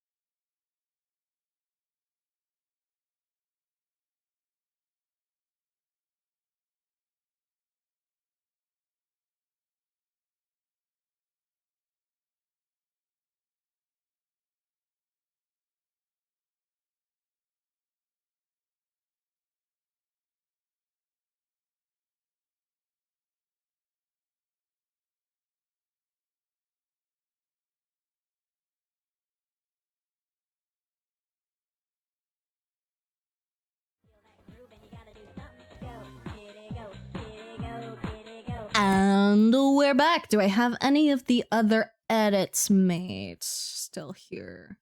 Da-da-da. I believe I do. I believe most of them were included in the screenshot.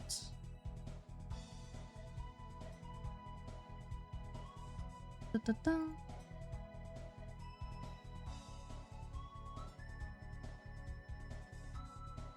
Probably turn that one off since I already gave you a version with that one.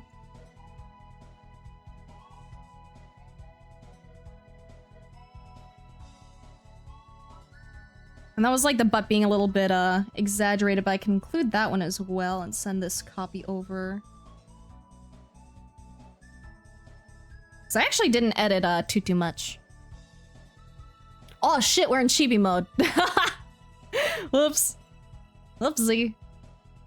Sometimes it repositions itself, sometimes it doesn't. I need to fix that. All in due time. I'll fix up my shit. Yippee. Okay. Me send this on over. There Let me find the right channel. Here we go.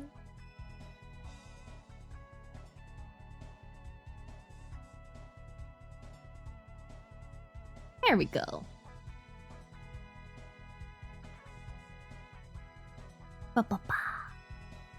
Appreciate it? No problem. You're lucky I still had it. I tend to close a lot of the canvases once I'm done with them. So you got lucky.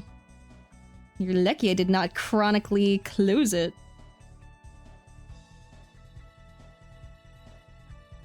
Okay. So let's see. The main other notes I wanted to make here. Da-da-da-da.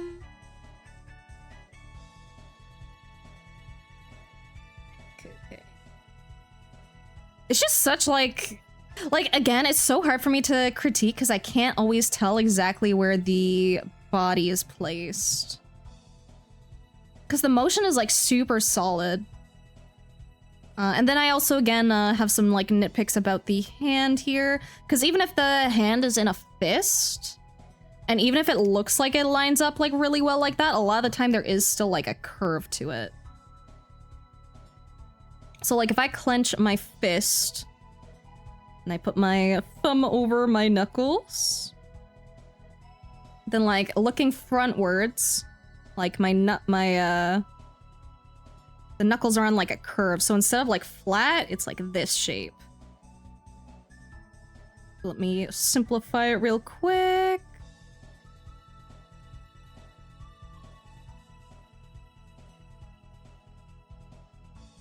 So it actually looks more like this. Because it can be really uncanny when the... I drew that too far out. Should be steeper.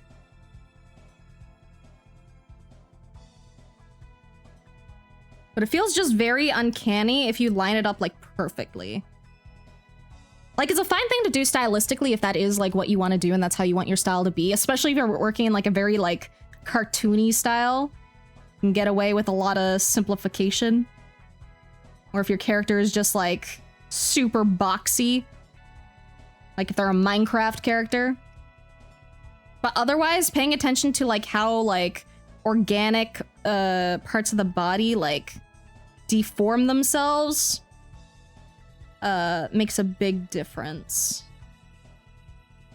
And it'll make it feel less forced and fake if you use like an actual reference and can get the proportions a little more correct and the what's it called, perspective a little more correct. Did you hear about the bricks and minifigs saga? I think I saw a mention of something like that on Twitter, but I actually don't know the details. Every time Blair's in this, Chibi can just see them going, actually. I don't think I have a fingers up toggle or a glass. Well, I can toggle the glasses off, but I like the glasses on. Shows me I need to draw more boxes. You always need to draw more boxes. Like I am being so fucking for real. Sometimes when I'm bored, I just draw boxes, dude. If I'm a super art block, I just start going. You know, I start boxing it up. You know, I draw a box and I'm like, shit, that box isn't right. You know, draw a box again, get it a little more right. You know, draw a box interacting with box. Or a box chunk taken out of the box, in this case. Because you can really just make anything with fucking boxes. Everything fits in a box. Your couch, it fits in a box. It was shipped to you in a fucking box. Your vase, it was shipped in a box. Your fucking boat, maybe not boxed. Because it's fucking big. But I don't know. It would still fit in a box if you made one big enough. You know, it can fit in a giant fucking truck or some shit. It can fit in a rectangular prism area. So ready to force myself to draw specifically with the feedback? Yippee! That makes me so happy, dude. I love being able to give you guys feedback and things to work on. Sorry, the 250 boxes challenge. I'm at level 10 and already struggling. 250 box challenge. I don't know if I know that one. I do know the week 52 challenge, which is just like doing a different challenge like every week. And I know that starts off with drawing a bunch of boxes, but I don't know if I know the 250 box challenge by itself. Our sexy lady lady with box for clothes. Sexy lady can fit in a box. Your house probably a box. It's a box, baby. Oh, everything is a fucking box. Sphere? Nope, it's a box. It takes up the amount of space in a box. And that's how you draw things in perspective.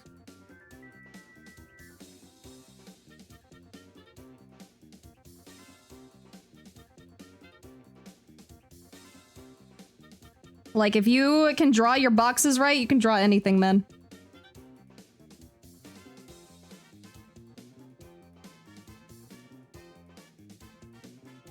Pillar, also a box, baby. Your screen, probably very flat box, exactly. It all fits in a box. And it can be made up of multiple boxes as well, potentially, depending on how you want to box things. But even those multiple boxes can fit into one singular large box. Despite all my effort, getting the thigh area is impossible for me. Don't know when the legs begin and the torso ends. Yeah, like I said, that's been my main issue with giving feedback on this one. Because the motion is amazing, but it's very hard for me to tell where everything is going. Like, I'm pretty sure I got a rough idea of the upper body, right? We have this, and we have this one deformed and going down. And then we have the torso rotating. But I'm not 100% sure how that works. Because this foot and like this leg implies that it's going this way, but that would require the hips doing like a 180 rotation. So if you were actually slapping them with like the back of your foot, which is what I would assume would be happening here, it would probably be more like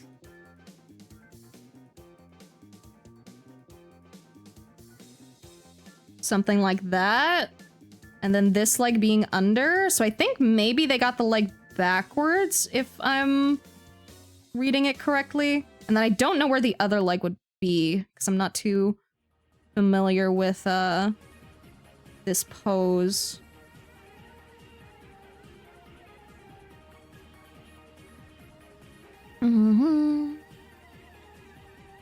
Why is a boxing arena called a ring if it's a box? True, man. Conspiracy theory. Make it all Minecraft? Honestly, yeah.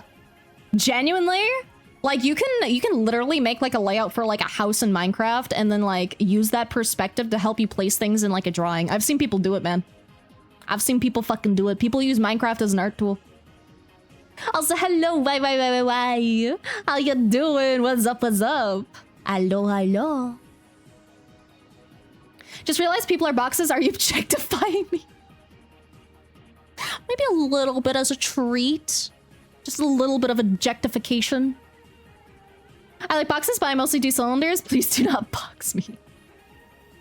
Are your cylinders stuck in an MMM tube? No. 250 box challenge from a site called Draw a Box. Draw 5 to 6 boxes with a Sharpie on paper with criteria, then double check the vanishing points. 3-point. Criteria changes after the first 50, again after number 100. Ooh. I actually kind of want to do that. I think that could be fun. I might look into that. I don't know if I'll finish it, but I'll look into it, maybe. We'll see. I fucking love your emotes, dude. Like, why? I fucking love that last one that just jumps and backflips. But it's just the fucking PNG going upside down. I fucking love that. And I love the little dance one, too. Site is free. I'll definitely have to look into it then. But yeah, I think the main note here is backwards leg.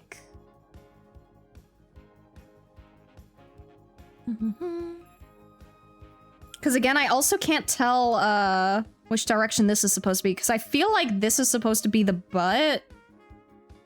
You know? Which would mean like this would be going forward and then back. Because this looks like the back of the heel. And then this leg disappears, because I don't think it was finished there. But then I'm not sure how the rest of this goes.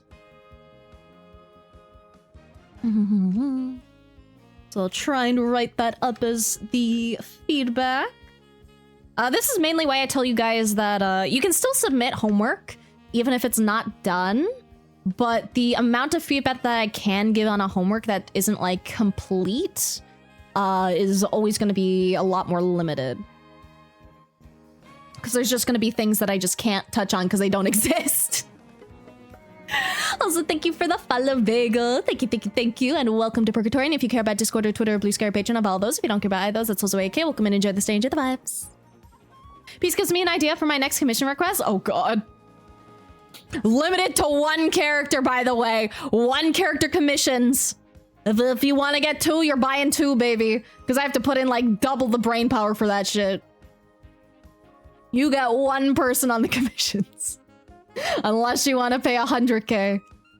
Insert first time message here. Insert friendly greeting here. Welcome in, Bagel. I hope you enjoy the vibes. I stream every 3rd day. I do homework every 2 weeks, which is where I give people an assignment and then they do it and then I go over it like I am today. So this assignment was drawing 2 people interacting with each other in some form. You know, just to get some practice in of drawing people in proportion to one another and interacting and getting a sense of space and volume, etc. Blah, blah, blah. And then other than that, I usually just draw boobs. And if you want to see the naked booba, there's the Patreon. And there's also the Discord for just chill vibes. And then also in the Discord, we have the funny little channel Twitch live chat where people send me pictures while I'm yapping and then I can see it all in one channel. Super easy. Meant for a pay commission? Oh, fair. If someone requests a jellyfish, a multi-organism, will you only draw a cell of the jellyfish? Let's draw the entire jellyfish. They can have multiple cells. They just have to be one being. Free art class? Yeah, free art class. And I host it every 2 weeks. So if you want to join in on the next one, I haven't written up the assignment yet, but I'll write it up like either today or tomorrow, probably. Probably tomorrow. Maybe today if I get some time though. But I do them every 2 weeks. If you want to participate, you just have to do the art prompt. And then in 2 weeks, I'll potentially maybe go over it on stream. There's no guarantee. I yap a lot, so I can usually only do like 4 to 6 submissions on average. But it's fun. Just fun to participate in. Depends, is it cell shaded?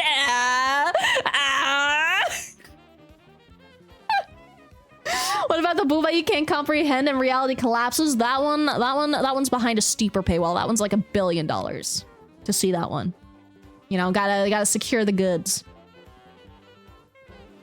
It'd be me fighting someone at a Waffle House from the perspective of customers sitting at the booth enjoying their meal. I actually fucking love that. That would be so funny.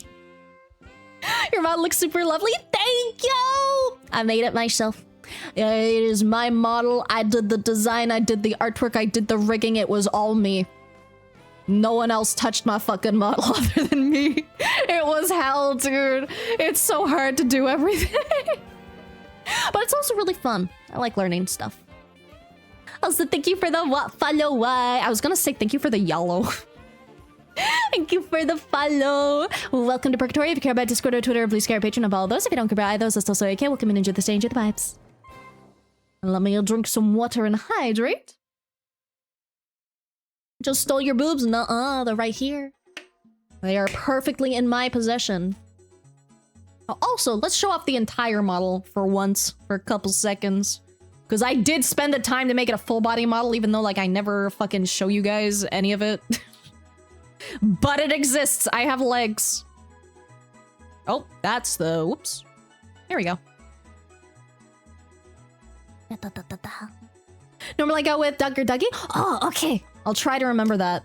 I have a habit of calling people by like the first half of their name, but I'll try to remember Dougie. Or Doug. Very pretty. Thank you. Thank you. The shortest of shorts? Nuh-uh. I know I'm taller than some people. I can't name them, but I know some people are shorter than me. There's their VTuber mother and father at the same time? Exactly. Exactly. Just don't call me Near. I wouldn't be tempted to call you Near. Because the B is capitalized, so my brain goes go for the capitalized bit. Talking about your pants? Oh, fair. I'm very fair. I thought you were... Listen, you've made fun of my height before. You've made fun of my height before. I think it's totally valid that I thought you were thinking of my height. Also, welcome in, Floofa Blue. Welcome in, welcome in. What were you doing? And welcome in, Raiders. You're doing Paralives. What's Paralives? I don't think I've ever heard of that one. I do not know anything about that game. Assuming it is a game. So let me get my critique down here. Just submit the picture there. Paralyze is a game similar to The Sims. Oh, okay. How does it, like, how is it different from The Sims? Do they have, like, more, like, quality of life things or just, like, a prettier style? Or are there any quirks you really like about it that you like more than stuff in The Sims? Like the game Nier? Dude, Nier's so good. Nier's such a good game. Would say I like it a lot more quality of life, especially for building. Ooh, I like the sound of that. Maybe I'll check it out. I'm not, because like, I'm not too into The Sims. I like it in theory, but in practice, I never enjoy it that much. I know a lot of people do, but it's never been like quite my cup of tea. So I wonder if I would like Paralives more, especially if there's a lot of quality of life stuff. Spent the game trying for babies with Rainbow Mafia folks. Oh gosh. I mean, sounds like a fun time. Sounds like a fun time. Is it limited to like humans, or do we have like any like creaturey species? I assume it's probably just humans, but you know, I'm a sucker for my werewolves and paranormal. My creatures. Love The Sims for building, but I'm loving Paralyzed more for building. Love using the games to make personal 3D space room references for art stuff. See, that's what I want, dude. I have like 2 or 3 games that are like specifically just for like building like art stuff, but I almost never use them because they don't feel that good. Some of them don't. So if Paralyzed is really, really good for building, I might actually pick it up just for art reference vibes. Because I never know what the fuck to put in like rooms or anything. Like, I'm like, give me too much customizability, and I'm like, what the fuck do I put in anywhere? Like, I struggle so much to put together just like a scene. I can do like naturey shit, you know, shove some rocks in a river somewhere. But the moment you get me like trying to do like interior design, I'm like, help. Just play Tomodachi Life and spend drawing 90% of the time anyway. Dude, Tomodachi Life is such a hit and miss for me. I really enjoy it. I think it's really fun. My main pet peeve is that they focused a lot on the drawing, which I think is fantastic. I think that's like amazing. I love that actually. But the thing I don't love is that I draw all day for my work. So when I want to play games, I don't necessarily want to go and draw even more when I'm trying to relax and not draw. So it's a very, very niche problem where it's like, it makes it hard for me to enjoy and play more just because it involves doing work for me. And like, I love drawing, but it also takes me like 5 times longer to draw on the fucking DS, or 10 times, honestly. It takes me a long fucking time. Same, you get it, dude, you get it. It's on Steam with a Steam Workshop. It won't be long until there's a furry mod. I may have to keep an eye out. I may have to keep an eye out. I am making an... You know what? I'm not even gonna make a note. I'm just gonna open Steam and wish list it. So that I don't forget. Because I will forget. Go to Steam Store. Go to Para lives. Bookmark that shit. Da, da, da, da, da, da. Where is the add to wish list? There we go. It has been added to wish list, yippee. There we go, there we go, there we go.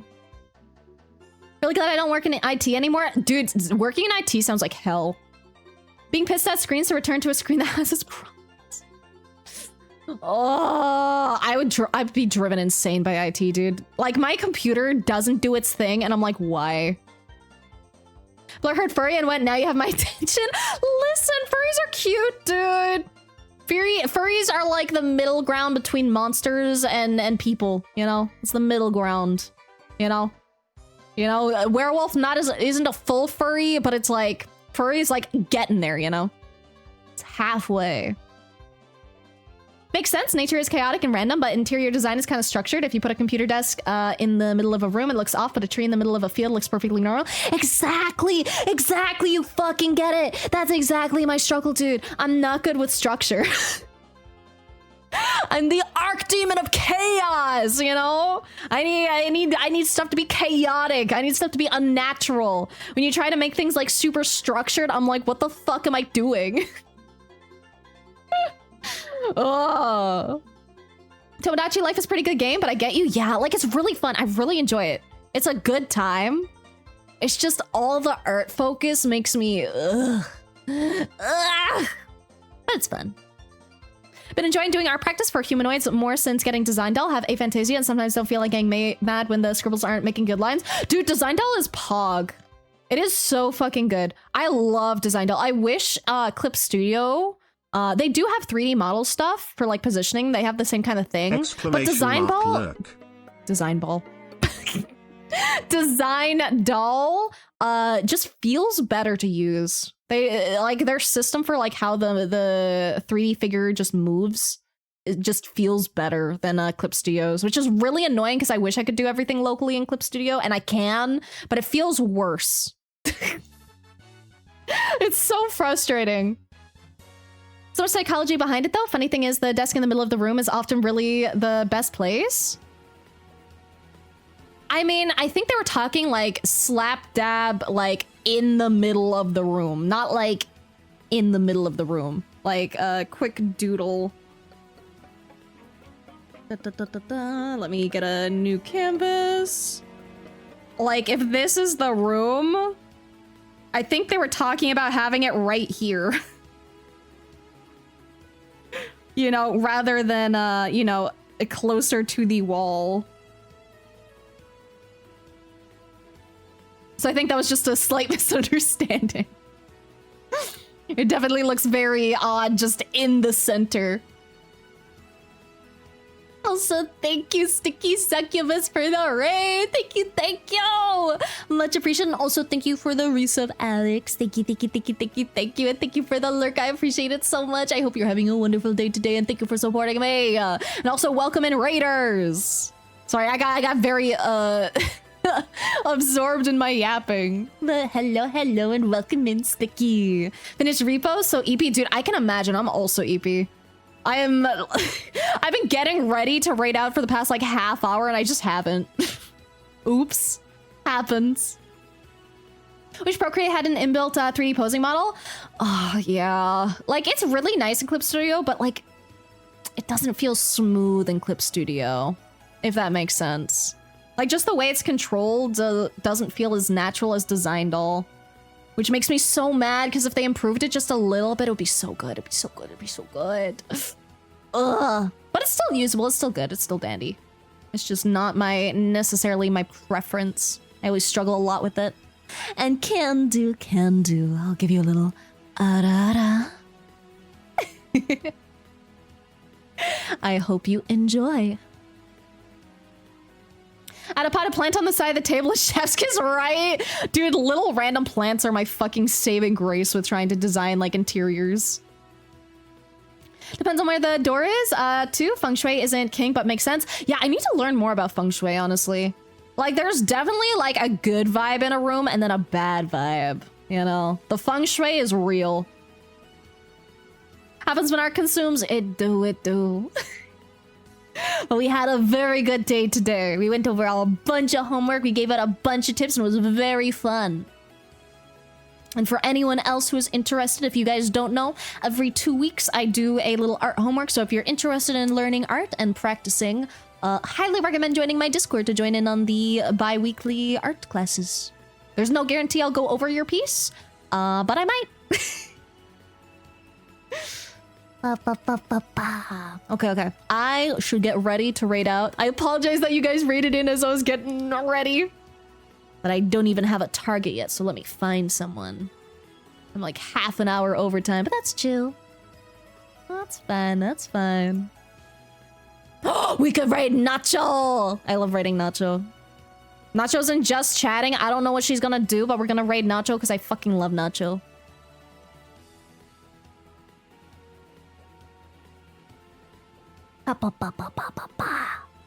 Maybe a few more months of drawing boxes and maybe fair. You can always take a break from boxes too, though. It's always good to diversify your art. Do a little bit of practice, do a little bit of personal stuff. You know, mix and match. Get clipped? What did I say to get clipped? Have you seen Lex Luthor and Rouge the Bad News today? I did, actually. I did. I saw that panel. That's crazy. Target acquired. Okay. Let's get this started. We're gonna raid into Nacho, which is actually spelled N-A-C-U, so it's Nasu, but we like to call her Nacho because, why not? It's cute. Evolve from square pyramid time. Okay. We got our raid started. So let us raid into Nacho today. Thank you guys so much for hanging out with me. Thank you for attending the class, and especially thank you to everyone who did the homework. I super appreciate it. I would not be able to do the funny homeworks if you guys didn't actually do them. So thank you. Got in at the end? You did get in at the end. I apologize. But welcome in, and I hope you have a wonderful evening yourself. But yeah, remember to drink lots of water. Eat lots of tasty food. Do something nice for yourself or something nice for someone else. And also thank you for all the biddies and subs and everything today. Thank you for the support. And bye-bye. Let's switch to the ending soon screen and then we will raid and yeah.